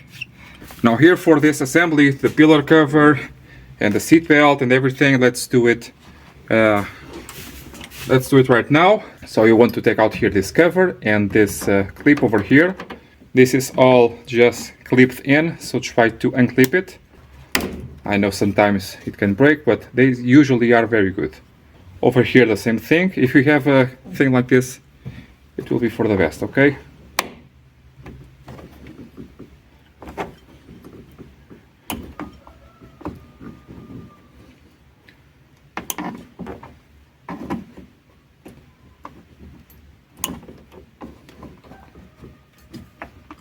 I think this one is glued on, possibly. On the other side it went out so well, possibly this one is glued in. I can see some remnants of that. But it has to come out, no matter what. Good thing that I have the spare car with parts. Okay, not broken and all good. This allows you to adjust here the height of the seat belt, okay? If you are getting cuts on your neck, it is because the seat belt is too high up, okay? You have to lower it down. 17mm head bolt.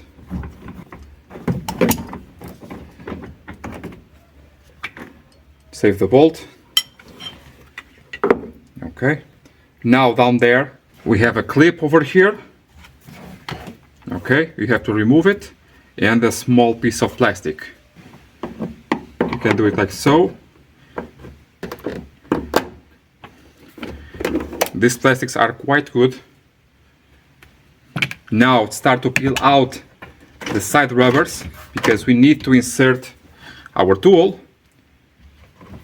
and start looking for the probable place of the clips. So we have one right here, okay? We have one over here, like I said, and another one on top. The top one is always off because of the roof liner, so it will come out with ease.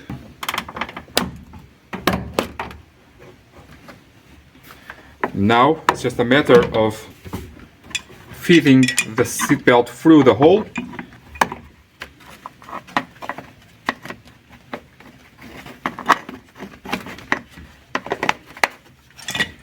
The hole has just the right shape to pass everything through. And here you go. Remember to save this bolt. Now the seat belt itself has also here a bolt underneath, a 17mm one.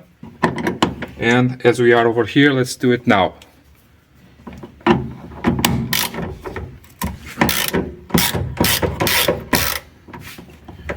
Normally these bolts have glue. Do not need to put any more on the assembly. Grab a bag, save everything including the bolt.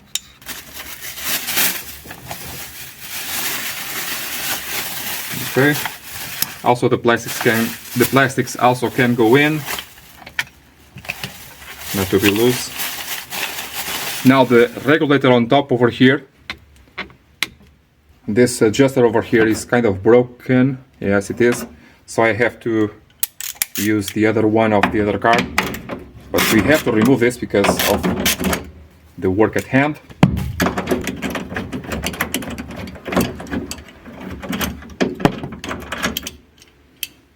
So normally here a bolt, a large washer, and a nylon or plastic washer to hold on to everything. Sometimes the plastic washer is not here, so you have to improvise. And now we have just the A-pillar cover to go.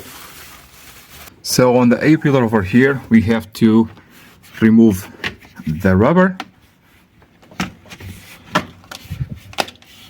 And now we'll have over here on this area a clip, another one in the middle, and another here on the bottom. But on the bottom side, you do not need to remove it because it is a slide-on thing. So if everything is okay, you should be able to unclip it.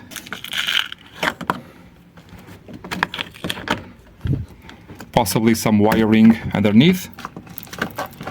Try to pick what's under there, okay? And pull. So you have here a wiring harness, and you have here the clip that is slide on. So it slides there. The other two ones are like this, going to that hole and that hole over there.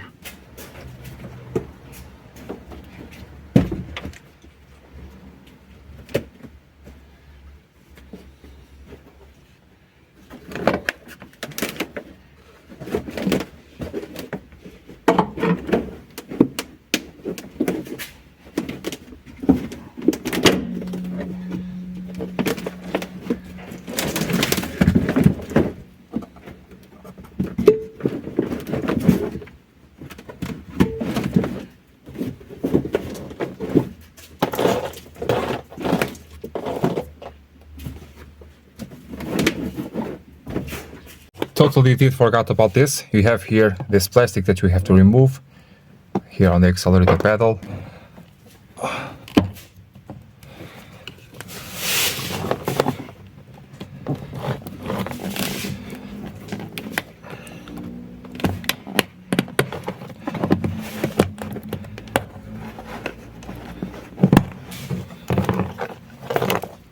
And over here on the sides, you have here this piece of plastic that you have to unhook from the sheet metal over here, and that side is still in place.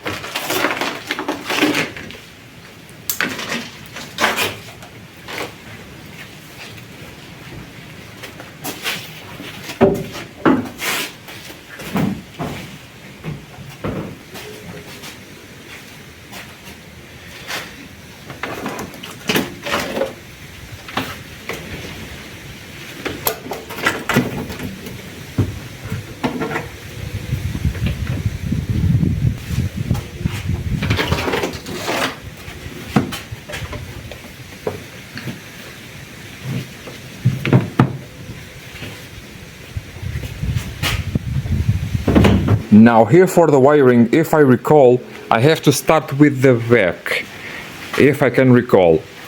By the way, I'm sorry about the weather today. It's very rainy and stormy, so the wind may be an issue on the microphones. So I'll try to keep this short, okay? Try to do here the wiring, or most of it, or I think all of it.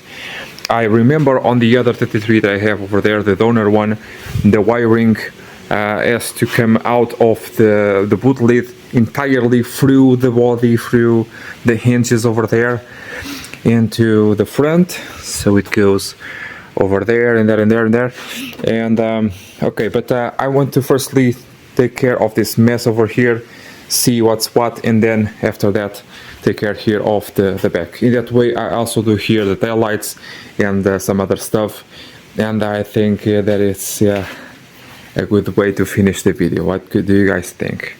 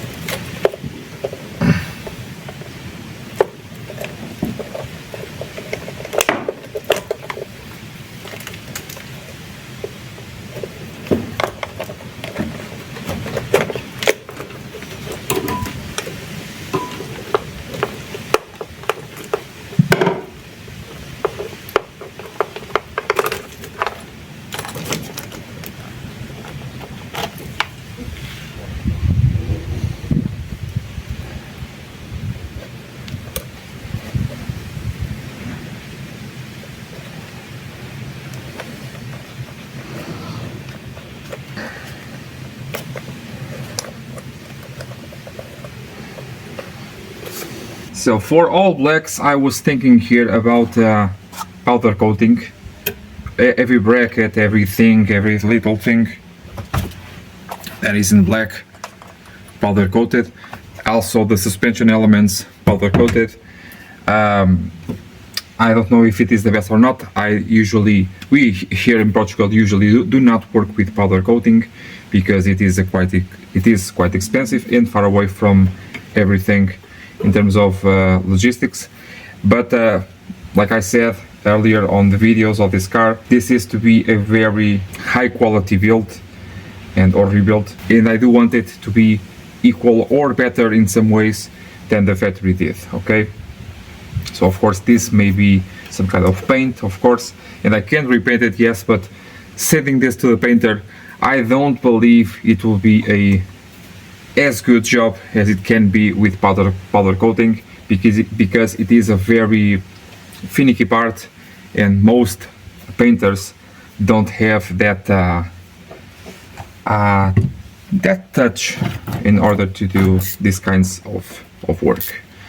So what do you guys think? Do you guys have more experience with powder coating these small parts over here? What do you think it will be for the best?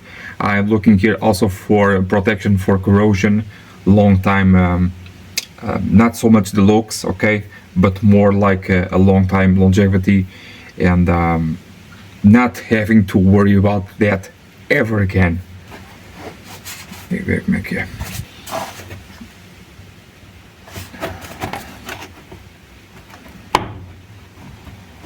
This one here is a clip-on, if I recall. Yes, it is.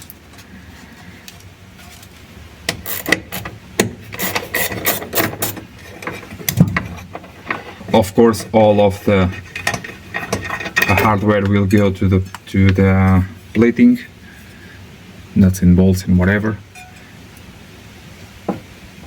This one is broken.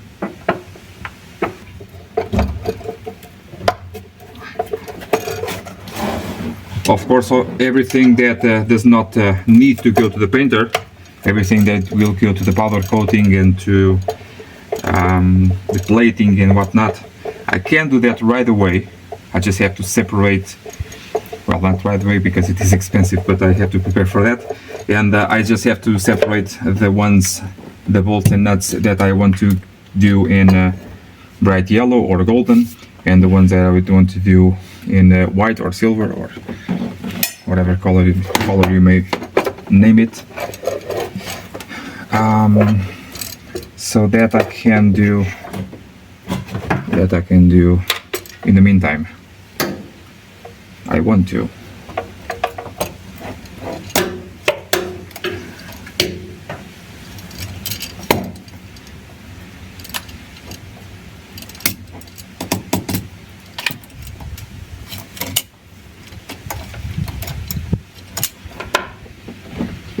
I also have to repair this thing over there. Probably the other one of the other car is better, but if I can save this, I will.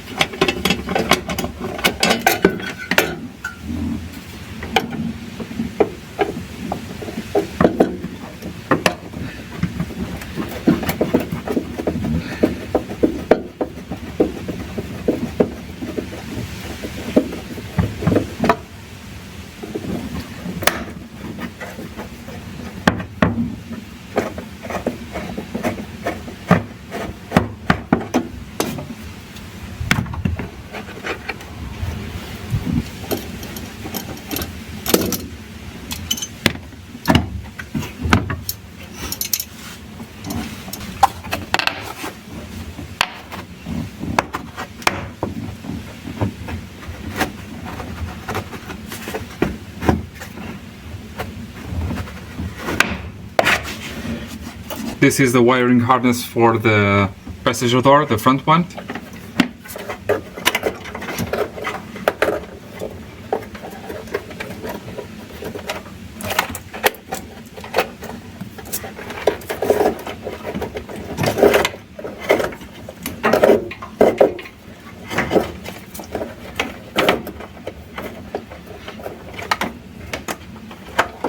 And to take it out is one thing, to put it back together, it will be another completely different animal.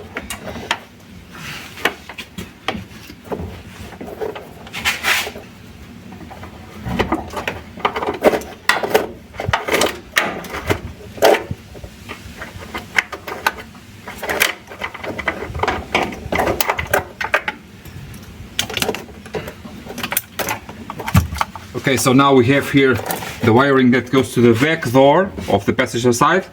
We want to remove it as well.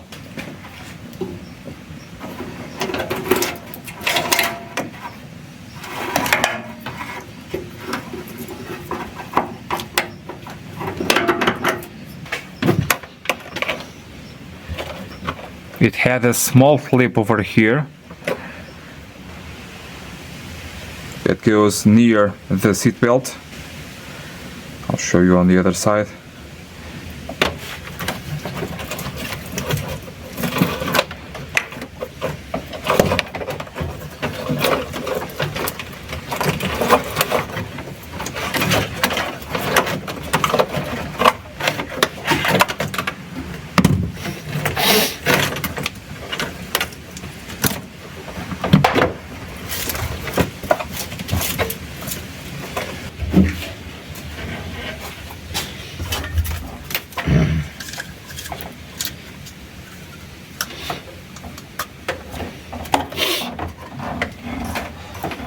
The clip goes over there, tally.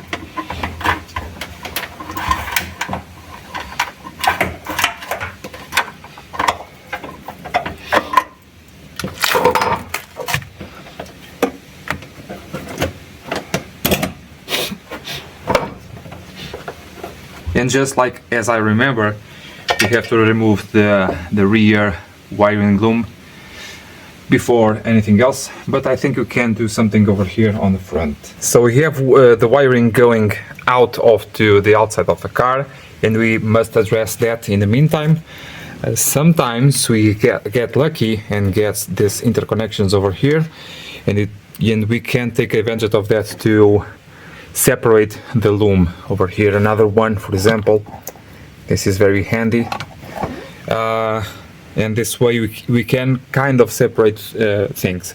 Remember that the loom was made on a bench originally, and then it is assembled on the car. It is not made on the car, so it must be able to remove it and put it back again without cutting anything or crimping any new pins or anything like that, except here we have some damages that we must repair. Okay, these are for the speakers, if I recall. Okay, so let's do this ones. Let's go to the outside of the car over here and see what we can disconnect. We are to remove everything here on the outside, I hope and believe, and push into the car. I believe that is the way to go, and try to sort this mess all up.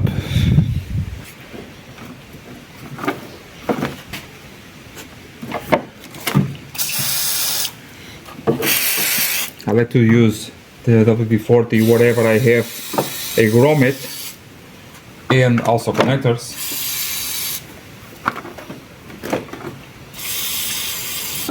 So, not recalling exactly how it is, I will just take out every single connection.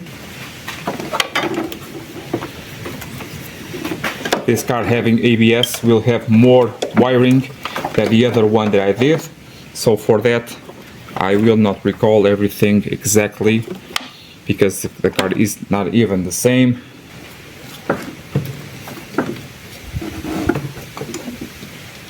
Well, maybe I have to take out here a wire or two, because I did a repair here on the air conditioning. It was not correct, the original assembly. This car also has air conditioning, the other one did not. so more extra wiring for that. And it was wrong when I bought the car, and I did here this yellow one, extra one. So I may have to, yeah, take that out. Mas pronto, tudo se faz, não é?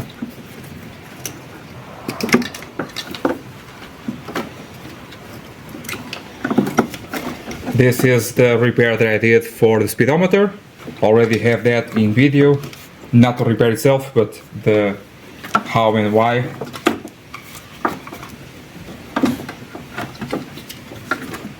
So putting over there. I'm trying to understand what wants to come out with. So seems feasible for now.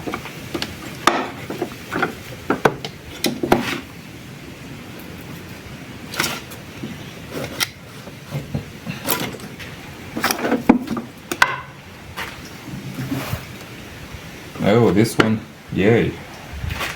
So I have one over here that I can't do. I can pull, where? What can I pull? What will come with is, okay. So probably the best to take out the grommets first to create more space.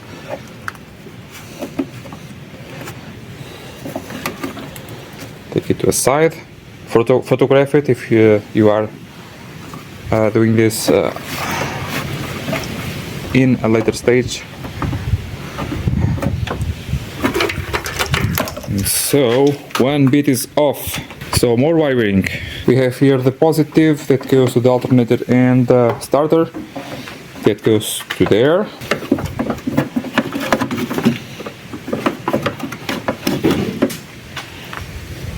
If it is possible, I believe it is. Or maybe first, not to kink too much the wires. On the signal wire, this green one, I have to redo it because it is extremely bad, and for that I have to put a connector, a new type like this one. So in the meantime, this air conditioning dryer should also come out. So I believe it will not be very bad to remove, to create space here for this area, for the wiring. Yeah, maybe that.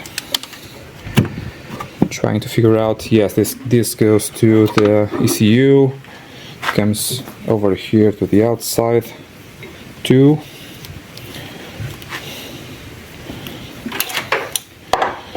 Just to see this without wires is very relieving. Relieving? It's a relief? Or I don't know. You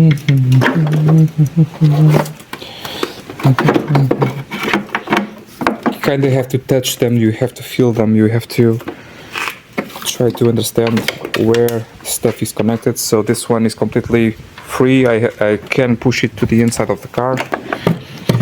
Having the WD-40 is quite easy to do. Quite whipped cream. So one more grommet over here. More stuff. We have stuff over here. We have these two grounds that we must also remove. So we are to remove the grounds. We are to remove this power box over here, this positive one, with also some nuts. The relays themselves out, also this one, and those ones over there, and the dryer over here, and some wires that go here, mainly the yellow one, to this fuse board. These 33s with AC and ABS use from factory this device over here. It's very odd to see it on a 33, but it is original. Very odd. The AC system on this car is factory, yes it is, but remember that in the 90s AC systems were not assembled on the factory floor. they were assembled at the dealerships. So the dealership received the box with everything that is necessary, the wiring loom, the components, the hoses, dryer, everything else that you need. But the assembly to the car, sometimes we have to well, chase wires and cut wires and do some crimping, and that was not done correctly on this car. I already did correct that because I have the original wiring diagrams for that, and I was able to successfully done that right. That's why I had here this extra wire, and the fuses over there were not correct in amperage and in correct assembly, along with the fuses, along with the relays, were also incorrect. Okay, let's go.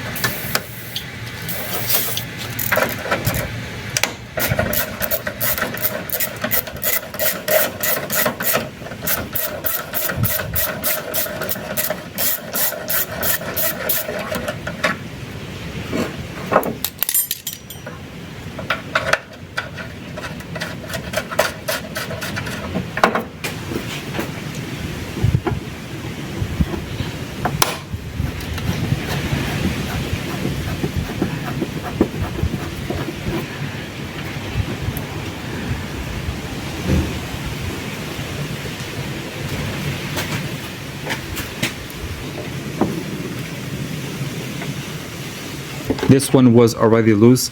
If you want to remove it, hold it here with an adjustable wrench over here, and here with the 19 or whatever it may be. Yeah, and remove it.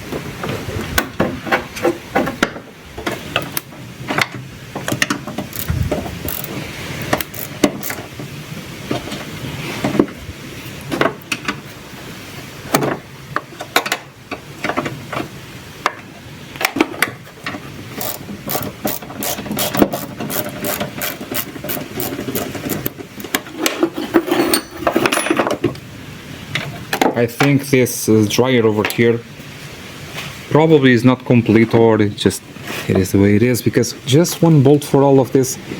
Okay, the hoses also hold up the weight of it and the vibrations, but kind of seems odd. So here for the dryer, a new one will be installed, obviously. The hoses, it will not be easy to do here in Portugal, because AC hoses in Portugal are very, very difficult or impossible to refurbish. The holder, the support bracket will be plated, and the sensor will be the same. Okay, not the sensor, the twin switch, that is, yeah.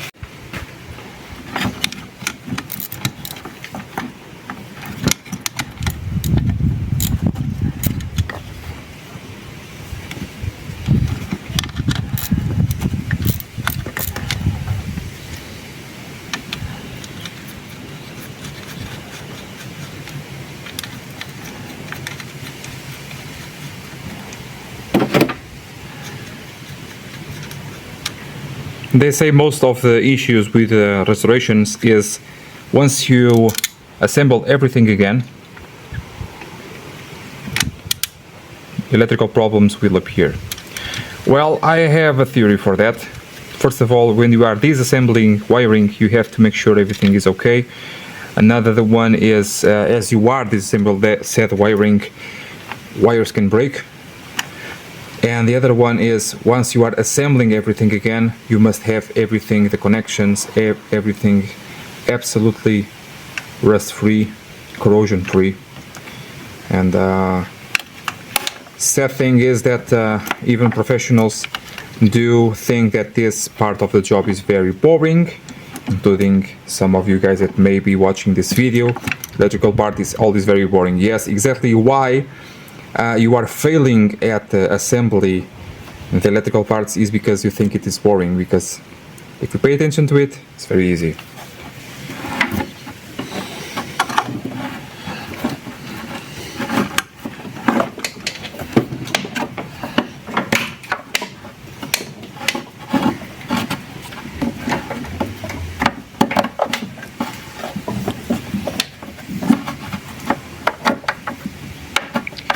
Also, during the disassembly, you can try to stress test some connections.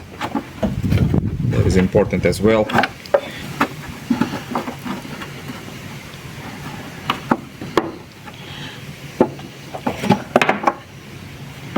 So this one still is attached. So this one is the one that we just removed. It's still attached to the relays over there. You have to remove them. In the meantime, we have this one over here almost ready to go, and we have to take out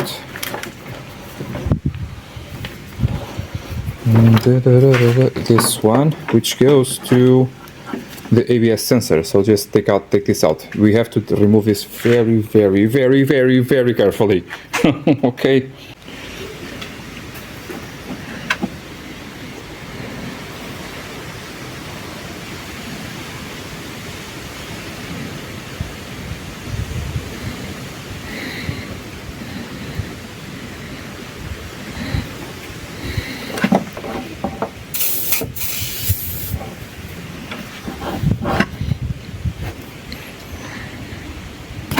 Yeah, did not work.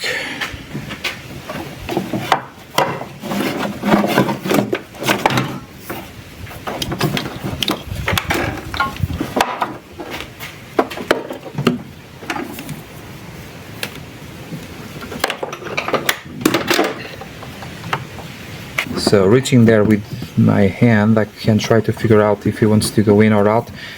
At this stage, I think they are all in. I can take a peek at the inside, but I believe they are all in. Let me see on the inside. Also take out these grommets. So kind of going both ways. So probably, well, that wiring harness grabs is this one, and grabs these two wires that go to the back sensors, the wheel sensors, and these ones that go to that interconnection over there. For what? for power, ground, and some other thing. And ignition. Yeah, that is it. So I can take out here this one, take out these two ones that I do have to remove them back there, and just pull out to the other side, to the outside, the loom. Just try to understand here something.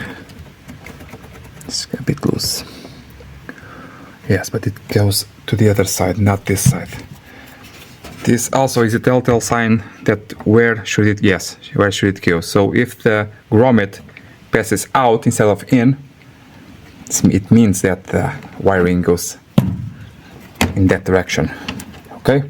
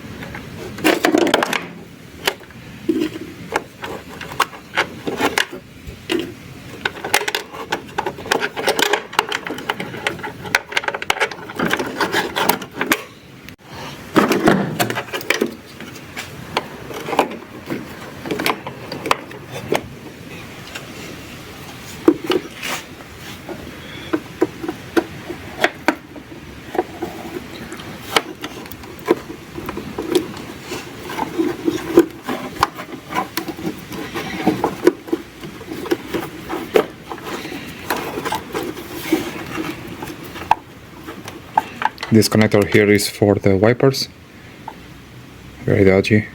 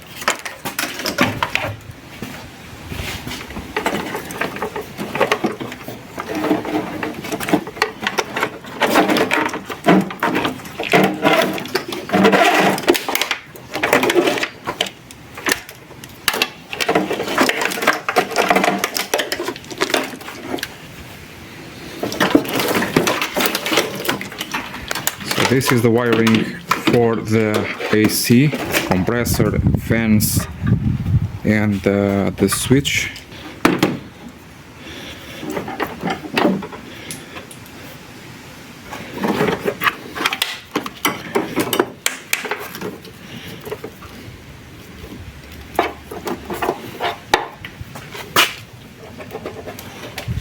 Interesting. Very interesting. On this side, the connector for this blinker goes directly from the loom. That side has a connector, a separate one. Just interesting, I believe. So again, let's see if this wiring goes to the inside or outside, okay? Oh, what a mess. What a mess. So I believe, well, let's do the trick here on the thing. Possibly it goes to the inside. So what do we have here? Everything, okay? Yeah, we have everything. Absolutely everything. Sometimes we have, or I'm sorry, on this car we have also a remote system for the central lock, and I have to undo that. I do not like that. It tends to fail and create havoc on the car. However, we have to take out here some things. We have to take out here this this board, and that's it. Nothing else. Yes, that's it. That is it.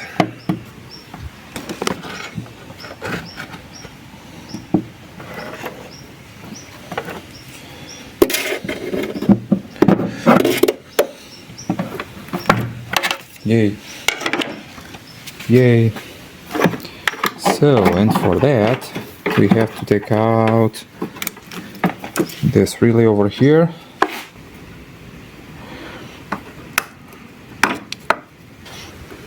I put back again the relay because they are not all the same, and the reason why I put this here is not to break the tab over there.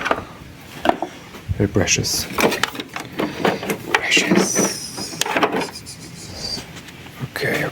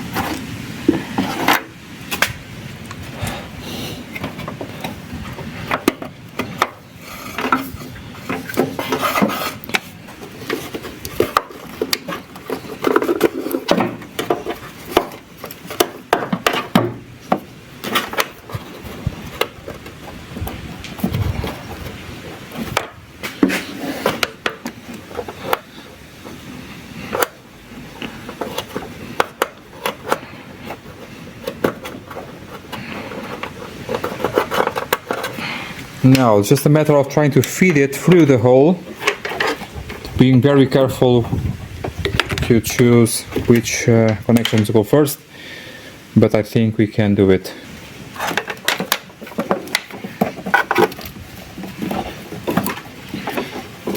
I actually can feed my hand for the other side, so it's very much easier to do.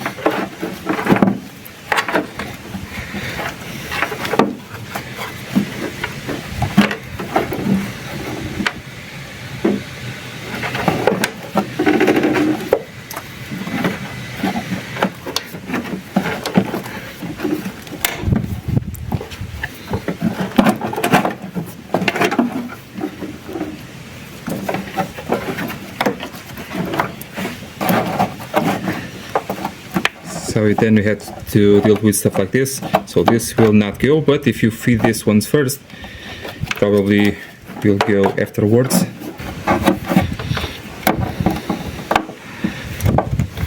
There you go.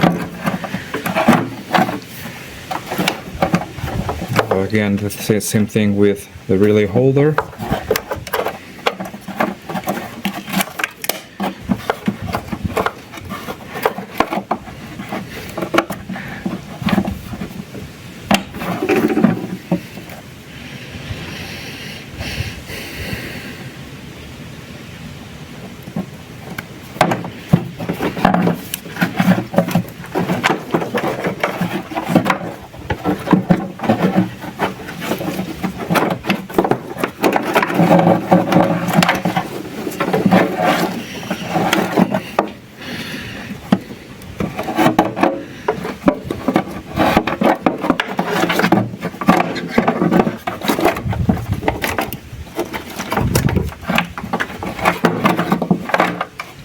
Hello.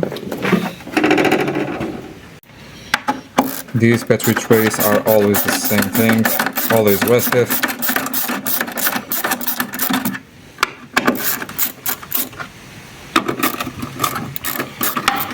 In fact, I did remove it a few years ago, so it will go out like a charm.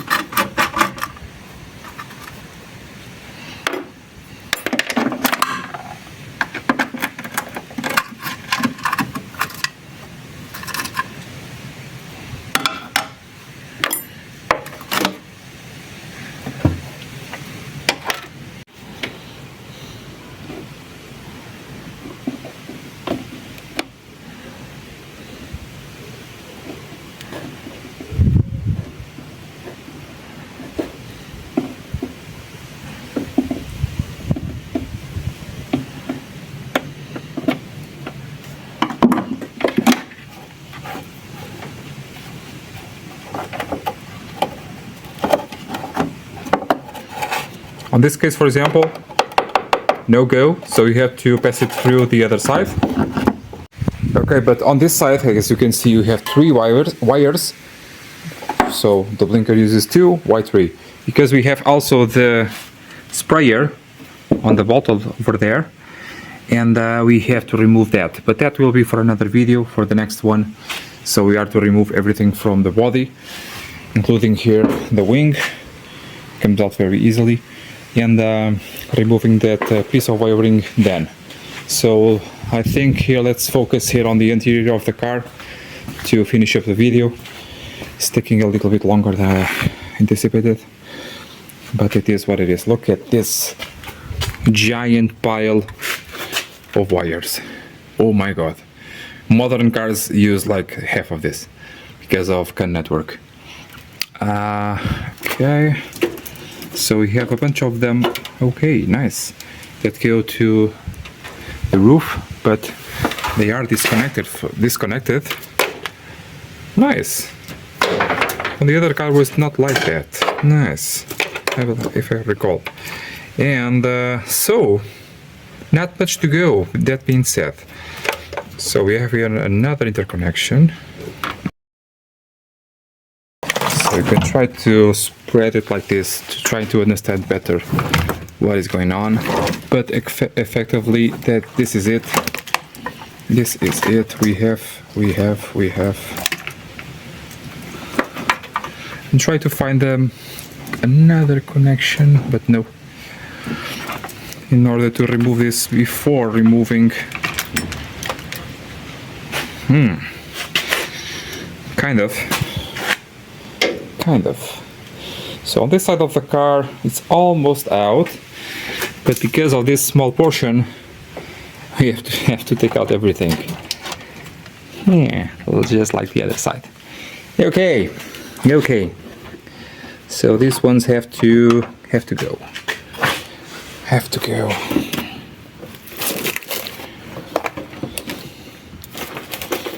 come. Yeah, they have to come. So back of the card it is. So we have over here, yeah, after doing this wiring part, I really want to do this because I'm sick and tired of looking at it. Of looking at it for 4 years or more. I've been looking at this. Over here on the front, nothing here, really. Very nice. Over here on these small bits and parts, we'll do for the next video, not this one. Okay, remove all of the hoses, AC lines, and power steering lines. Power steering lines, I would like to refurbish this. I'll try to send this to the plating, probably, and without the hose, and then reattach the hose, but I have to see the angles. Very twitchy, but I will try. I really will try. And really take out here the wipers, take out here this cover, and try to take out here these wings. They will come out quite easily, if I recall from the other car.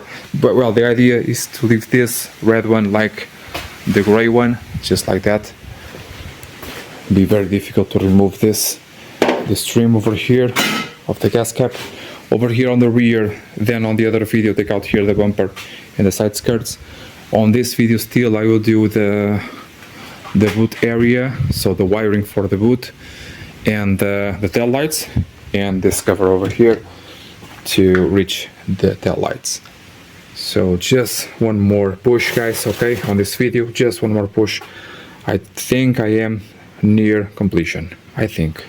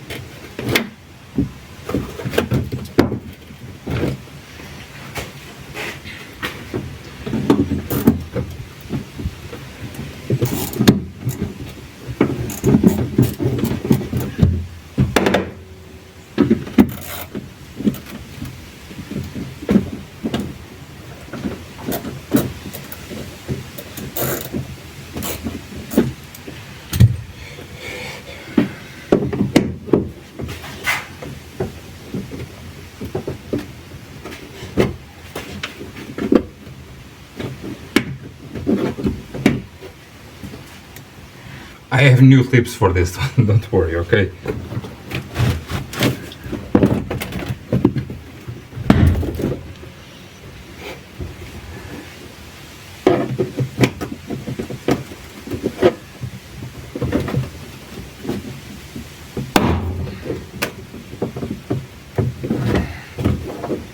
I have something for this.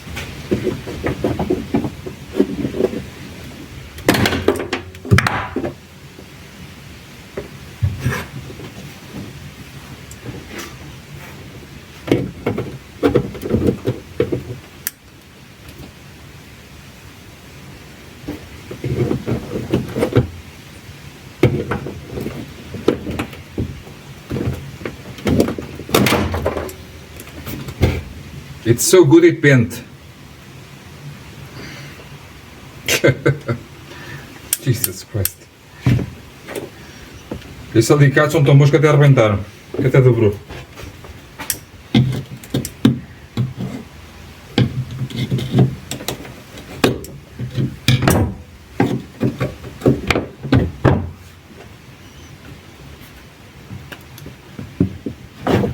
Took out here the bottom covers. This covers access the bolts for the back bumper.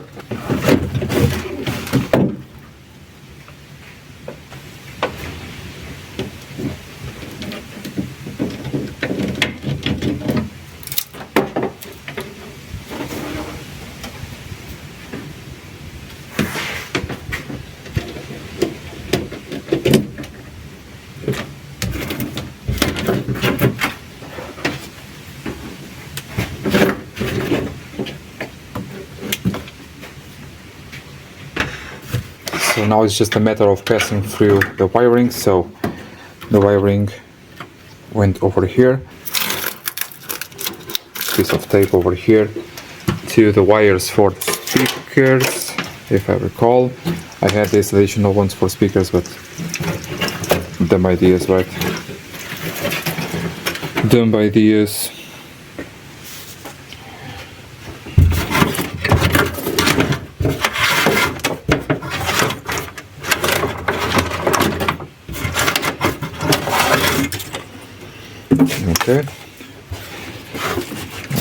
Okay. Trying to fit out everything out. I have wires that go. Sorry. I'm still trying to protect here my new rim with my new tire. That's why I have this covered. This is new.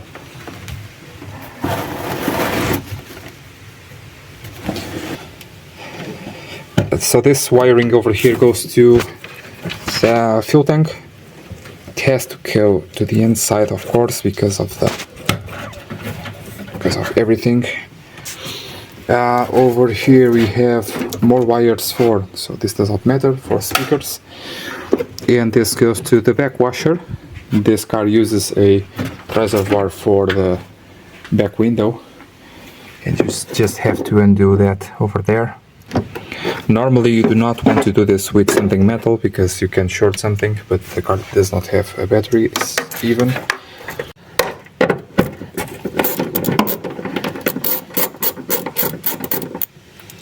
Well, I hope on this video you get to know every single ground on the 33.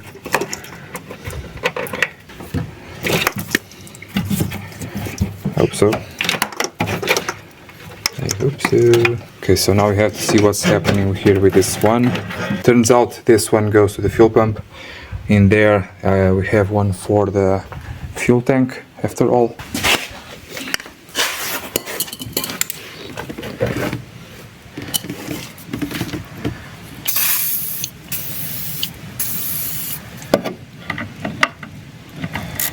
8mm nuts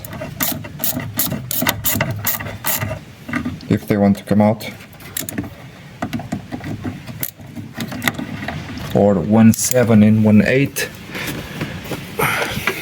I believe that is it. I believe that is the case.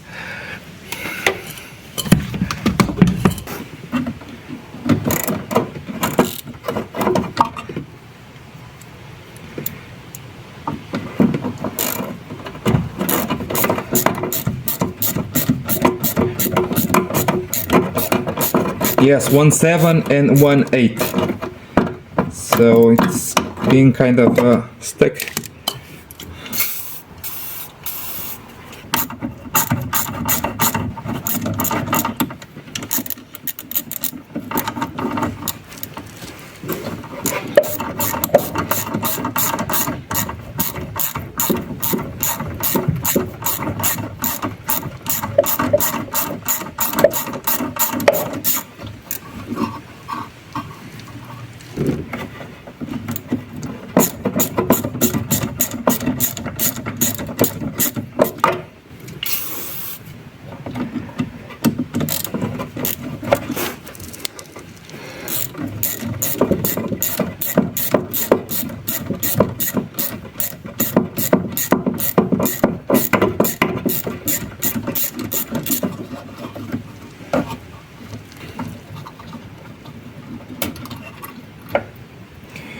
Two small washers, some zip tie over there.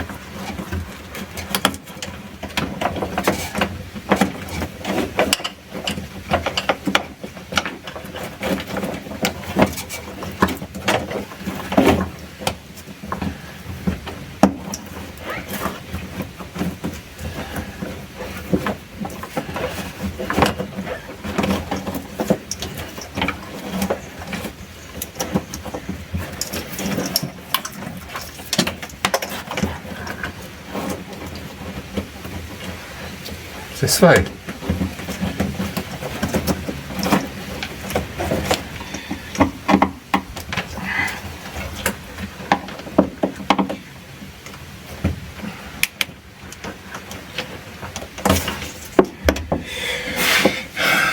Okay, I think we can.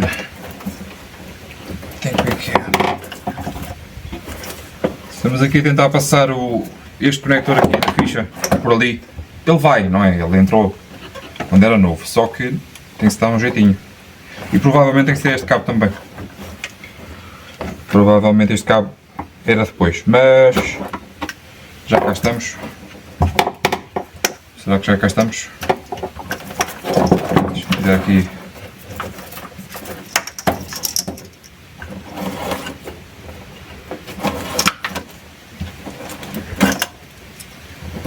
Os dois.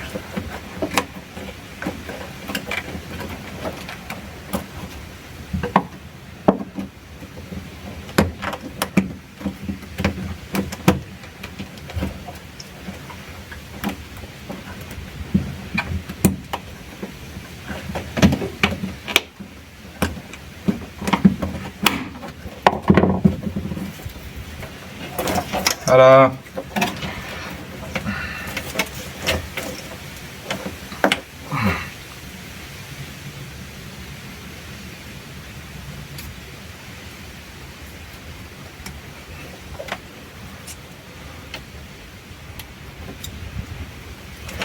Okay.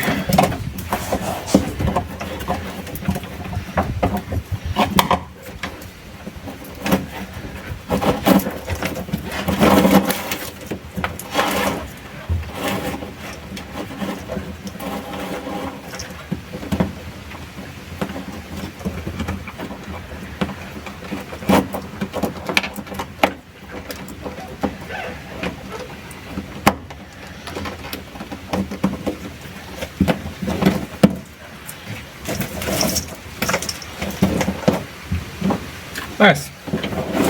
Nice.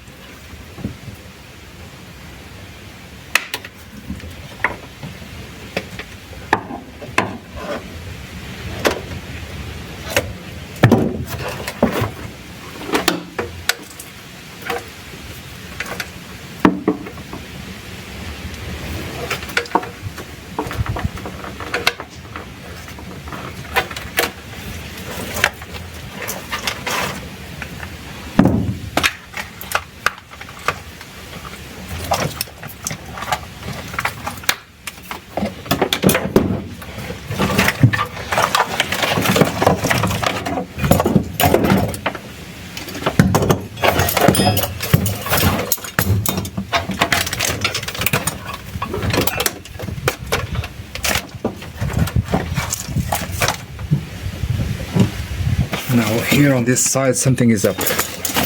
Possibly because of the addition of the remote control.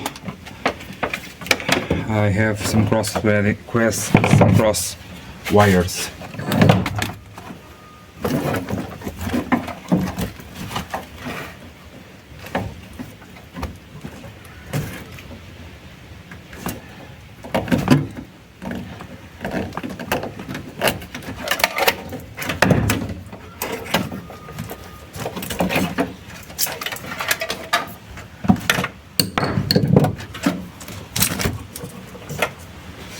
Okay, so this way can come out, but in this way cannot.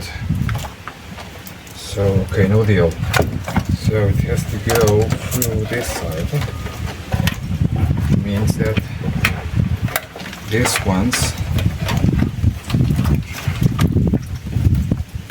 should.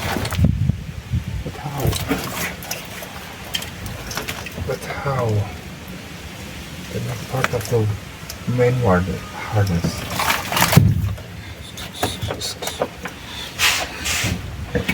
I will not get any wires. I will not get any wires. Okay, so come on, door, collaborate with me. Stop it.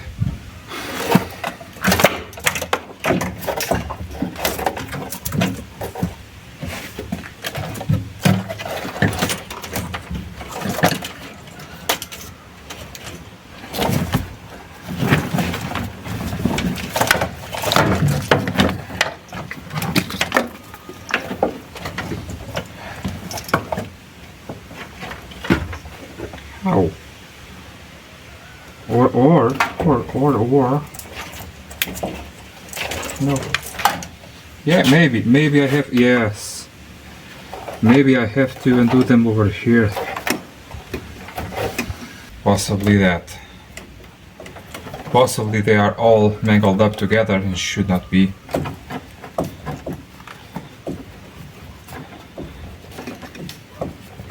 Because remember, this door was repaired. Look at the state of the wires. All broken. We have to fix this.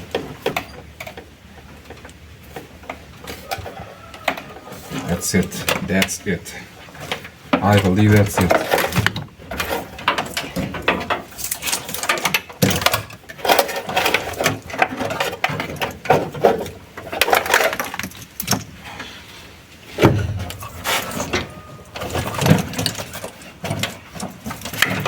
Turns out it was not the mod, but it makes you question everything.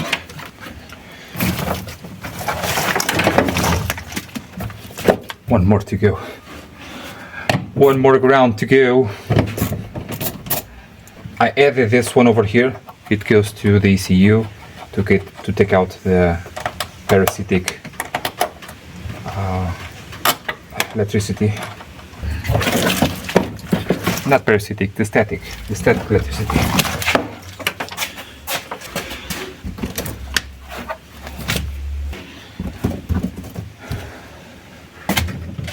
Two more to go, right? I believe. Two more to go, two more videos to complete. So the next one we'll do here well, I believe for this video it's not necessary to remove the wheel liner. But I have another, not for this video, I have another wiring to go to the boot. That is, if I recall, is a very, very difficult thing to do. So next video we'll start with a bang for sure. So I believe one or two more videos. I'm always saying one or two more, but I believe now it is really one or two more until the body will go to the body shop. Yay! Hello guys, and welcome to another video. Today I want to start the video with an apology. So this video was recorded in November last year, 2024, and it was on the midst of receiving my new old 33SW and doing some more recordings and work and whatnot, and inexcusably I lost everything for this video. So I have everything recorded, edited, and ready to go, and somehow everything was deleted. So it was my mistake, and I deleted everything instead of saving it and instead of doing the 2 backups that I have for all my videos. I do not know till this day how I done that, stupidly, and I tried to do something new, something not the greatest, and I'm very ashamed of the result of this video that you are about to see. So I was able to rescue my Portuguese version and with that translate to English. Now my original idea was to only do subtitles or caption and you hearing me speak Portuguese with English subtitles. Now I did that and the result was mixed. So I was constantly trying to, well, I'm used to seeing English movies and with Portuguese subtitles, and does not bother me, okay? But I know that for most of the countries in the world, it's not that great. So I tried to use another function of the program. It is to transform my voice into English. Some parts of the video are funny, and other ones are completely awful, and everything in between. I have American accent, I have English accent, I have Indian accent, Chinese, I have everything on this video. So please do not take it too seriously. It was just an attempt of having something to have to you guys to see, because I only discovered this 1 week before the release. So I have everything scheduled to about 6 months, 8 months now. It's been like this for a long time, as you know, and well, usually I just keep things rolling, and 1 week or 15 days ahead of time I will check if everything is in order, okay? And yeah, last week I saw that something is missing over here. It's not supposed to. Went to backup 1, not there. Backup 2, not there. Files and everything like that, it's nowhere to be seen. Yeah, and I cannot reassemble the car and disassemble again for the video, because even if I wanted or could do that, I do not have the time. Yeah, so for that, please accept my apologies. It is a bit of a long video, and for that it can become a little bit boring to hear such a mismatch of everything. Try to do my best to re-edit some things. It's not possible to well, to correct the translation even. The video will have my spoken language transformed into English and also the subtitles, and the subtitles are automatic, so there is no way to mend that. Okay, so for that I will give you a little bit of a bonus. On the end of the video I will give you here a tour of the workshop, update of the workshop. I have here a lot of new stuff that you only will see well, on the cadence of the videos on the next 8 months. So as you can see over here, I have a 25 valve. I have a 24 valve 2.5 liter Busso engine. This is for the 1.56, very similar to the 3.2 and 3 liter. Well, it is actually almost the same, just with some minor things. And I am currently here waiting for a new timing belt kit, because this one came with bad bearings. As you may have seen on my YouTube and Facebook posts, I have this problem over here. And okay, so again, my apologies. It was for me unacceptable. It will be very boring to see and awkward and bad, just really all the way bad. The information is good, I hope. I hope you can, well, skip ahead on some parts, I don't know.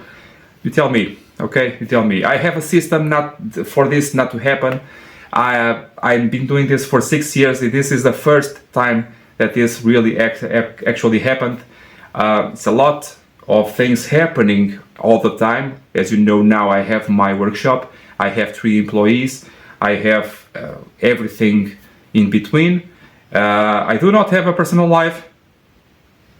No, very little. I have my kid, yes, and with my kid is with me just 1 week at a time. Well, 1 week off, 1 week on. Everything stops in my life and I just dedicate myself to him and nothing else matters. Probably it was something like that happened with the video. I just erased because the computer can only take so much space of videos, and I probably erased something that it was not supposed to. Yeah, right, Bruno? Okay, enough chit chat. Please stay with me, okay? At the end of the video, I will have the bonus, okay? Bye. Hey guys, welcome.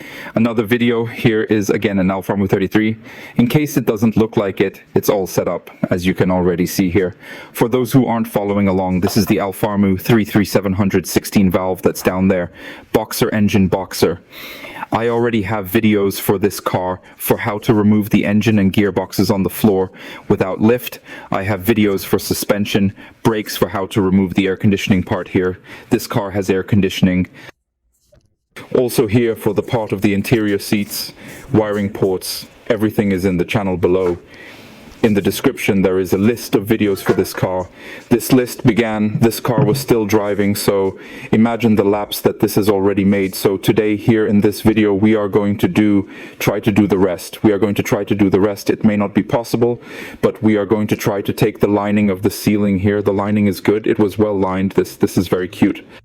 It was lined in black, although that is not the original color.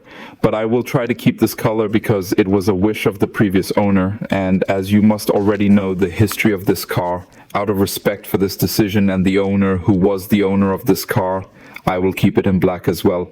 I'm going to keep the packaging boxes here that are not original, but they are and really good. So we're going to do this here. So this ceiling, there's the rest of the wiring that's just this little bit missing. The problem is that this little bit that's missing goes here into the suitcase, and it's going to be a little boring because of what I remember removing.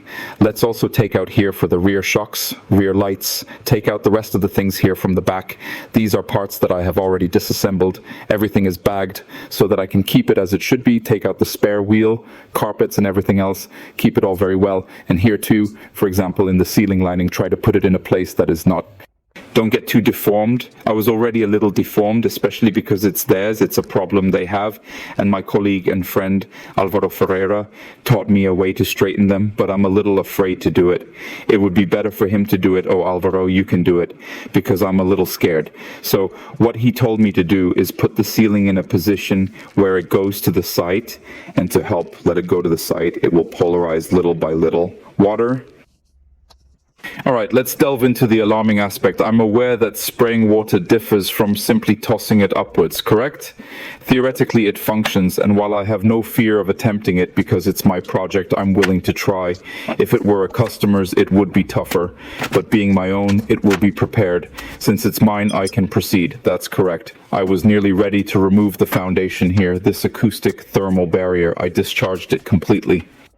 Very little was taken advantage of, not being there, the part of the tunnel of the box and the sphere of it to Portugal. I've been asking a lot of people over the years if you can find this kind of material by the meter, by the roll or whatever, and the answers are always negative. Guys from the restorations who might be watching me. So tell me whether or not it is possible to arrange this material by roll or by meter or by plates or whatever, which I then do here by cutting and shaping with heat. Ready to do all the tricks here, aren't you? The insulation of the other car is better, but it's not good. It's not with age, we already know. So my idea was maybe to make 2 layers of the original layer and then finish with a new layer on top to be so much better insulated. I think it's doable. I've already done it in my van, for example, not with this material, but with different material. Because in the 156, the carpet that has on the floor, as it is a plastic base, shrinks over the years and begins to get a little shaken.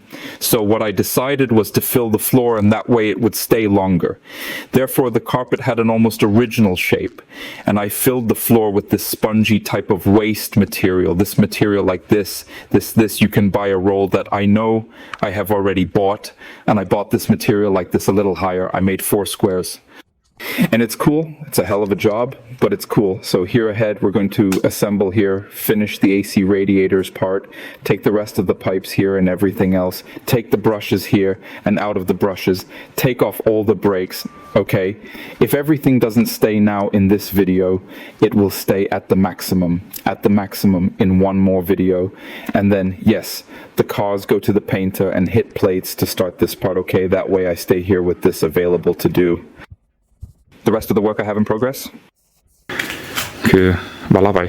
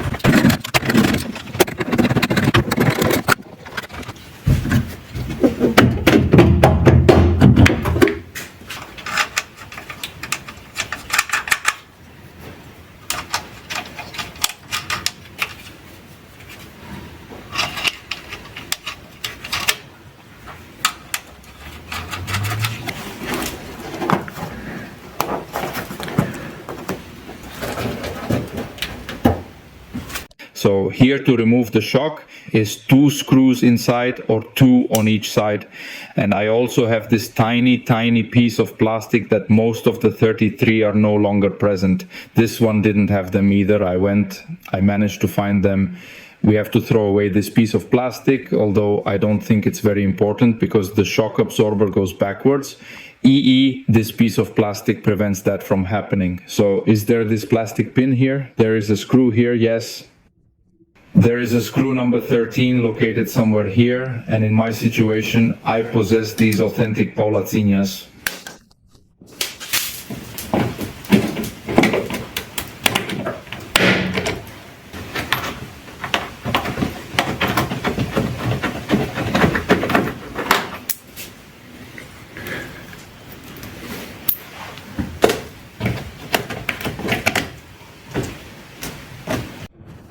Here inside this box, I have here already a good lot of bolts, nuts, washers, and parts. Anything to be galvanized. It's all in here. For lacquering, is it? Then there is yet another box, multiple boxes perhaps, containing larger pieces as well.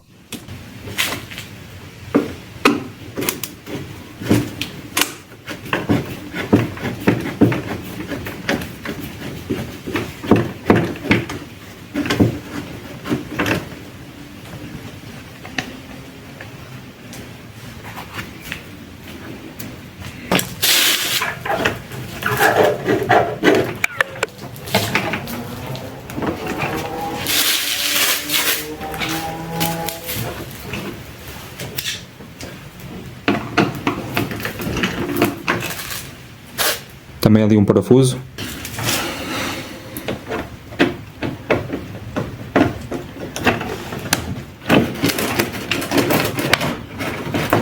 And certainly also do the... Right on the other side, right? Now, back here we have each side. 2 screws to remove the shock.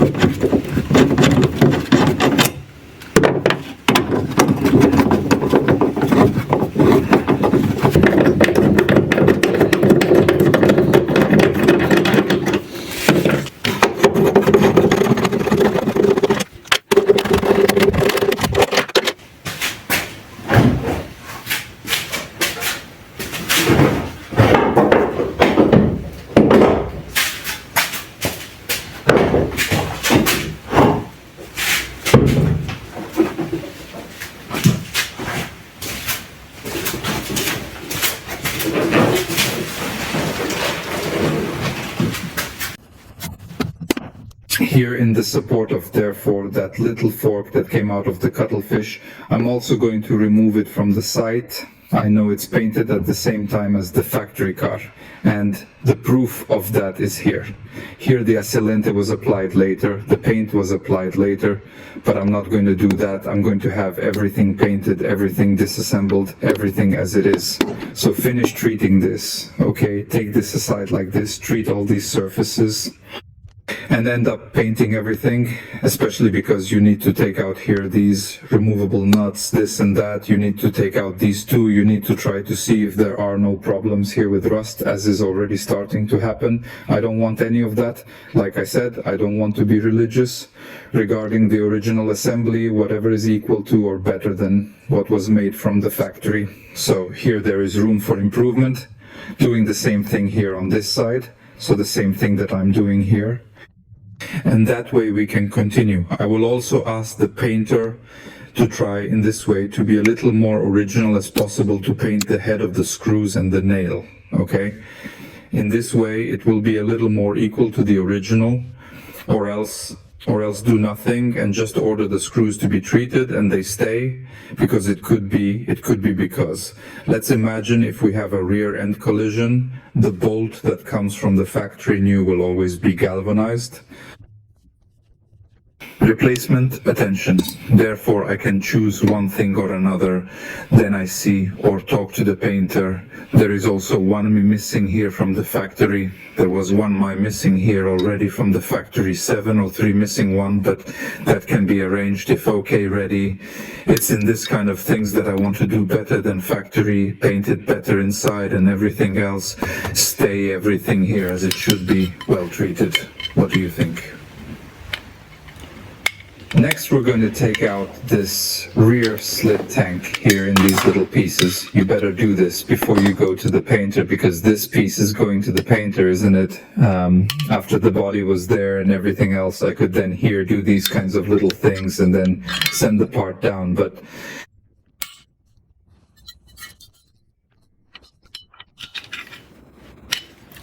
then it may not be appropriate for the painter to be constantly making new paint bases.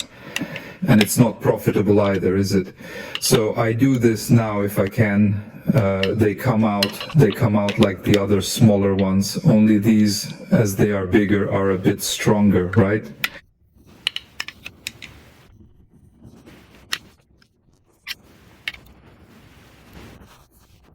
They're stronger. Try not to. Departure is coming out, okay? In this way, the pig goes to the zinc plating, and this piece goes to the painter. I'll do the same on this side. Note that left and right in these parts, that is later in the assembly, right?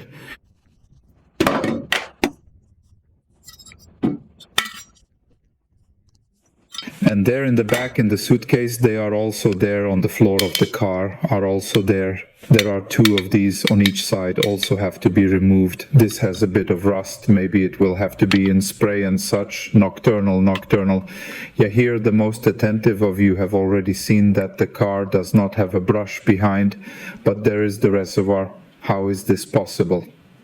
Very well. The car actually comes from the factory, cleans rear windows, but the previous Adoro eliminated this function. At the time it was fun to take this off. There was a fashion that really happened, but in fact everything is here. There is the wiring here. See if here perfectly the hole was plugged and everything else. I already have the engine here. Alvaro Ferreira provided it to me. I have the brush, I have the brush arm, I have everything. I have the sprayers there which are currently blocked. Therefore, when dismantling this reservoir here, there will probably still be the pipe here or partially, and here, as I said, the spray is missing. Since you don't have the squirt here, you have a little cap here. Now there are actually some 73 factory ones that didn't have a factory nozzle or brush. I believe it was either an option or it depended on the level of equipment.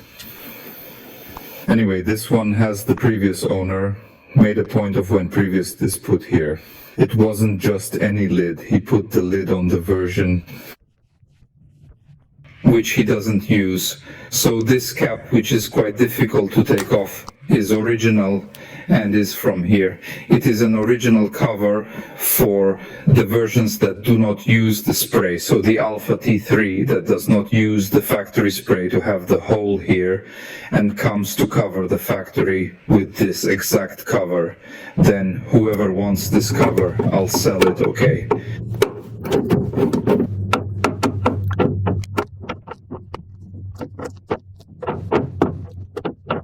These screws here seem a little, I don't say invented, but insufficient for this function. Then I have to see on the map what the real assembly of this is.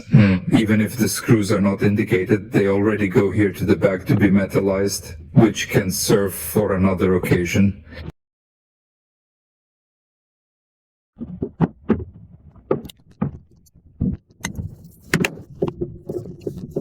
I think I have to take this off now.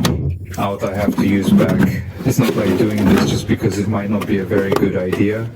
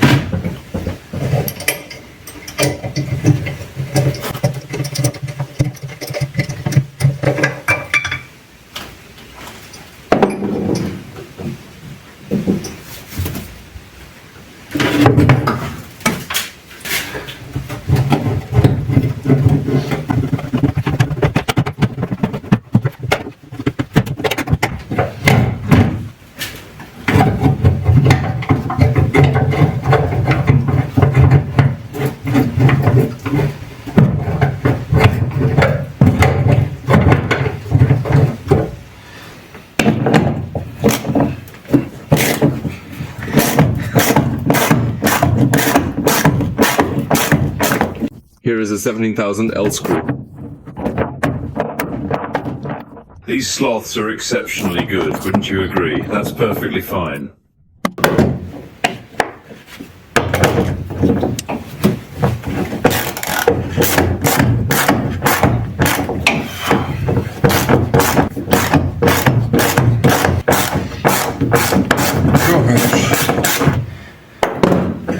As with other seat belts, we have here a bunch of spacers, washers, and so on. The bolt itself also has glue. The screw passes on one side or the other, so inside out, and with that there may be corrosion also outside.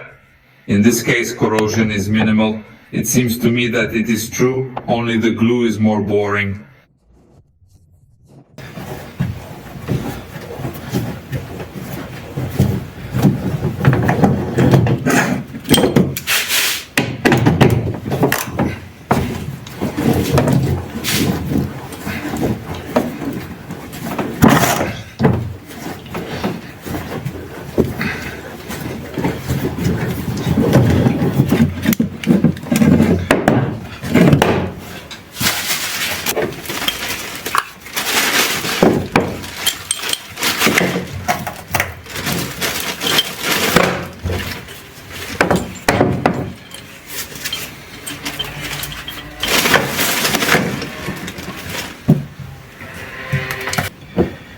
It's starting to get winter, the night is getting faster, so we're already losing a little bit of light.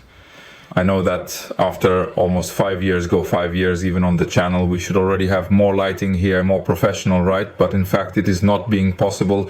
All my earnings are being reflected into the workshop itself, tool for the workshop, as you have seen, and everything or will be able to see. However, and with that there are things that are being left behind. Something I have to leave behind, that's not it. That's not how you take it off. I'm getting a little nervous.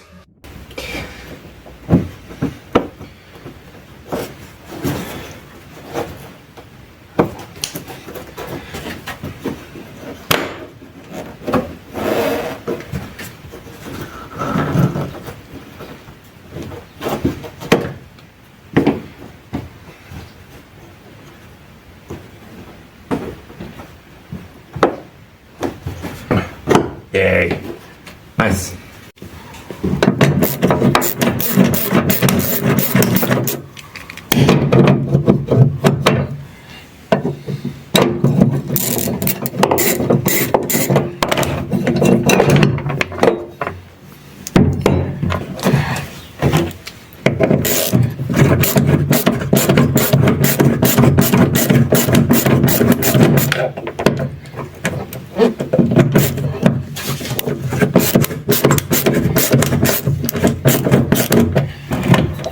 This is not good. Here in the screw probably, as it's ground, they probably put a nut in there.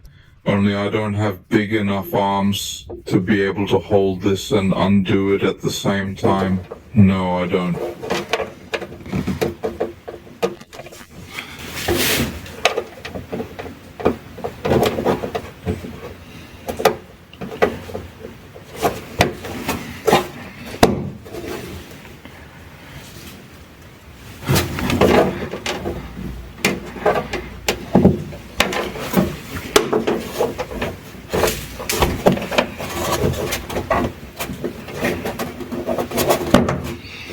Here it was just pressed on that share remove. No, you don't have any. No nut on the other side that's just broken.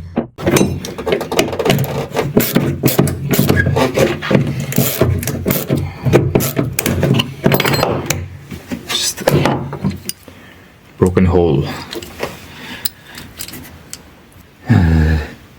So here's the time to take it off. Anything that is clinging stubbornly to the ceiling sunshades. The handles here, the center part of the mirror with the clock and the light. Then, to support here the ceiling, convince with 2 people. I will attempt to do it by myself, as I usually do.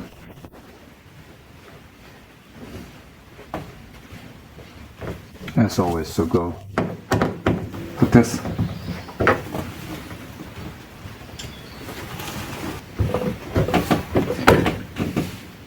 Not broken.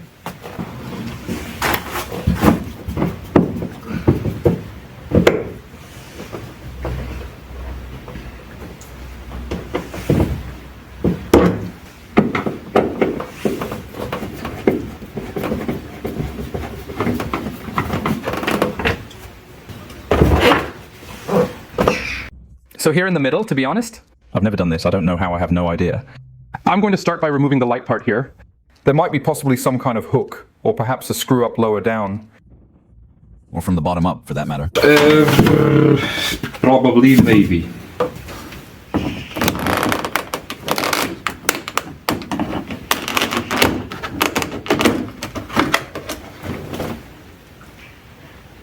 The connection. It appears surprisingly that there aren't any screws whatsoever. Whatever shapes we had taken here, this is not. Not. Not.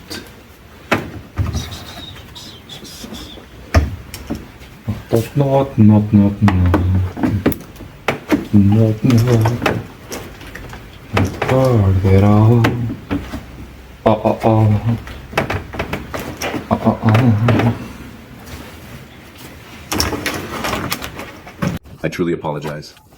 What I have here, clips. I don't want to ruin this. I would almost prefer to ruin the clips rather than something else. Is it not the lining?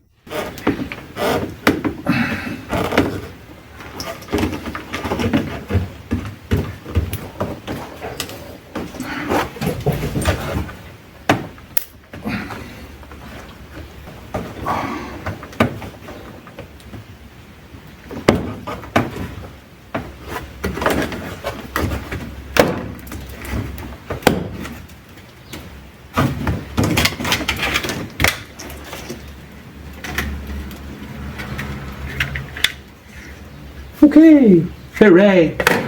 Well, I did the other one really, but I don't think the other one had a clock. Only now. It was 5 years ago and I can't remember everything, can I?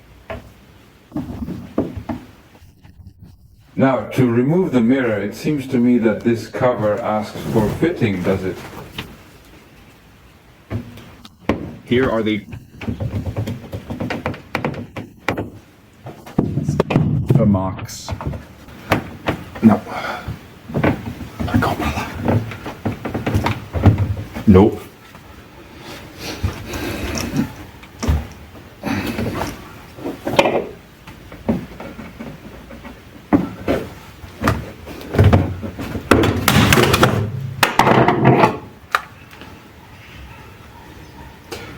That's precisely the situation I was hoping to dodge, but it unfolded anyway. Though nothing broke, how it remained intact is beyond me. Astonishingly, we have approximately 33 profiles uploaded up there. Please don't disregard me with indifference. I'm not treating us unfairly either, regardless of the 33 profiles or any others.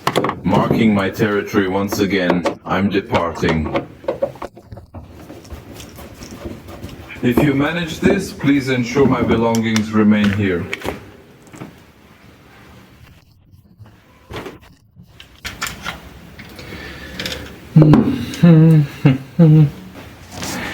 So inside now we have to take out this handle there, take out this light behind. Maybe we start with the light and take out these two handles here on this side here, and here we have this little pin here that will stay here for now. It's helping us. And then see if we can do this without. There were two people. There were two people. Once again, I don't know what I'm doing.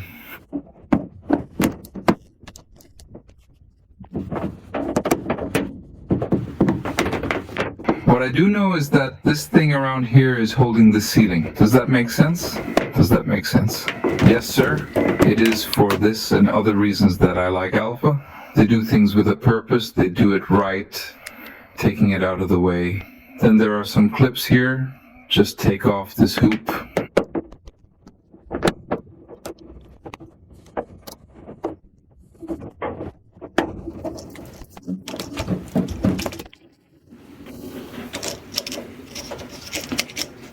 I think just do it like this. I have to get you ready.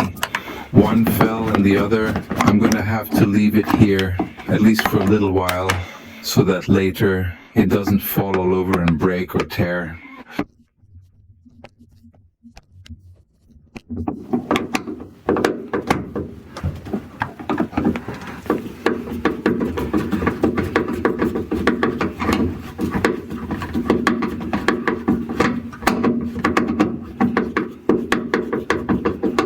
Okay, now do the same on this side here and on this back here.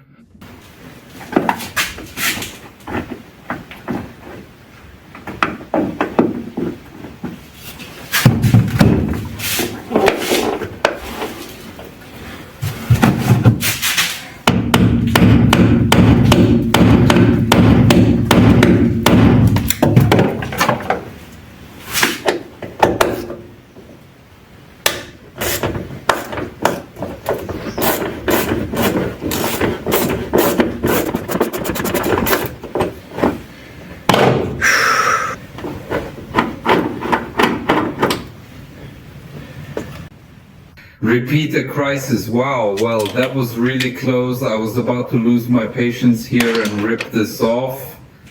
The screw was damaged. It was very difficult to take off, as you saw coming out that way, and because it was misplaced, Kate.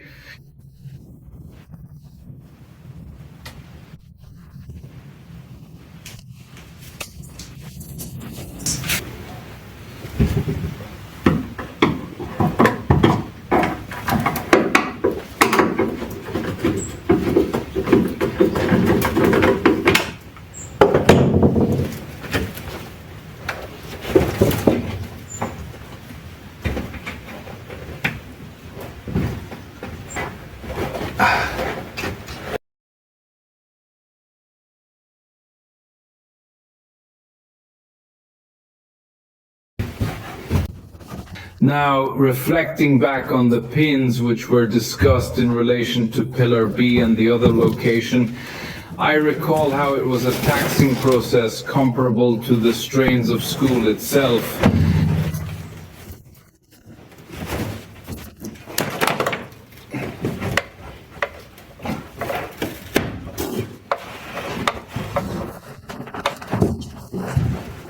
As I reminisce about removing the pins personally, it struck me as effortlessly simple due to their presence here.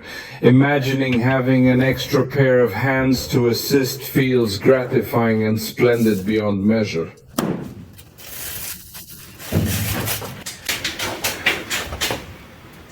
I believe he's too far gone. It's too far gone, maybe.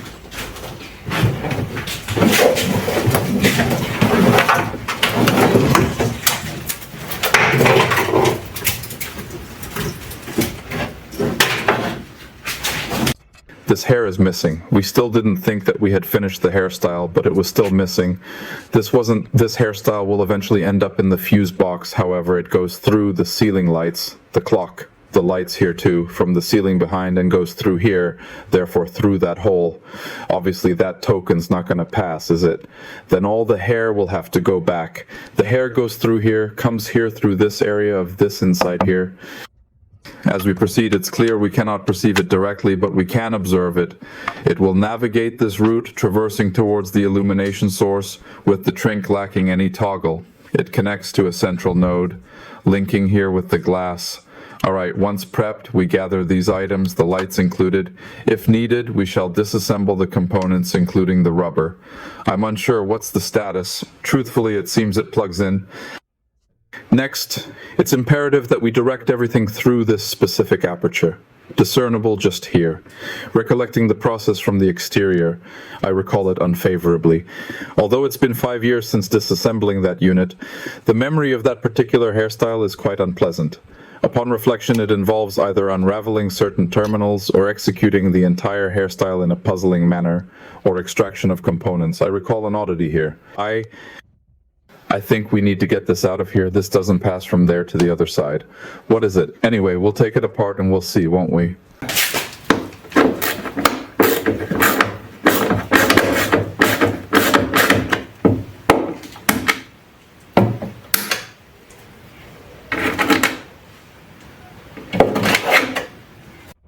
Here, these serrated rakes look like they're from the factory. It seems to be an original assembly, but on the 33 that I have seen, well, there is the one that I can see with 29,000 kiloohm, but it seems to be factory.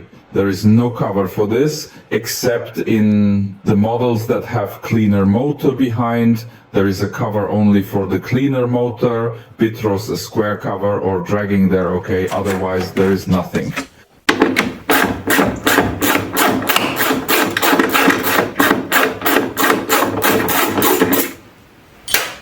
So we have this end of mass here. It is very important that you realize that the masses need excellent connectivity here in this situation.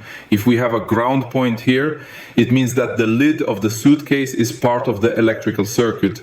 And with that, where do you make your contacts? On the hinge. If we have hinge problems, as happens in the myths, unlike Juliet, in the myth it is also like that. There is also a common mass point in Juliet. No, okay, it is different.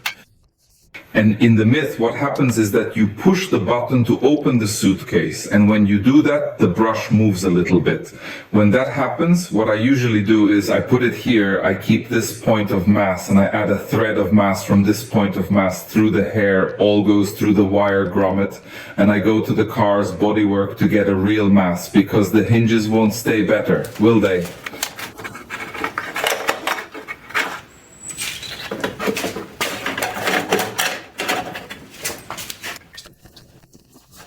Regarding the windshield wiper motor, we've removed the license plate lights here to facilitate it.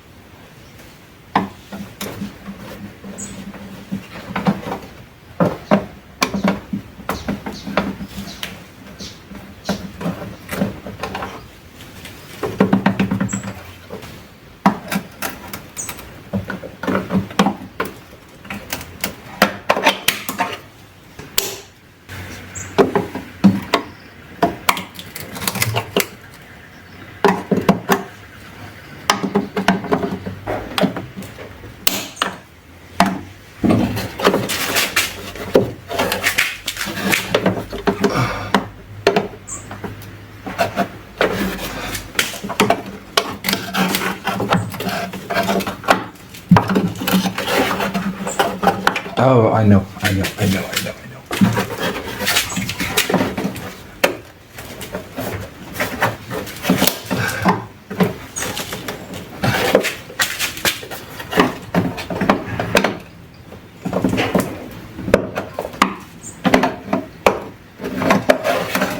Similar to the doors, we need to insert these small items I created in order to access the license plate connectors.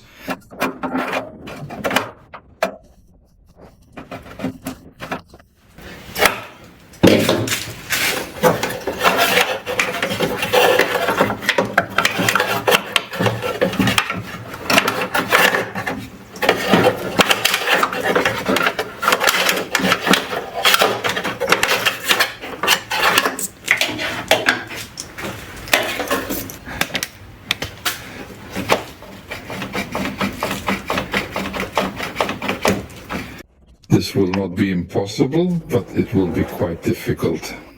Oh yes, sir. So I'm going to do this for you. I'm going, as this has a curve here, let's take everything up to here. I'm going to pull this way and try to pull the whole cabrage this way.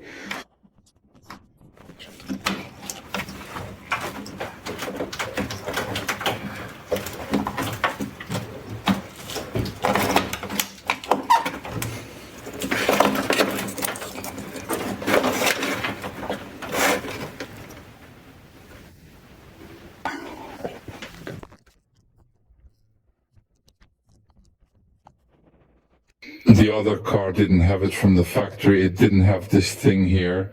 The plug for rear bit cleans, and this one is too big, gigantic compared to this one, for example. And with that, I'll probably have to take the pins out. I really didn't want to because she's too thick to get through the holes there. Let's try it. So it may be that even the appearance is worse, which itself is a thing. Therefore, it's the knockout that I'm going to do before throwing the terminals here, is to see if that hole here in the plate and that hole in that plate are thick enough to pass this terminal here.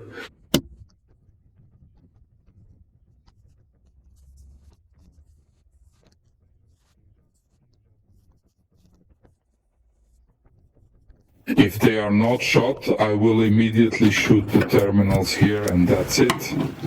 If they are, I have to try because this is centered how I have to get out. It looks small to me, so here I think the holes are too small.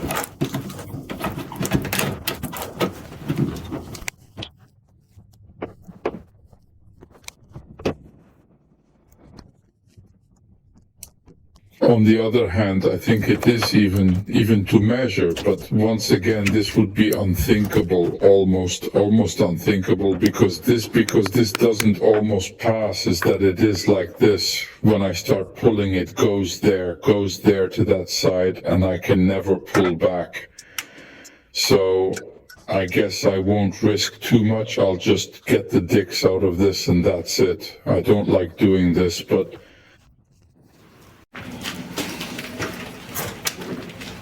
better than ruining the shape so you can remove the pin from here. You put the tool like I showed you now and push the patella down, thus pulling the wire that releases everything. There are tools for that, but I don't have them right now.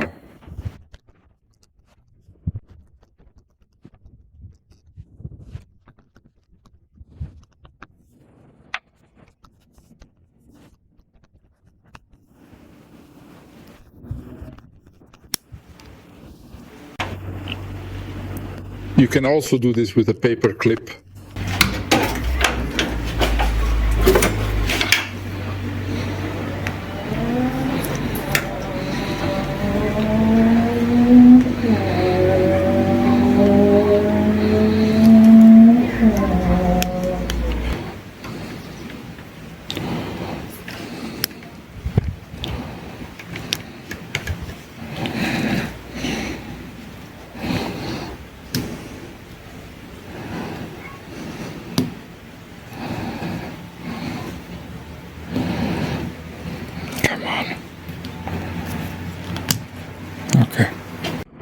We have this little section here that like the suitcase, right? And this way we just have to pass this through the trunk door. It was probably a roll here, a little bit of tape after getting a little smoother to go better.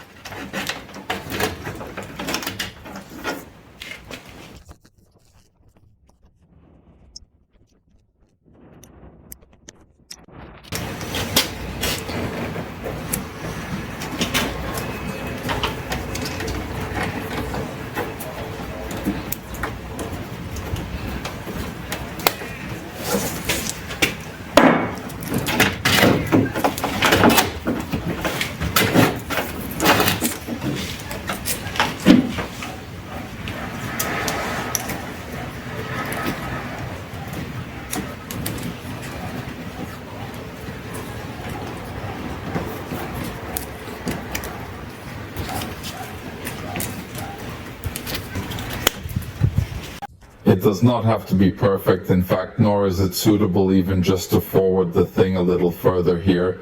You also don't want to have a lot of tape, otherwise it gets even thicker. It's harder, isn't it? This was the easiest part, so the next part is to pass this sleeve out of the caboulage. It has to be taken from the wiring, and with that, probably here a little bit of 80 and 40 will be. The ideal approach can be achieved by using ore or some type of ore, making it easier that way.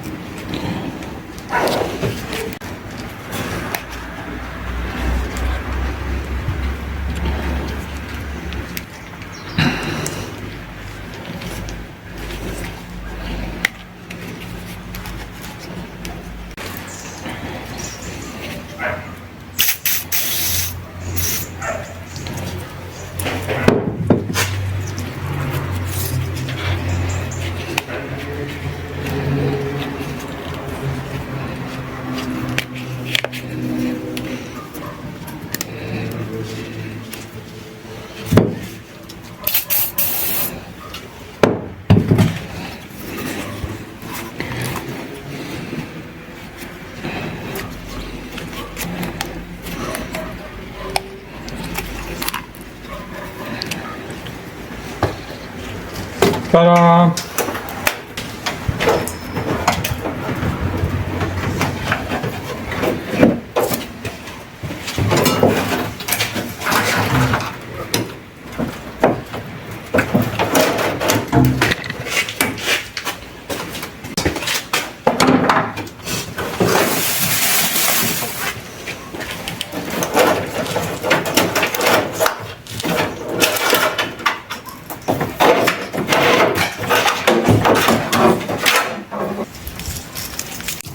And officially, there are absolutely no more tablages remaining.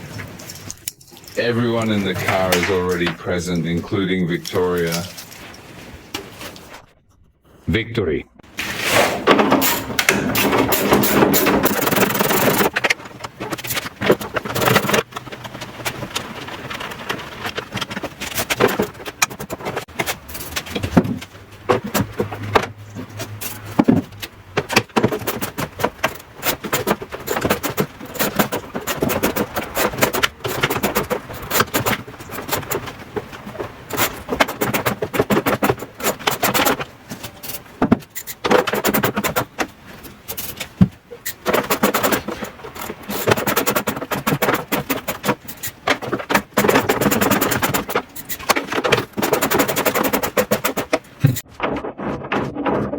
We can be very, very patient, can't we? These reflectors are extremely Hard to find, especially in good condition.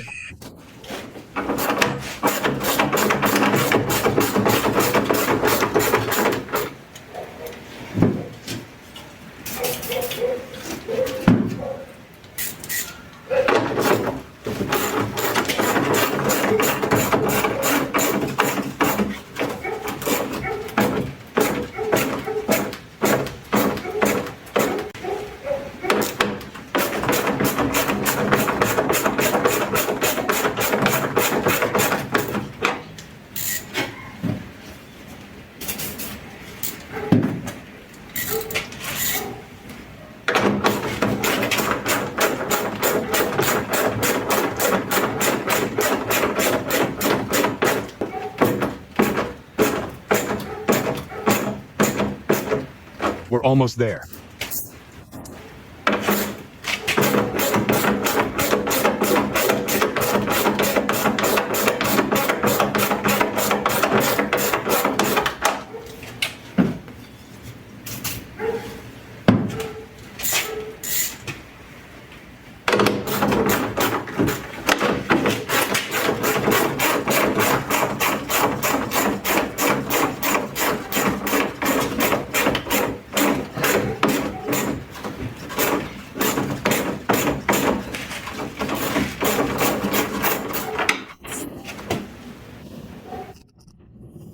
The issue at hand wasn't the Borka in the slightest. It was the selector. Now we have to push back here. Because there's still some clips here.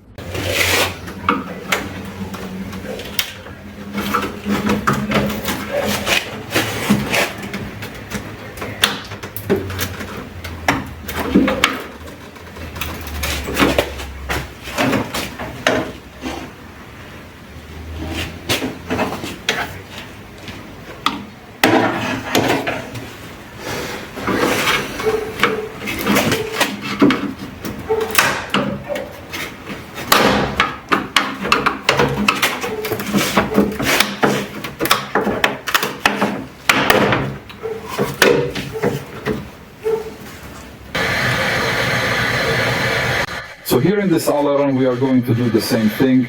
Take out the screws here very carefully, remove just a little bit, put back a little bit of oil pin throttle tight, tight, always loose until we manage to remove the screw as it should be if it goes well, right? Here in this aileron, this one doesn't seem to me to be the original. The originals are rubber. We put our finger and see if it's rubber. This one here, no matter how much I squeeze it, it doesn't seem anything to me. Either it's plastic or it's the glass figure, bad carbon wound. Anyway, I have the original, only this original has some broken screws in it. I don't know if that will go well or not to take it off, however I will try. And if you ever need a Halaro, once here, this, although not original, is a Halaro 1 in PT3.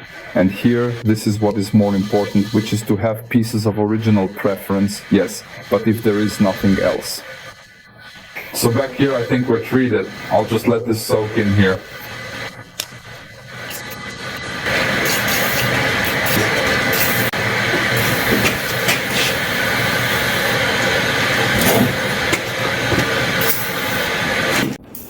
We also have a pig in the middle. This one seems to be in better condition, and in fact it is after the removal of the screws. With or without success. With or without success, it's quite possible that Alderon will too. Be really glued to the lid of the suitcase. It's not very likely that this will happen.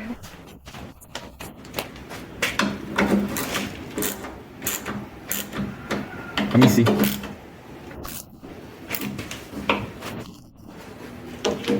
It's like that. It's quite easy to recall that the owner, before, he did the back here that he told me he did it on. The painter probably handled things here. Aileron. And that's why the screws came out so well. The head of the screws was very, very, very bad, and with that it scared me one bit. Why not me? Another car. On the other aileron I broke at least one screw. At least. Why not me? Gone. Of course you were full of fear now, weren't you?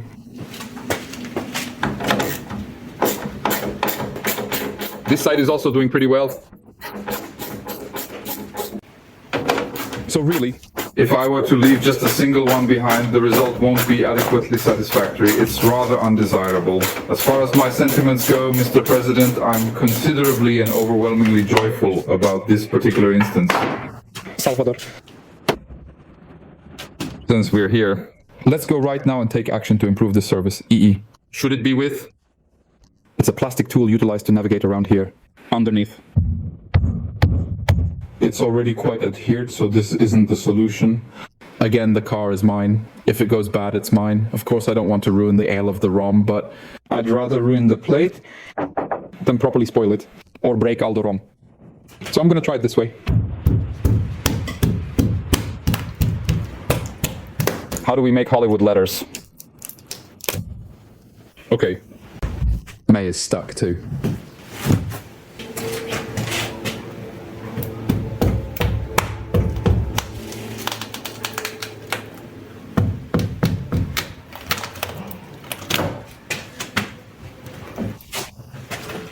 We're on it.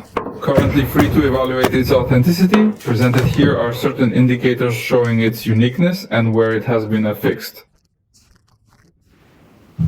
So here it is.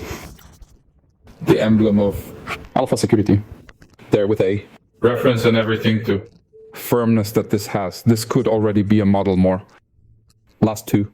What is firmer even though from the factory?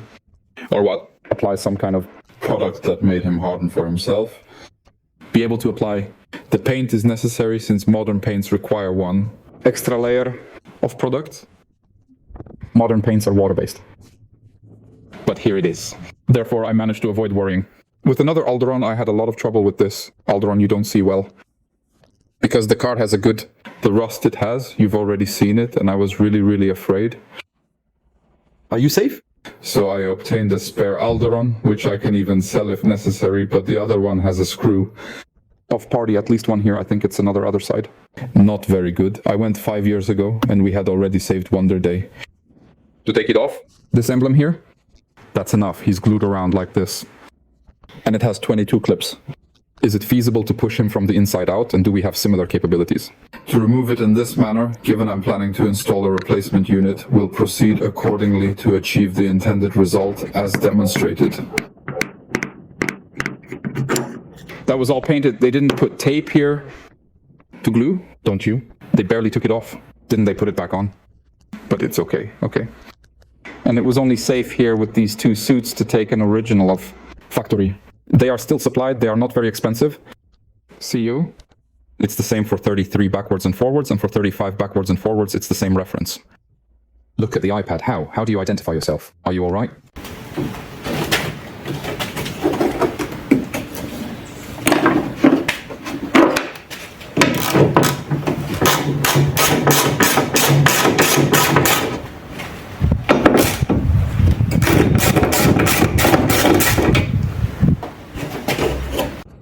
11 years ago, I purchased 3 or 4 pairs of brushes consecutively, but went to 33 and 75, which were identical, and noted down the shapes for my reference, though they no longer exist now.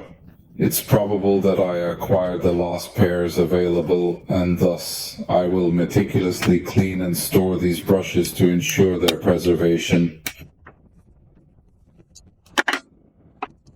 The display in the waiting room is currently unavailable, so I will resort to using the regular brand that I managed to organize.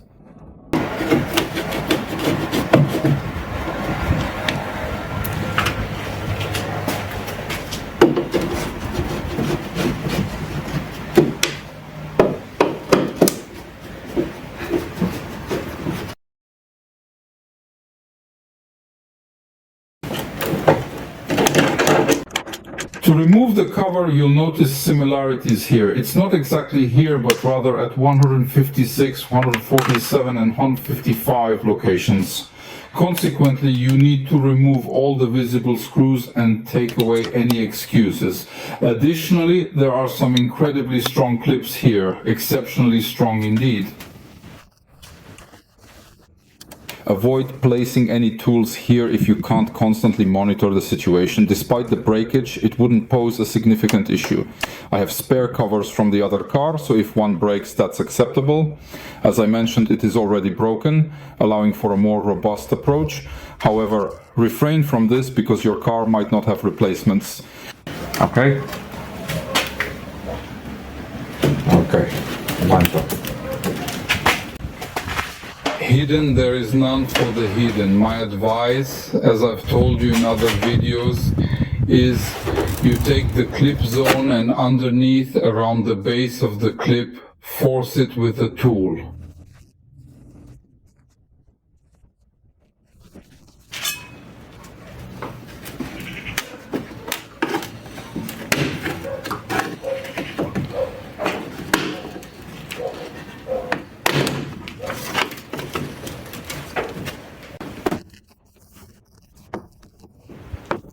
So there are 2 here, 1 here, 1 here, and 1 in the middle.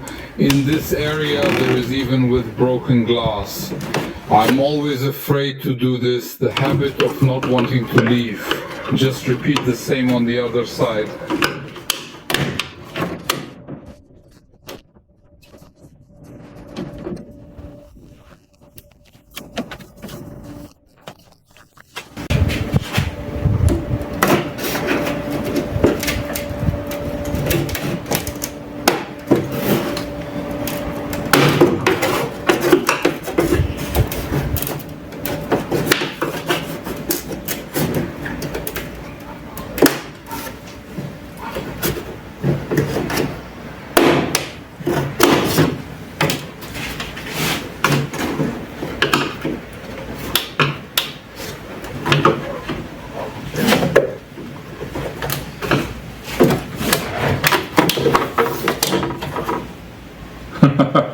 I lost that.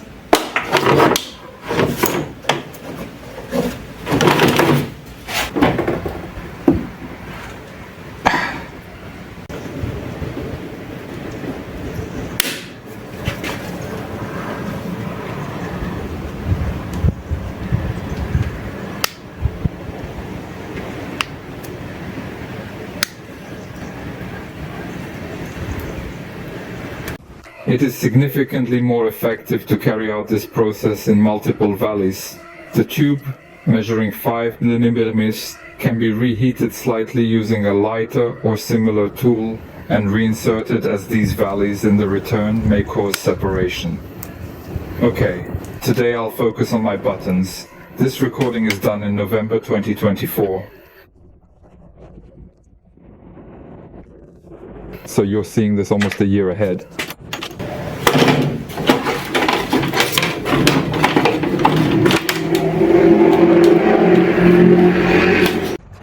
Alright, I have to do something more abbreviated here because the phone had already started going through and stopped recording without me telling you anything.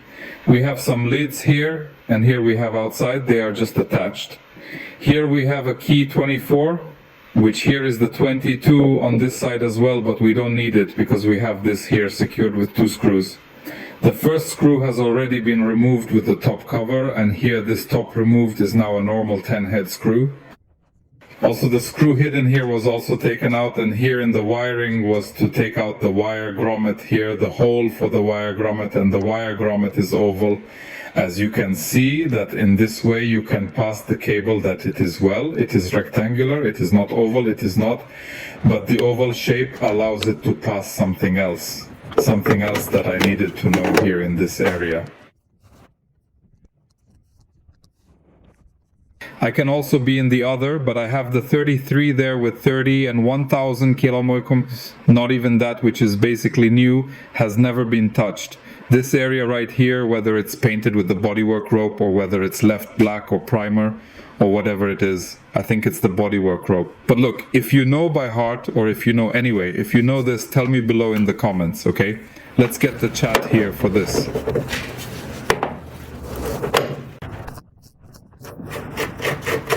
"22 monotonous space are crucial for the setup."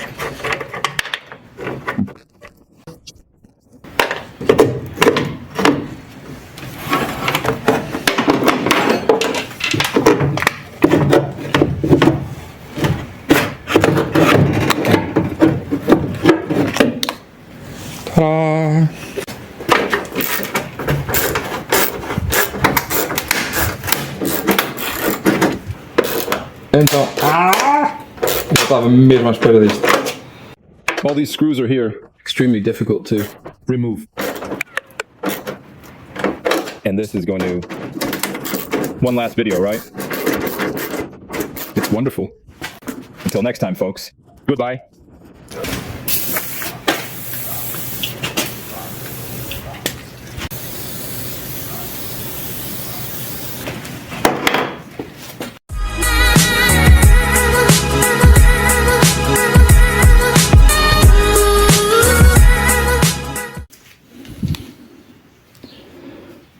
My cat has been a little bit sick over this week. Something got to him. It's all better now. My only company. How cute are you? So guys, this video is being recorded in July 2025, and the video, well, that you just saw, sorry about that, was recorded November 2024. So between this half a year, some things have changed over here. This is still the waiting room. I have here the sofas, as you can see. This one over here is currently being occupied by a dashboard and some more stuff. And well, it is a Gen 2 Julieta dashboard, new one if you need it. I have here, it is located here in Portugal on the coast, so you can pick it up if you want to, okay? They usually crack over here onto the airbag area, and this one is, well, it is new, okay, as you can see. So I have here some news. I have my AC machine to do the charging and the diagnosis and whatnot. I do have a lot of videos to come, yeah, to come. A lot of videos really to come with this machine. Also I have here some climate control. It is broken at the moment, and we are here with about 30 degrees still. It is almost the end of the day, but still 30 degrees centigrade. And the big thing, I believe, it is here, the alteration that I did here on the middle. I have here a table with some things, well, some things stored, and the tables were here to do some drinking and parties and whatnot, but not having time or company or a wife or nothing like that. That part became non-existent. So I did what I do best, fill myself with work and more work to try to do this work. So the 2.5 over there, as you saw earlier, it is almost done, and because parts all are coming in very, very slowly but steadily, I need a new engine mount to complete more engines. This is a 2-liter turbo V6. It is also waiting for parts, and because I have 2 more engines to assemble, a diesel one, the 4-pot, and the Bialbero 4-pot, I need again to supports for the engines, okay? And I just flip here the carpet to be more comfortable and whatnot, and yeah, all the rest is the same. I have here the fridge for drinks and whatnot for customers and for my employees. I have here the illumination, as you could saw in previous videos. I probably have to have more illumination for this area of the room, because the illumination was focused here on this area, really focused points. And that's it. These are parts for cars that are in storage. Toolbox and tool cart, some more tools, special tools, and over here just about the same as it was, my office over here, and this is my supply storage also, as you can see. I will add up here some more shelves over here so I can have more parts stored, and also the parts that will go to the workshop to be readily available. So over here on the outside I have my 156, just a beauty to look at, and it is really a good car. 20 years of age, 16 years with me. It's been very cool. This 156 over here is the one that will go have that 2.5 liter engine, and once that engine is in, the car will be almost ready to go. Okay, some suspension work and whatnot. I do have videos for suspension work if you need that. Okay, I have this 33 over here to do a timing belt. The car was stationary for about 10 years, now it's on the road, and I'm doing here the belts. Okay, already did this one. The water pump came out very easily. I will have videos for this entire job. And on this side over here, I just want to replace that seal over there. It is not very good, so the time is right. Okay, so let's just do here some general service, some vacuum lines and whatnot, and just make this good. Clean up here this reservoir.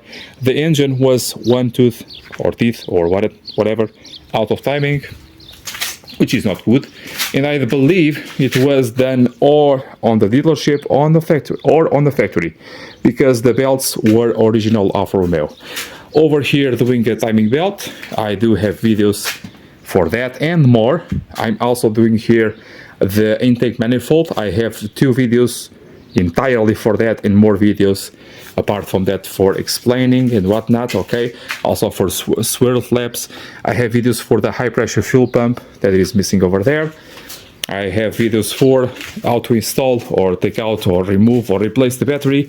You have a procedure that you have to follow through. Okay, and I have here my 75, which is currently out of engine, and the engine is on the machine shop for about well, we are at July, since February, so yay, and no one even touched it yet. I have here a 147 for a gearbox, well, not a gearbox, but the clutch set and the flywheel, and some more work here on the cooling system and whatnot, and the timing belt was also done. I have videos for timing belts on this engine and also on the 10 valve. I have here one abandoned GT for gearbox and repairing of the leaks of the gearbox, but the customer, well, she accepted everything to do on the car, but the payment did not go through, and for that I cannot go ahead with the repair. This engine over here is a 10 valve GTD engine. It's here for parts and for someone that needs it, and I believe it runs, so, but I cannot test it because one pulley is missing onto the drive belt, the timing belt over there. But these engines are mostly indestructible, so I believe it is good. Okay, I also have here a Lancia Libra, which is doing a general service for everything. I'm doing here brakes front and back, wheels and tires front and back. I'm doing timing belt. I'm doing gearbox for third gear, repairing third gear, also replacing the flywheel and the timing and the clutch set. Doing interiors, doing everything there is to do on the car. Okay, here it is, the marvelous specimen of a car. The 33. I did not did any more videos on this car since this video, this present video that you are seeing or just seen, and for that it is a shame because it is almost there. but time is very short, and well, the weekends were supposed to be for this, but it's been very difficult to manage a workshop just by myself. I have my employees, as you know, but I do not have anyone else to help me out at home, and with my kid I'm completely alone, so excuses, right, Bruno? Okay, so you know about that one is for parts. This meat over here came in for poor performance and some engine light turned on. Okay, some check engine light. It was out of timing. This is the 1.3 multi-jet engine. I do have videos for this timing chain, and another thing that I will do is to take out the intake manifold and to clean it out thoroughly, so I can gain a little bit more power, because I was able to restore 90%, 80% of the power with doing the correct timing of the engine, but I need more. The car deserves more, and it can be done, so I will go through. This is the 1.6 for that V6 turbo that is there on the engine room, now called the engine room, okay? And it is just waiting for the engine, really. Parts are very, very, very, very, very, very expensive for this engine, impossible to find. I have a guy just for parts, impossible to find, working every day, around the clock, and man, it is really a lot. I do have here another Alfa GT. This is GTS, I believe. It is from the same owner of the other GT that is over there with the gearbox out, and the problem is the same. Okay, so abandoned here and with some things pending. This Brer over here, it was for a partial engine repair with a CF3 head. It is here for sale, and anyone that wants to pick it up, just be my guest, okay?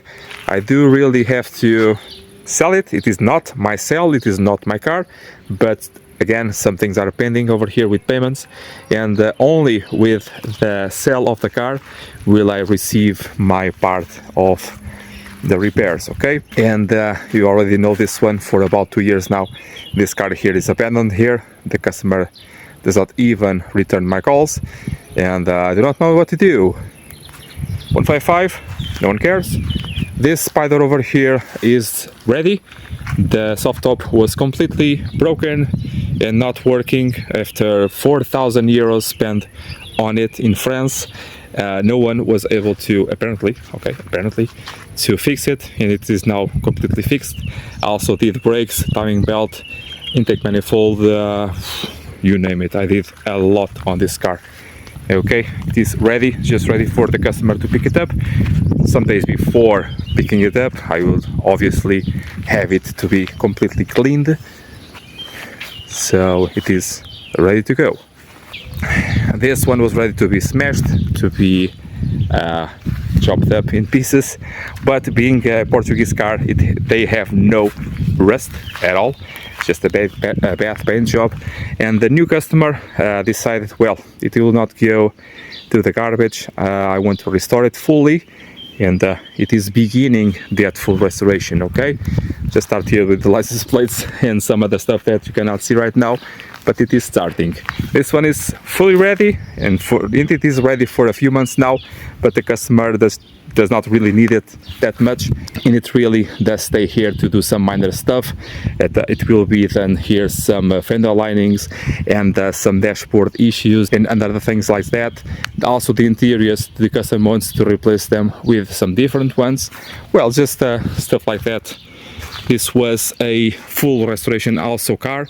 It is almost ready. It was kind of similar to that one, okay, but this one also needed an engine, so believe it or not, 1.98 valve engines, GTD ones, if not maintained properly, they will break. Okay, it's very rare to happen, but they do. This is the 2-liter GTD engine, and it is ready also for a few days now. It is ready to go. It was just a full service, shock absorbers, and not much else. Okay, just MOT, and it is ready to go. The dirtiness, it is because we are receiving here some dust from North Africa, and in a few hours the car stay like this. Okay, this one just came in here for a poor performance, a very poor performance. The list of everything that is necessary is getting very big. The car is very damaged, and the customer will be very displeased to know everything that is wrong with it. But it is what it is. I will inform, and then the customer tells me what he wants to do. The main thing here is to see power. All of the rest is secondary. Okay, this one came here to a cracked head. The 1.9 16 valve later diesel engines do crack heads, like the 2.4 later ones, like the red breeder over there. And the customer did not want to repair. He wanted, and we did that, to put a used engine, and the used engine, well, swears. So yeah, and this one here again, no, still still to do a full engine repair. The block is already done. It is stored on my office over there, and once one of those two engines is ready to leave the support, I will start with this one, with the assembly, and for that a video. Okay, I'm recording the video for the 2.5 24 valve. It will be a very long video, very thorough, very particular in details, and I hope in that way to be very complete for everything that you need. I'm including here the timing belt installation, but I already have a full video for that, explaining everything that you should watch for when doing this job. Okay, on this video that I'm recording, no voice will be added because I just want to do something different this time. On the assembly of this one, being the same base, I will do it off camera, but then when doing the heads and the timing, I will record that. Okay, then for the pot diesel, the 1.9 diesel engine, I will also do a top to bottom recording explaining everything. But on this one, I believe all of the footage without voice, without music, without nothing will be self-explanatory. I hope they will be self-explanatory. So here we go. Hello guys, and welcome to another video. This is my Alfa 33 1.7 16 valve 140 horsepower from factory. For those who do not know this car, this is a very special version. This is the quadrifoglio version, which has the 16 valve boxer engine with ITBs from factory. And today is the final video of the disassembly, the full disassembly for the full restoration. From this point onwards, it will go to the body shop to be fully restored. So as you can see over here, I have a donor which is in parts already, and that way I can finally finish this, or start to finish this project. It's been a long road, and it is being very difficult to get it done, because as you know by now, this was part of something a little bit different, a little bit special. It was a family project actually. Now it is just a one-man standing project. Okay, now few things to go. The seals over there, the corners over there, the AC components. Today, well, yesterday was very windy, so I did everything without recording my voice, and now I'm doing just here a voiceover so you two guys see what's what. Okay, maybe some music, maybe not. I'll then decide on the editing room what I'll do, but this is it. Now today we'll do the final touches, so taking out here all of the grommets, taking out here all of the captive nuts, taking out here all of the plastic bits and bongs. Everything must come out. Okay, taking out this one, taking out that one, those ones, taking out here the plates. This one I have to order in new ones. I believe they are still available from factory because they are generic. And just record where they are at for my future endeavors. On the back here, everything is almost done. Just have to take out there those products. I have to remove here still that piniard bar and the fuel lines and the brake lines, but it's quite easy to do and quick. So today's video will be probably a little bit faster than the other ones and shorter. Nevertheless, I will not cut corners on anything. So as you know by now, the videos for this car are edited in the long format, a very long format, because what matters is really the amount of information available here on the full disassembly. The only thing I will not remove is the glued glass, which means here the windshield, which is cracked. Cannot see it.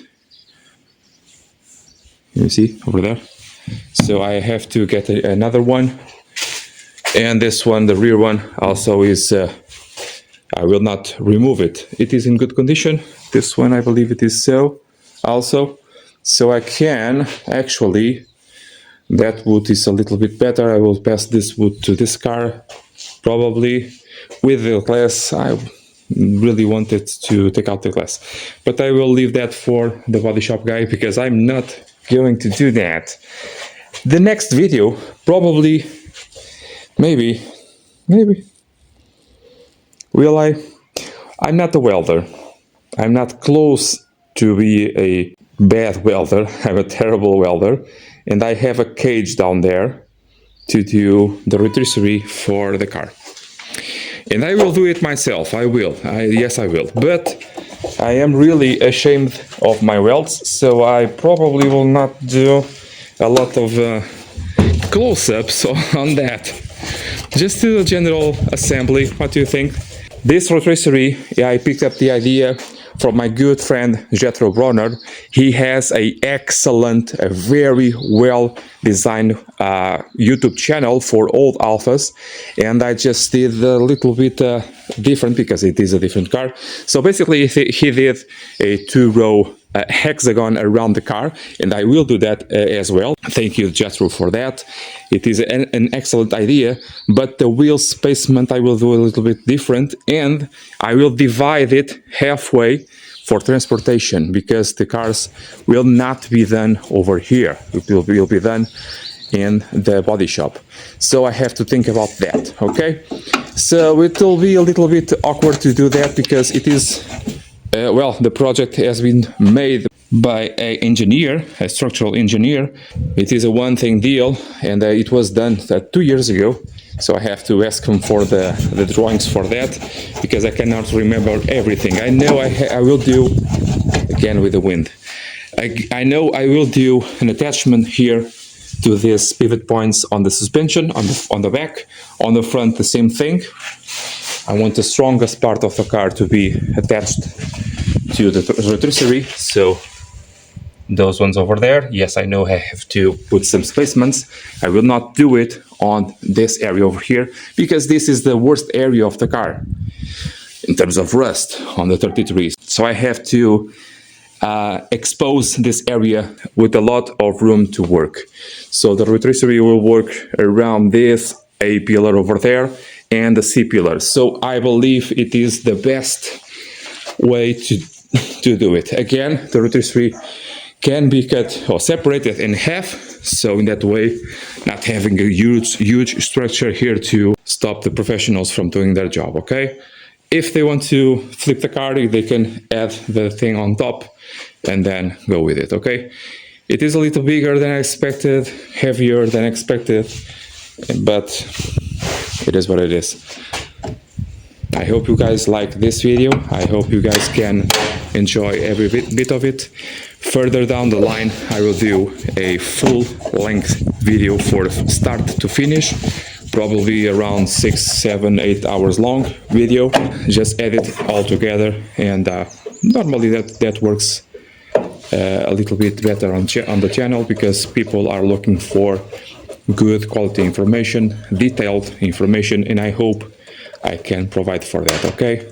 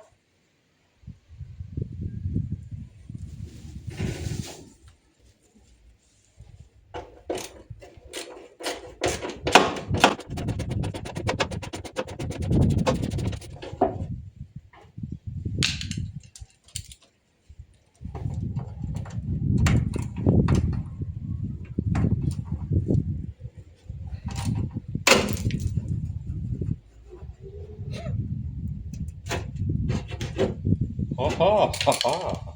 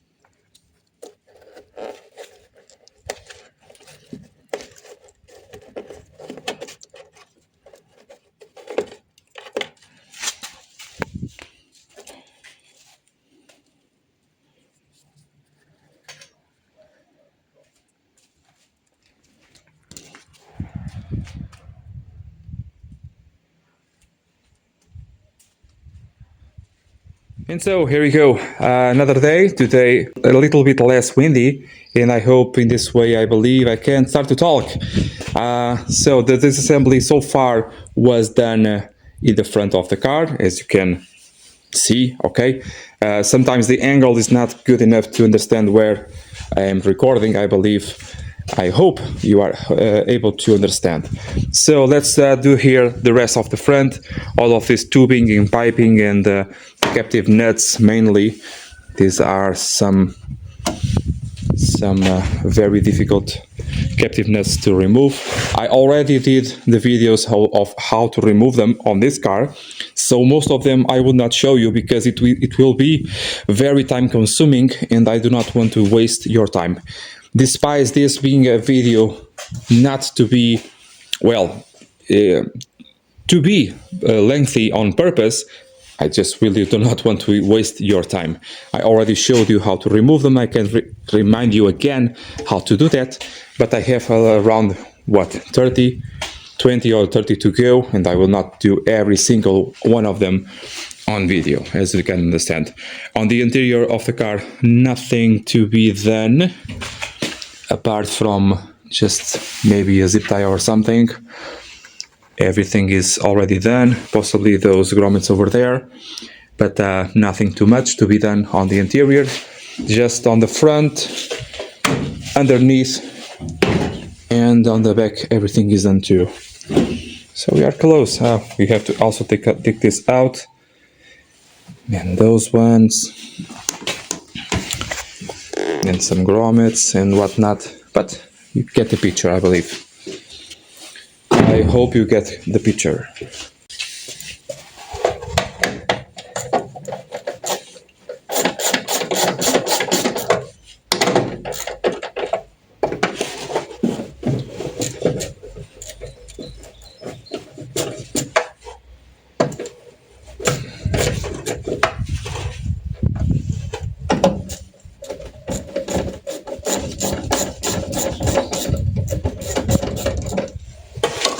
So these cards over here are for the steering components, the control arms. This pipe over here is for the power steering. For the pipes, I want them to be fully restored. Do not know how to do that yet because it is not a common thing to do here in Portugal. Normally what people do is to paint this area, this section. I don't want to do that. I want to take out the flexible part off. I want to redo the plating on the pipe and then do the flexible area. But that will lead me to a problem, which is the clocking of that part over there. That will be not fun to do, but I have to try anyway, okay? I have to insert a bit of... yeah. Okay. So what happens here is these studs that do make part here of the body are a little bit swollen, and then, not too much, but a bit, and then the nuts, the plastic nuts, are a little bit too big, and my socket does not want to go all the way. Fortunately, this will do by hand, and we can carry on. All of these plastics and hoses, not hoses, and the rubbers, I believe that can be refurbished with some quality products. I have a very good friend that can provide me with those products. He uses them daily almost. And here we go.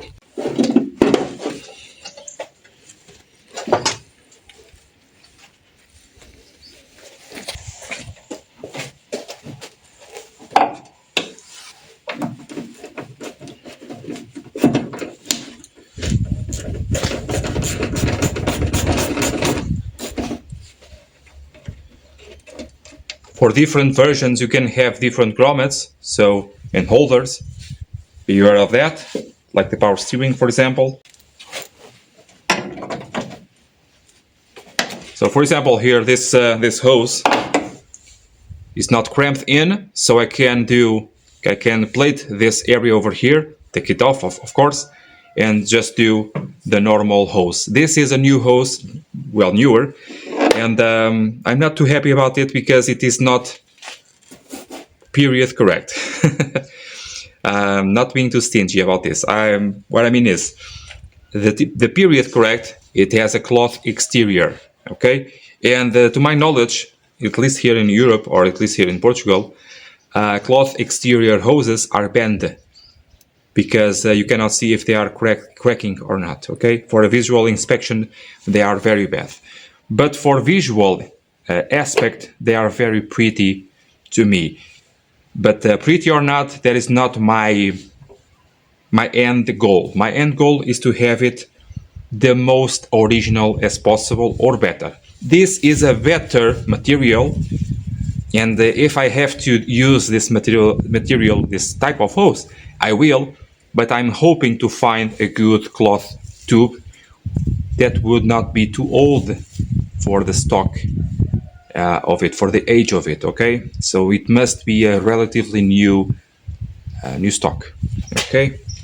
Because if it is too old, well, rubber will last you, what, 10 to 15 years, right? So if it is too old, it will be very, very bad. So, yeah.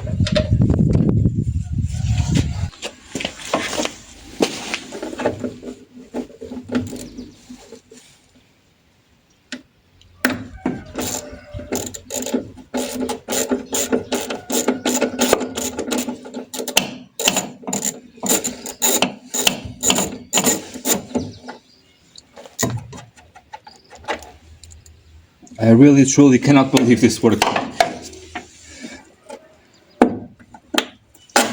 Yay! Nice.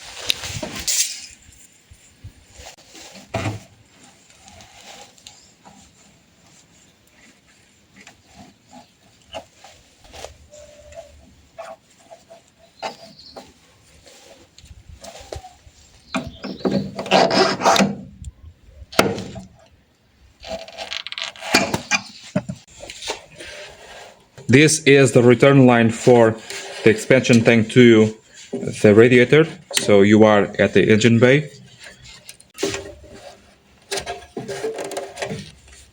So on modern Fiat cars, Alfa Fiat cars, if you have this pipe over here, you do have the auto bleeding of the system, okay?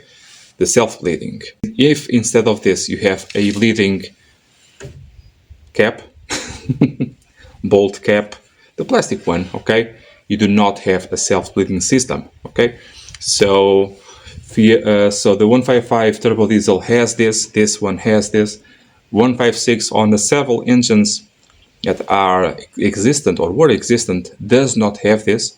So every time you have a bolt instead of the pipe, if you have the pipe, it is self-bleeding. If you have the bolt, it is not self-bleeding. For that, you have a very nice video, compilation video that I did a few months ago, so you to see how that's done, the purging and bleeding of coolant systems on those cars that you can see all around here, okay? So as you can remember, this is an ABS car from factory, or option from the dealership. It goes almost all the same thing.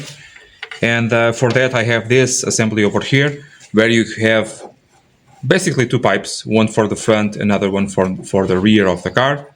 And I did already all of this on video, do not worry.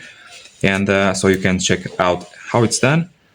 And now just a matter of taking out here this assembly, this T, and finish up the disassembly. So 16 millimeter here on the T, and I believe it was 11 on the nuts. Yes, it was. Yeah, a bit more sauce.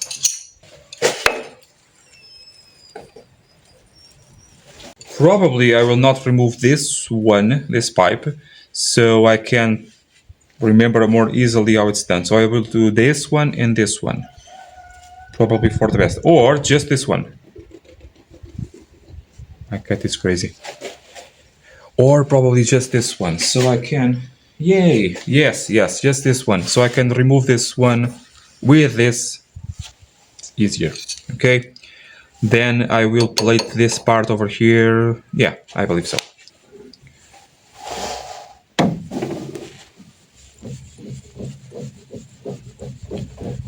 Work it out. Work it, work it. Then you can do with a normal 11, but I cannot find mine right now.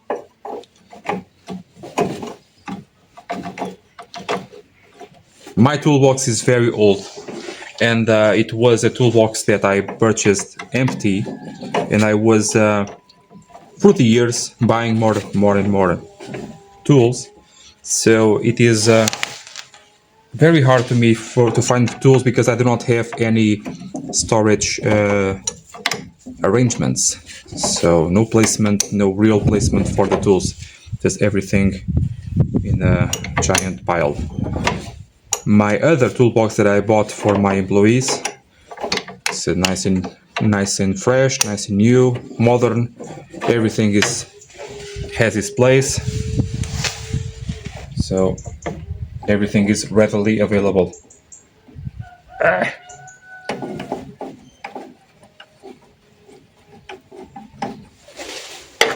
Come on, yay! The pipes themselves are gray in color. Well, these ones were, and I hope I can paint them. Yes, I can.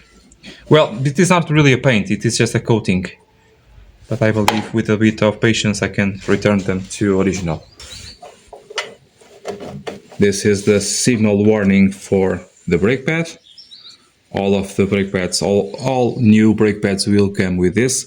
I already showed you how to change them on my video for my SW33. 17 or something, 16 or 15. And here I believe it is 14. Yeah, nah. 15. 17. 15. So I need two 15s. How can I have them. Yeah. So I bought this 15, which has over here a ratchet action, but mainly it is thicker than the normal 15. Well, this is thinner than the normal one, but this is way thicker. Okay, in this way I can have a good grab, a larger grab on everything that I need. So in this way I can have a very good combination of forces.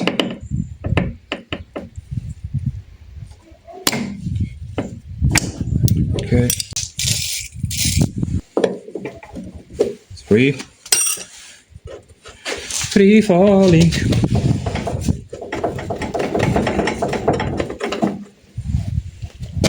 Ta-da! 17. Also, now you can do it like this. Can use my larger one. Just have a complaint about this, and the guy that sold me knows this. You can use this side, of course. This side you cannot. I know it's nice not to have the things sleeping all the time, but I want both sides. Always. I love both sides.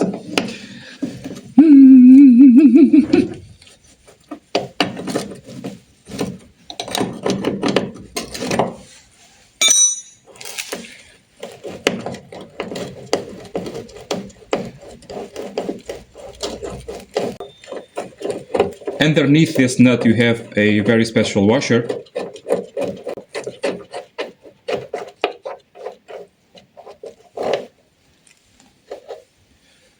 It's serrated one, but serrated on the inside. And finishing off here the ABS sensor cables and holder. We have a holder over there and a bracket. So we can do things.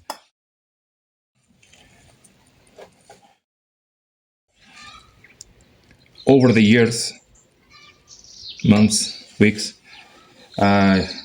usually pass here some products, some sprays to help out this not to be very, very bad, and it was not.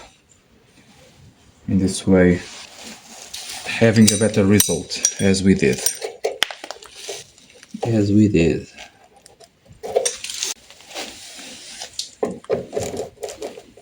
10mm bolt.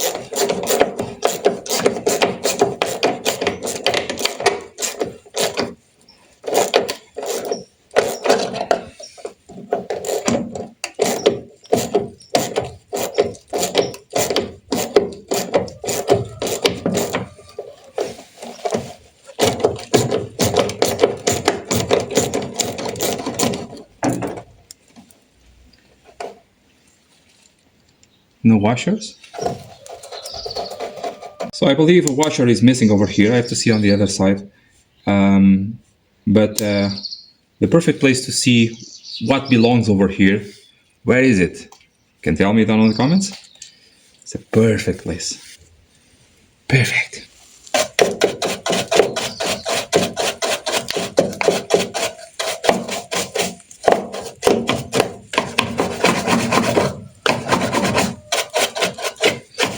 Yes, this is a shoe brush. Nowadays people do not use this for shoes, at least here in Portugal. Just for... It is very soft and hard at the same time, so strong at the same time. So I can see what I am dealing with. Yes, we are to take out every single grommet from the car, and we have to start to understand how they work. I will help out with that in the meantime, because I have over here one very easy to take out. Otherwise, we have to do another trick. Well, apparently this one is a squeeze type, and I can do it with my hands, but I will do it with pliers so you can see better. It is a bit rare. Nowadays it's very common, the squeeze type, but on the old days this was a new thing. So over here we have a very rare site of something we must understand. Over here on this other area, on the back side, we have a grommet, a holder for something. Does not matter what it is, okay? It is for a hose. And the grommet attaches to the body by this bushing. Well, just like a house bushing, we have a center piece, which is not a screw in this case. It is just a plastic barrel, and we have to remove it. In this way, it's very easy. Just punch it out to the other side with a hammer. Most cases on this car, you cannot do that because it is in frame, so you cannot see this actually. So for that, I have another technique, which will be very time consuming, but very, very effective, that can work on your case.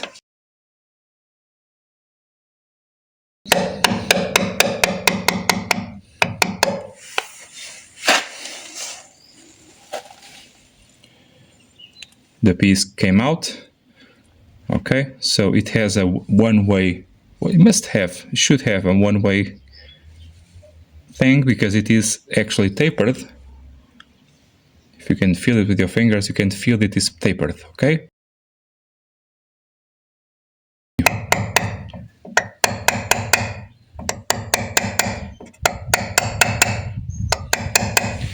Well, this method here is not very good. I actually prefer to go on the other side. Now this happens because the material is already stretched out. Unfortunately, it can break. It has 35 years or 40 almost, so. Whenever you can save them by doing something over like this, do it. Don't be a hero and try to do it on the other side just because you want to make it as if you would not have access to it. I am actually trying to take it out, but I believe it will not be possible.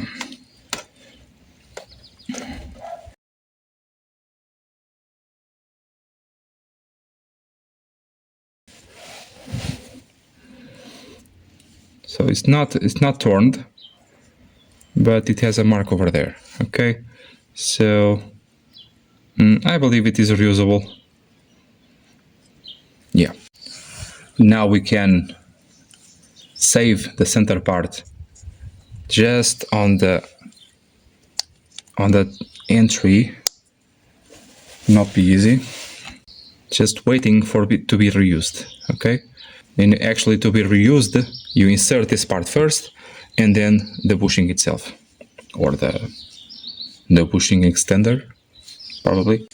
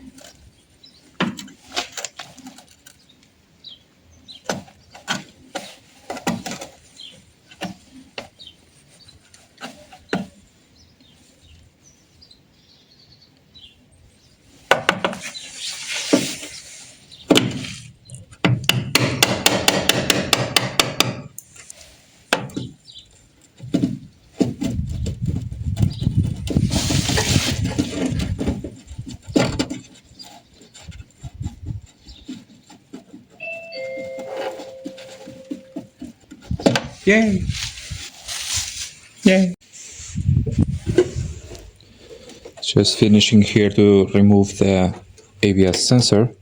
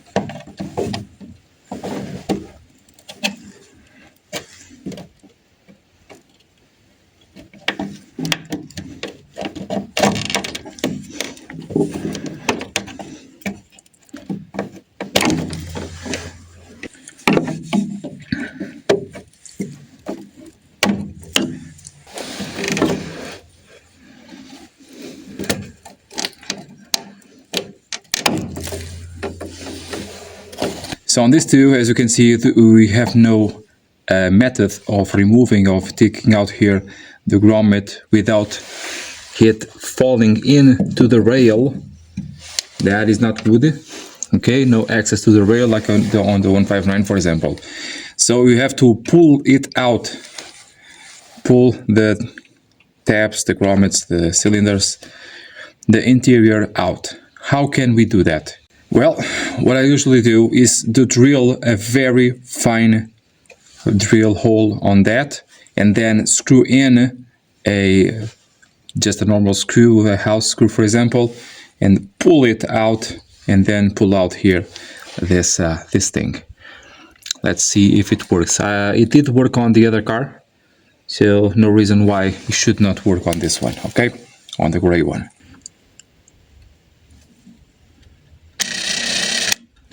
It's a bit too big.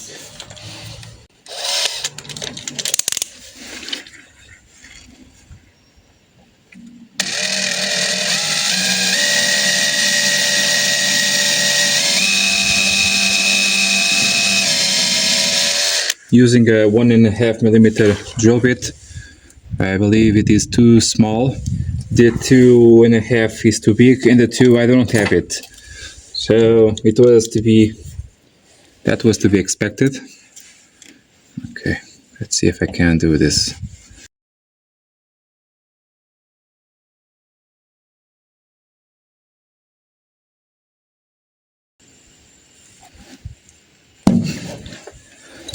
Or a better screw.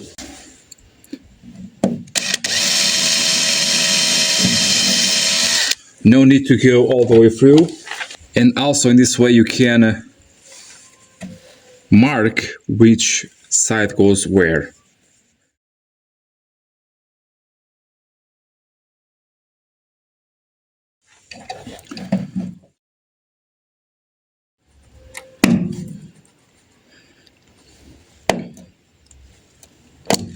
This was not the idea, but it came out.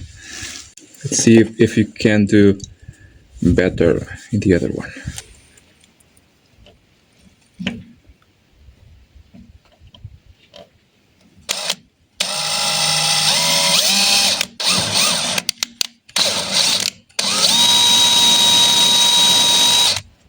What?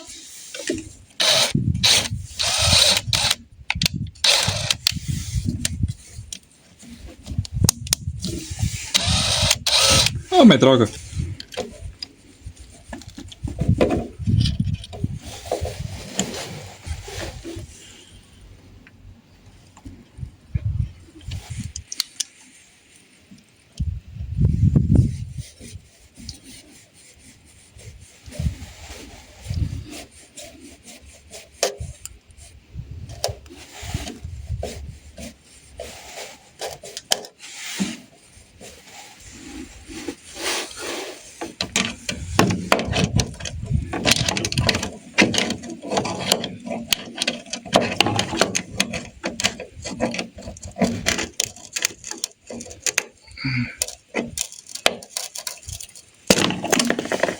Again, this is not the was not the idea, but it came out again. One more time.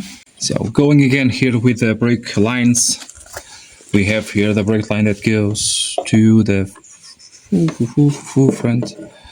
So front and back. Oh, this uses a cross thing. Very nice. Never noticed that. Yay.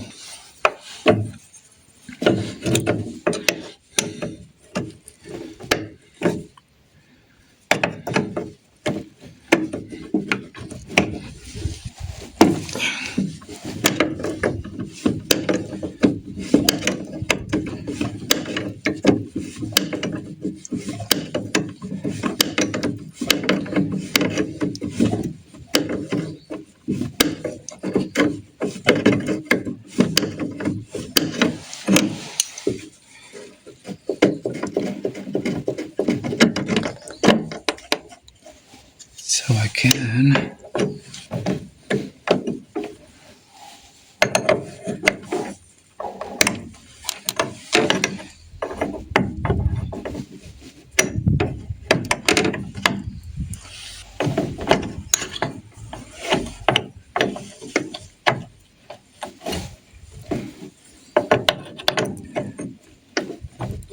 well, actually, this one, there is no need to remove it.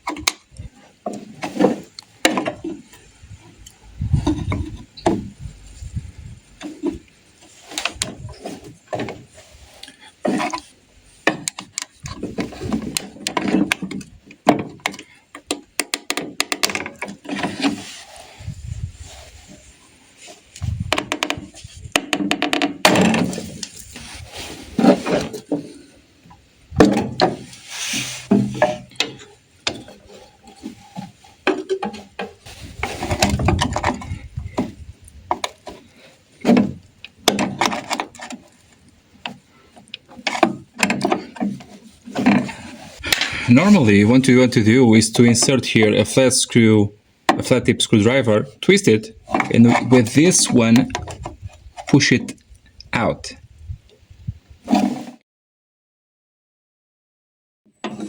Yay.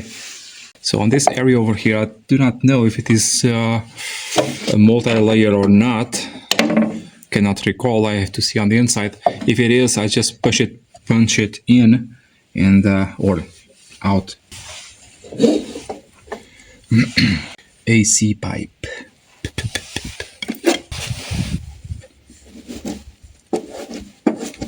Is it twisted? No, it's punching. So punching through, and the grommet over there.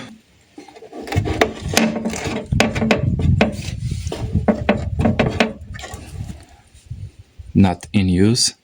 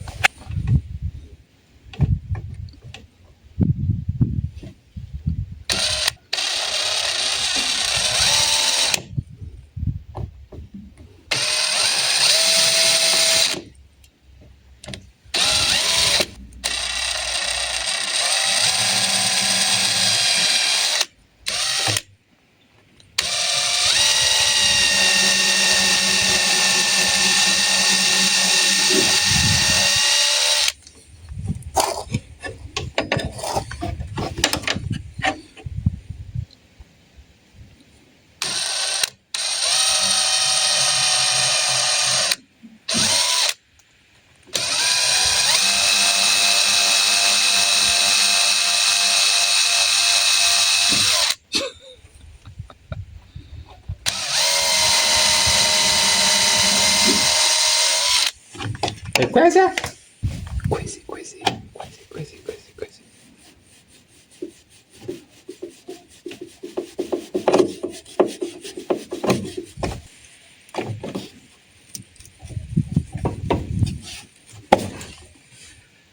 Yay.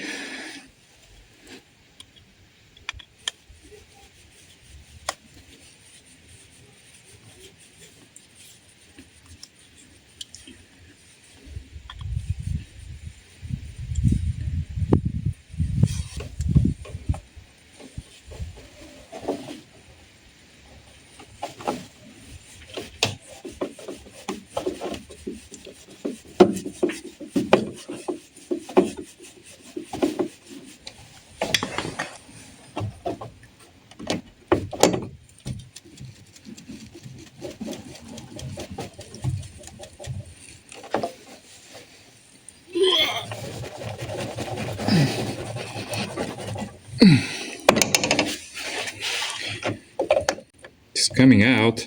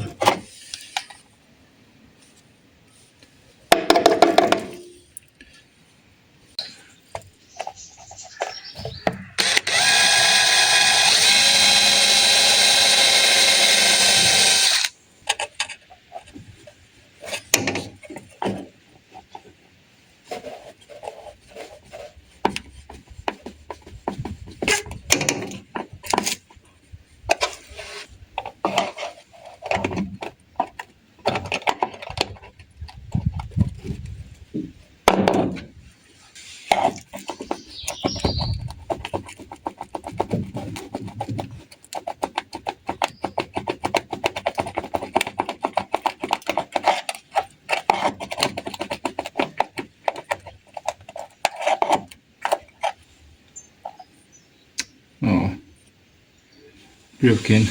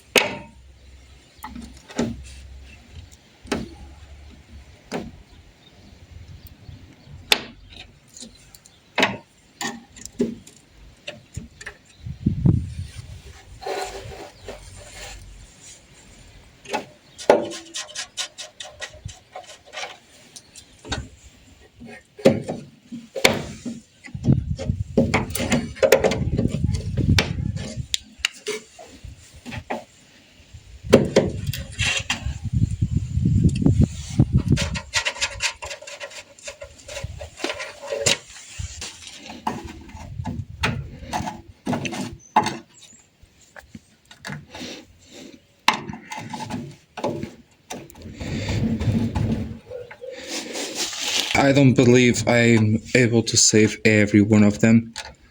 This one, for example, not easy to do.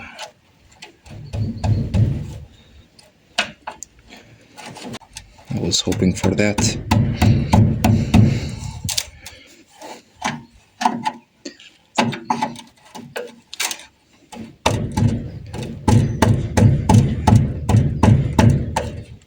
No. Nope. Nope.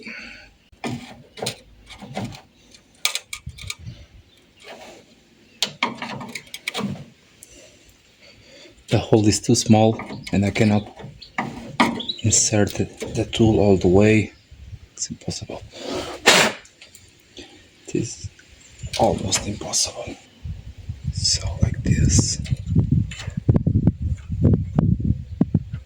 Possibly like this. It's impossible. The hole is too deep. The tabs are too far in there. I cannot even reach them or see them.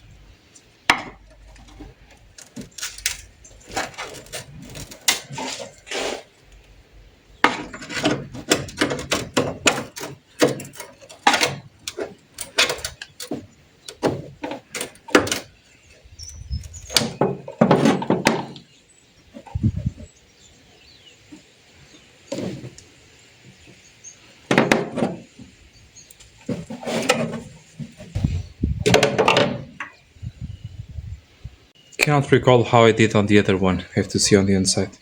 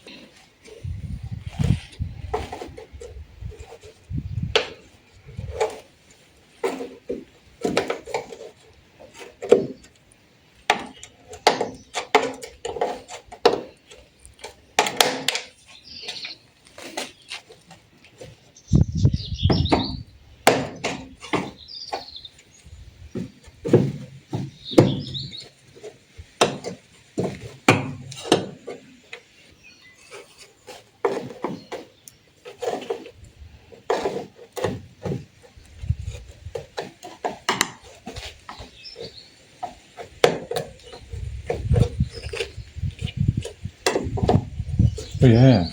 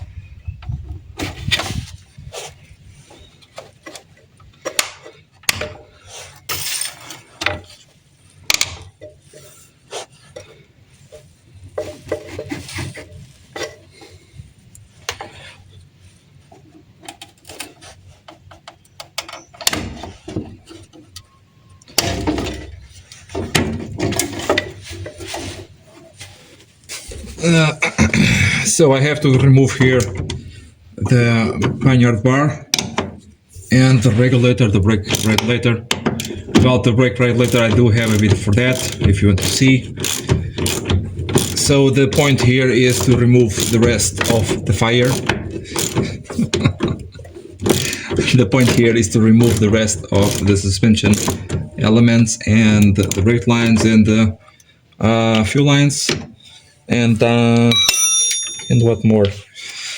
And what more? Yeah, just everything that I can spot. Oh, do not fall off the jack stands. I can use my impact gun, but I do not want to do a lot of noise. The noise may be too much right now. Ooh. Nope. Nope.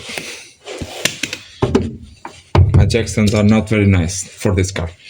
So I will do that with the impact.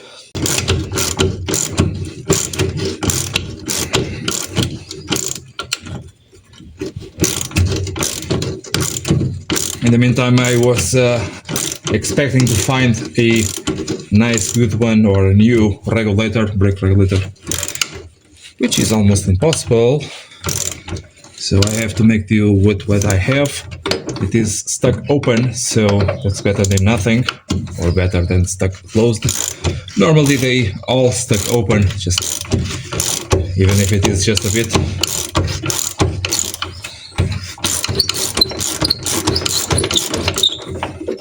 Bit of rust. That's what you guys like to see, right? Just a bit of rust. This car is not imported, so we have very low levels of corrosion here in Portugal. But this car was in the ocean area, by the ocean, for a long time. So I have lots of corrosion still.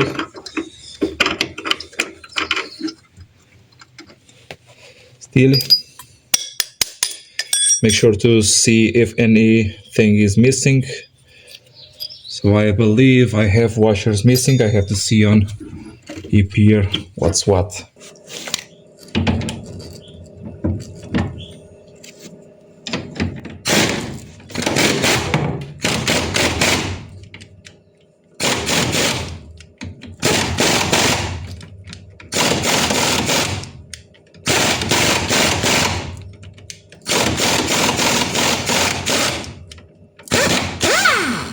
The impact has the force necessary to remove the bolt, but I want to protect the bolt. So go back and forward with it. How many times you need to remove this, okay? Yes? Yes.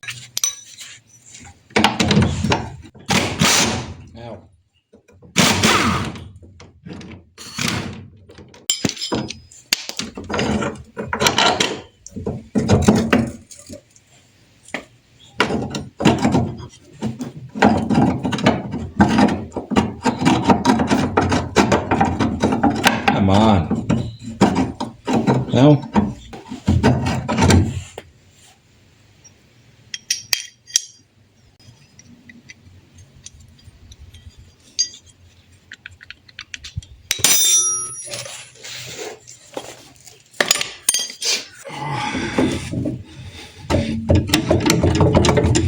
Should have done this with the bolts on.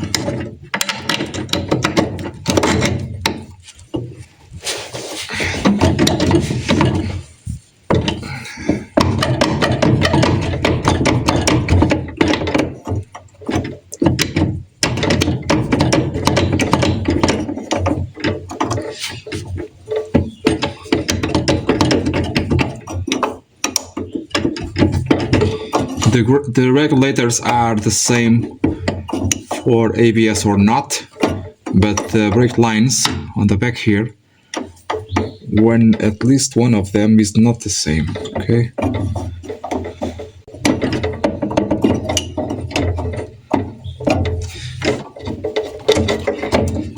Take it easy, relax. even if you do not have any spray on this, you can actually do it like this. Find it to be very nice to make it come out. No oil is dripping because the last time this brakes came off, it was like 2 years ago or something.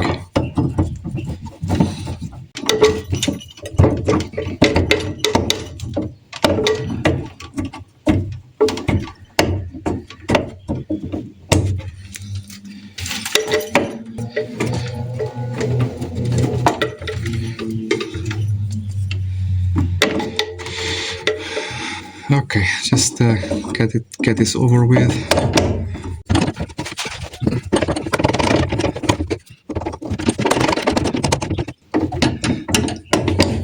Possibly a bit of spray is in order.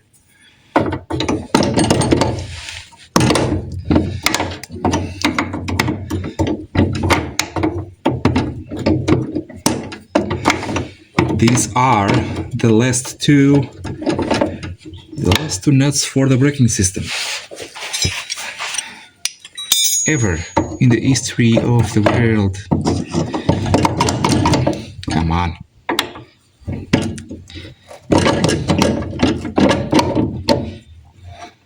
Was it me? This? Probably it was. So stupid. I am so stupid. Come on.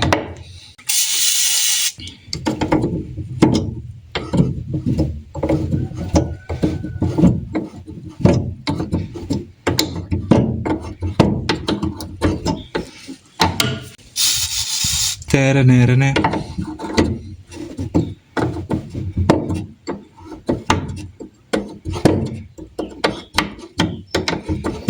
I see.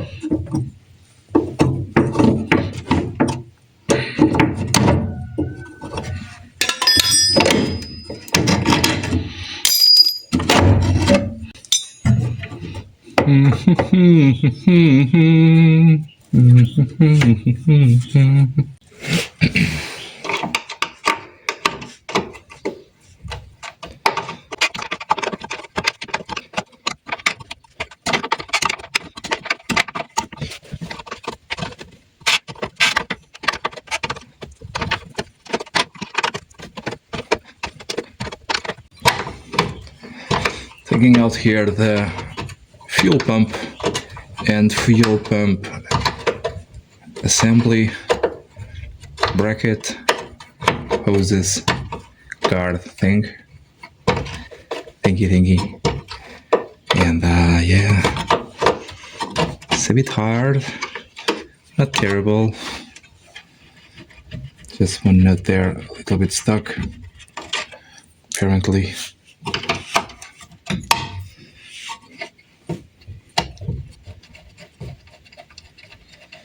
Car shakes, but does not fall out, I believe, I hope. These fuel pumps do tend to make some noise, especially if the fuel tank is low. They do make a bit of noise. My normal behavior is as soon as I hear it start to make some noise, I fill up the gas tank.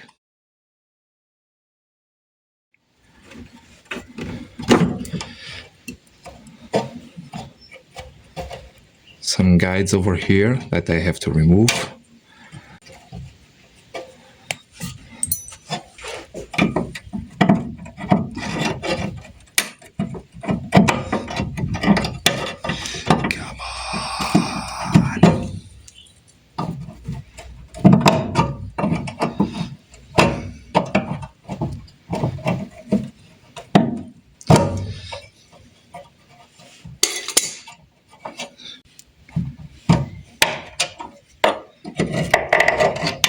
Yay!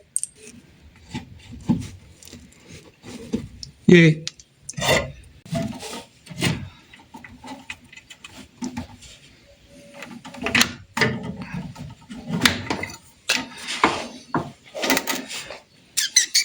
So here on the wheel arch, I have my fuel cap and a fuel neck, and this bolt over here is usually very stuck in there because we have always a lot of dirt behind the thing.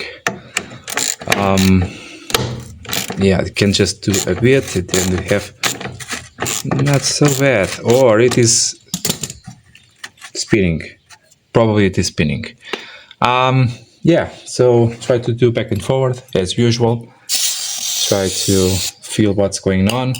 Probably you have to wash out all of that dirt to understand what is going on. What's going on? What's going on? I believe it is a trap nut, but I can be wrong. Usually I am.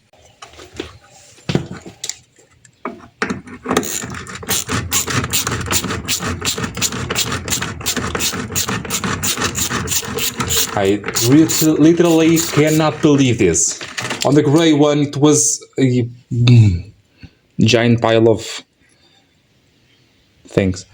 So, yeah. What's going on? What's going on?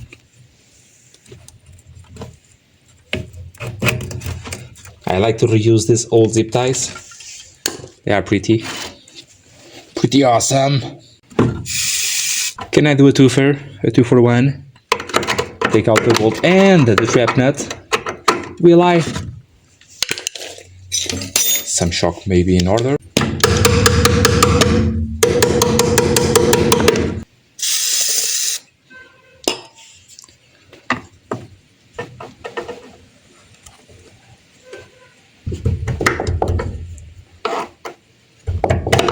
Oh yeah! Oh yeah!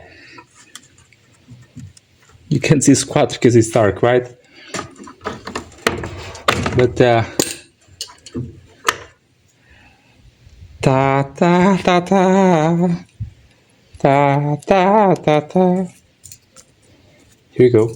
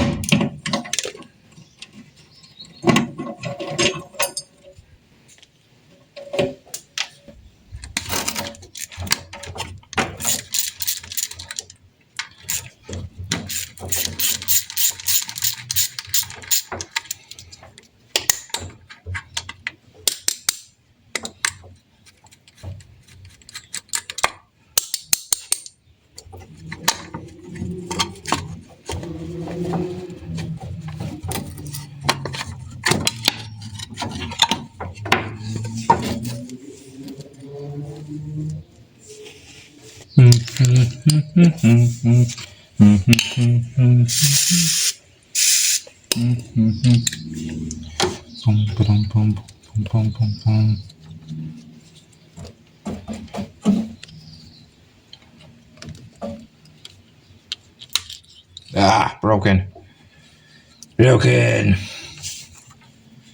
Broken inside. can control what's inside.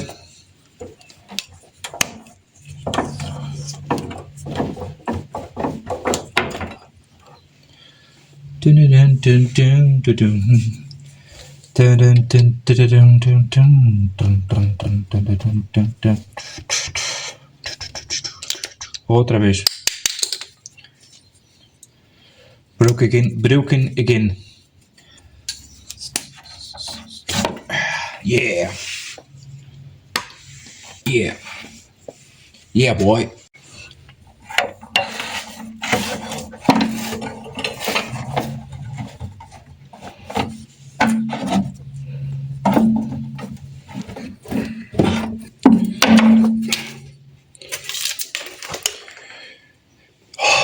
Coming alive. Dun, dun, dun, dun, dun.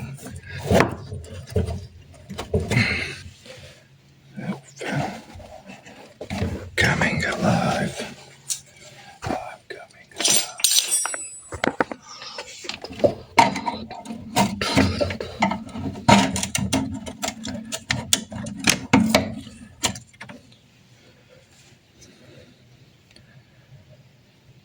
Stupid Bruno.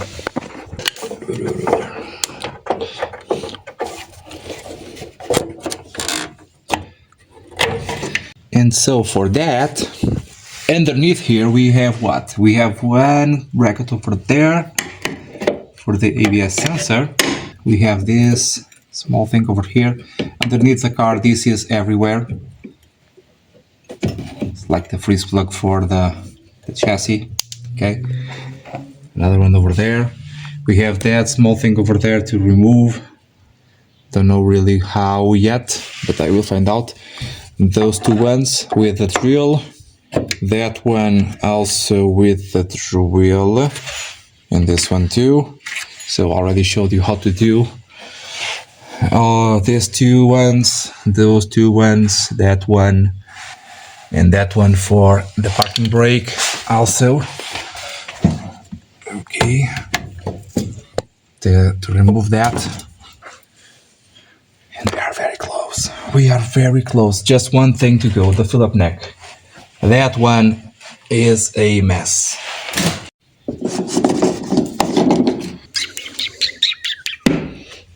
This will not be fun. So it is out, but okay. So the most difficult thing is still there on purpose, okay? So I removed there the filler neck.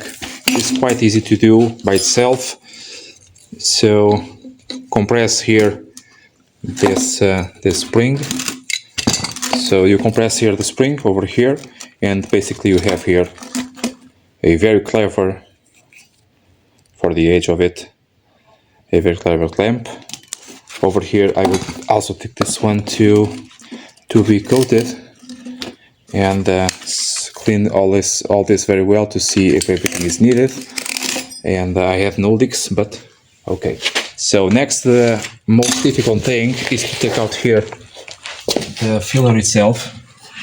So it is screwed in, and usually what happens is they break. So I have to hold this section over here and twist this section over here. Let's hope I can do that without breaking it, because normally they break. Normally they do. Let's hope not this time. Yeah.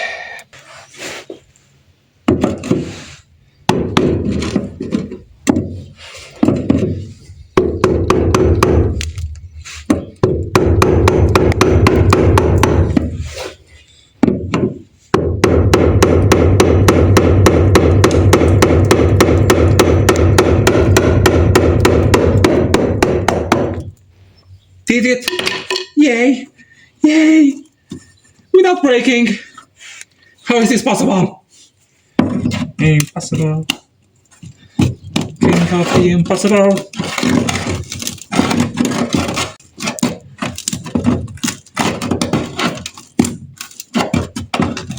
Thing is up. Ow, ow. DK.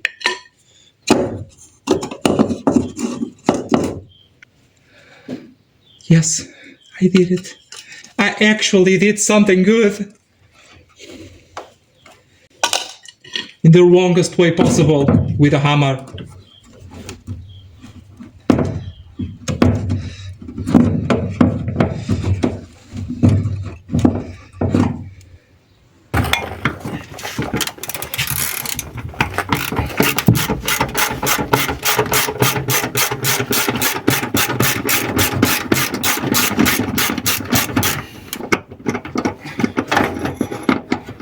I can say this is quite easy to do on the 33.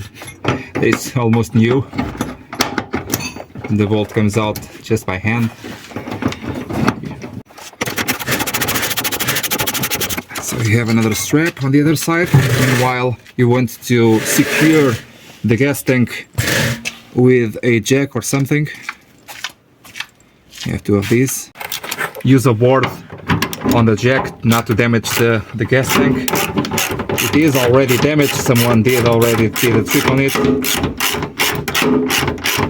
I also need to take out the gas tank because currently it's not reading the amount of fuel, so I also have to see that.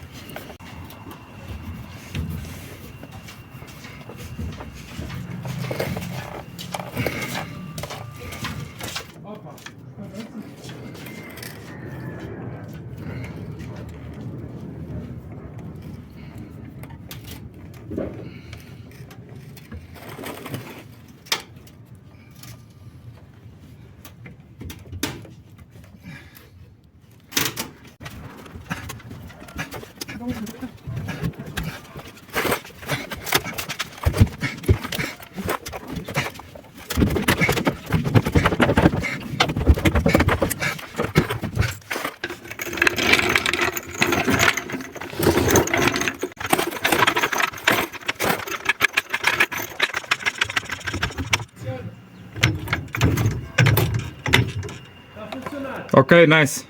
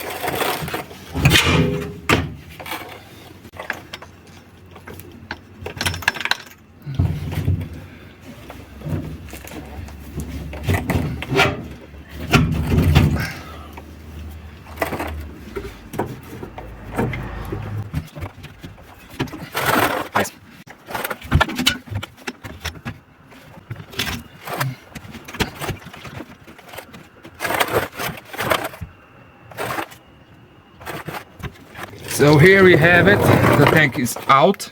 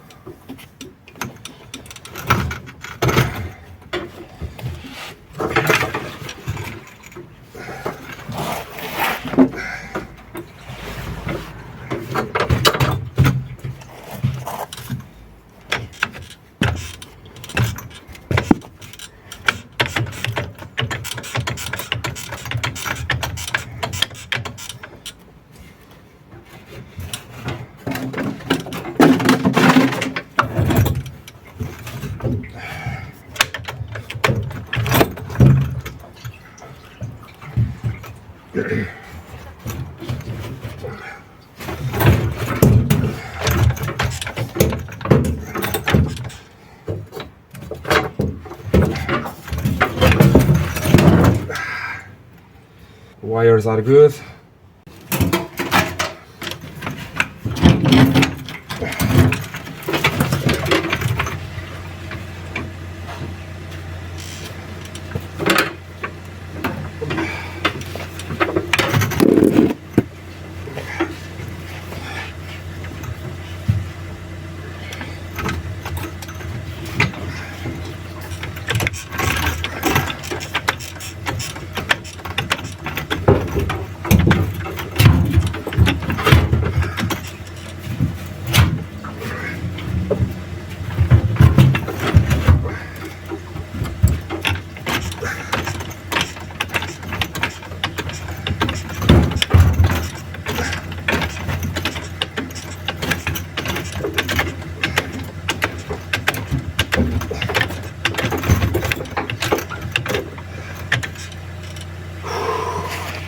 So here we have it, kind of.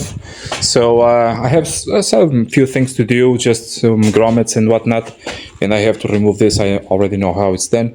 I just did here a quick cleaning on the front. Seems like new again, right? So you can understand now how many layers of dust and debris was over here because of the years and the use of the car, of course. So I, in this way, can appreciate more easily what is left to be done in terms of, well, everything that is bad. Everything that is missing over here like this, I have to remove this one. Possibly I cannot save it. I have over here also this small thing over here, very important for the washer fluid hose. Well, things like this, okay? As you can see, is 99% done, very close to 100. Over here on this side, nothing I believe to be done. I have this that goes to the inside. Very nice to have that access over there. And as you can see, the scars are not very well sealed through. As you can see also, the glass is not glued all the way because water did get in, or did enter and splash the ground, but no matter. No matter. Underneath, everything is done. On the back, everything is done. On the inside, everything is done. Just small things to do in terms of small clips and a bit of cleanup. Once I have the car on the rotisserie, I will clean it up then with the pressure washer underneath and whatnot. I did that on the car without the rotisserie. It was very dirty, but this is another thing altogether. So in this way, we are officially, cannot believe I'm saying this, we are officially done. The car is officially ready to go to the painter and bodywork. Oh my god, this is big in so many ways, because I need this space to work, because I have two more cars that just arrived. This is a beast. This is the so-called almost GTA. It is a 3.2. The alternator is busted. The customer warned me, while you have the engine out, replace everything. And I did, and I said, no, but everything is all right. It is not now. And this one, I did put in an engine, and it's just here to do some things, small things, just top up the levels, to replace the coolant, see the climate control over there, and okay. A lot of work. Many of the works that I'm doing over here are already on the channel or becoming part of the channel in the near future. I have two convertibles down there. Everything that I've done on them or doing or will do on them is on the channel. This one over here is the one that I did the engine on the new engine room, the 2-liter V6 turbo. It is already ready. I'm just doing some miles, a lot of miles or kilometers to do it myself, to do the first stage of it, like the 2,000 or 3,000 kilometers, and then do an oil change, do some correction work on the paint, and get it ready for the customer. in this way, hoping that nothing will fail. I hope. If you want to see the rest of the videos for this car, down on the description I have a full playlist for it. I also have some loose videos for this car that may not be on the playlist itself, but of course they will be on the channel, okay? So this will be another area to work. On that area over there also can be another area for work, but I will put there the bench press, that hydraulic press, and probably a large table with a drain, so I can repair gearboxes and engines in here. And I'm thinking here, well, this is an old project, to close this with some tarp. Well, not really a tarp, it is like a tarp material, but it has some mechanism to make it go up and down. And I was not able to do that before doing this attachment of cement on the ground, because it will attach to the cement, the over extension of the cement. If you need more videos for everything you need to know about engine gearboxes, I have it down on the description. Later on the channel I will disassemble this engine altogether. The engine is good, I just will do an overhaul. The gearbox the same. I never had a gearbox like this open in my life, so that will be fun. And same thing as always, second gear is a mess and third gear sometimes grinds. Other than that, I believe everything is nice.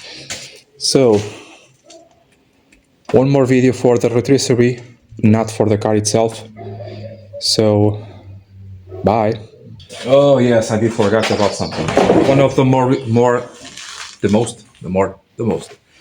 most requested things about this build or disassembly was here the drain channel waste.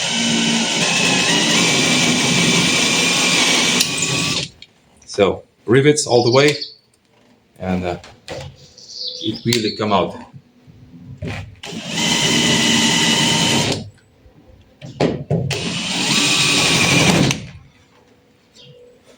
I think it has a bit of glue over there, I cannot recall. Oh, sorry. Careful not to damage here the rubber.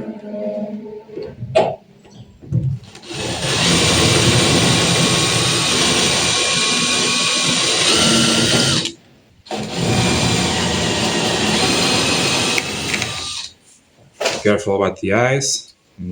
Mouth. Open.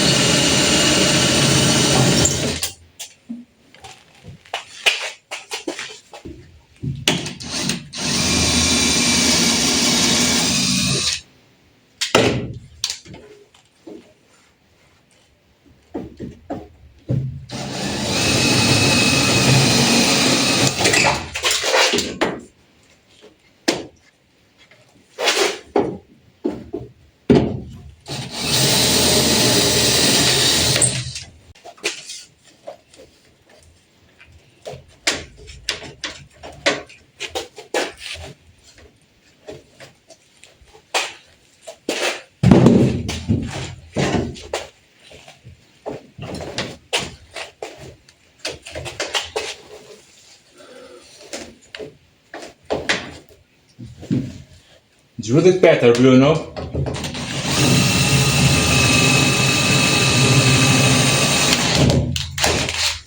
Without damaging the part.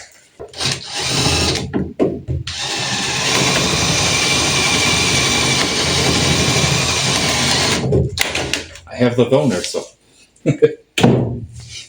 No worries. Yay! Yeah, pal.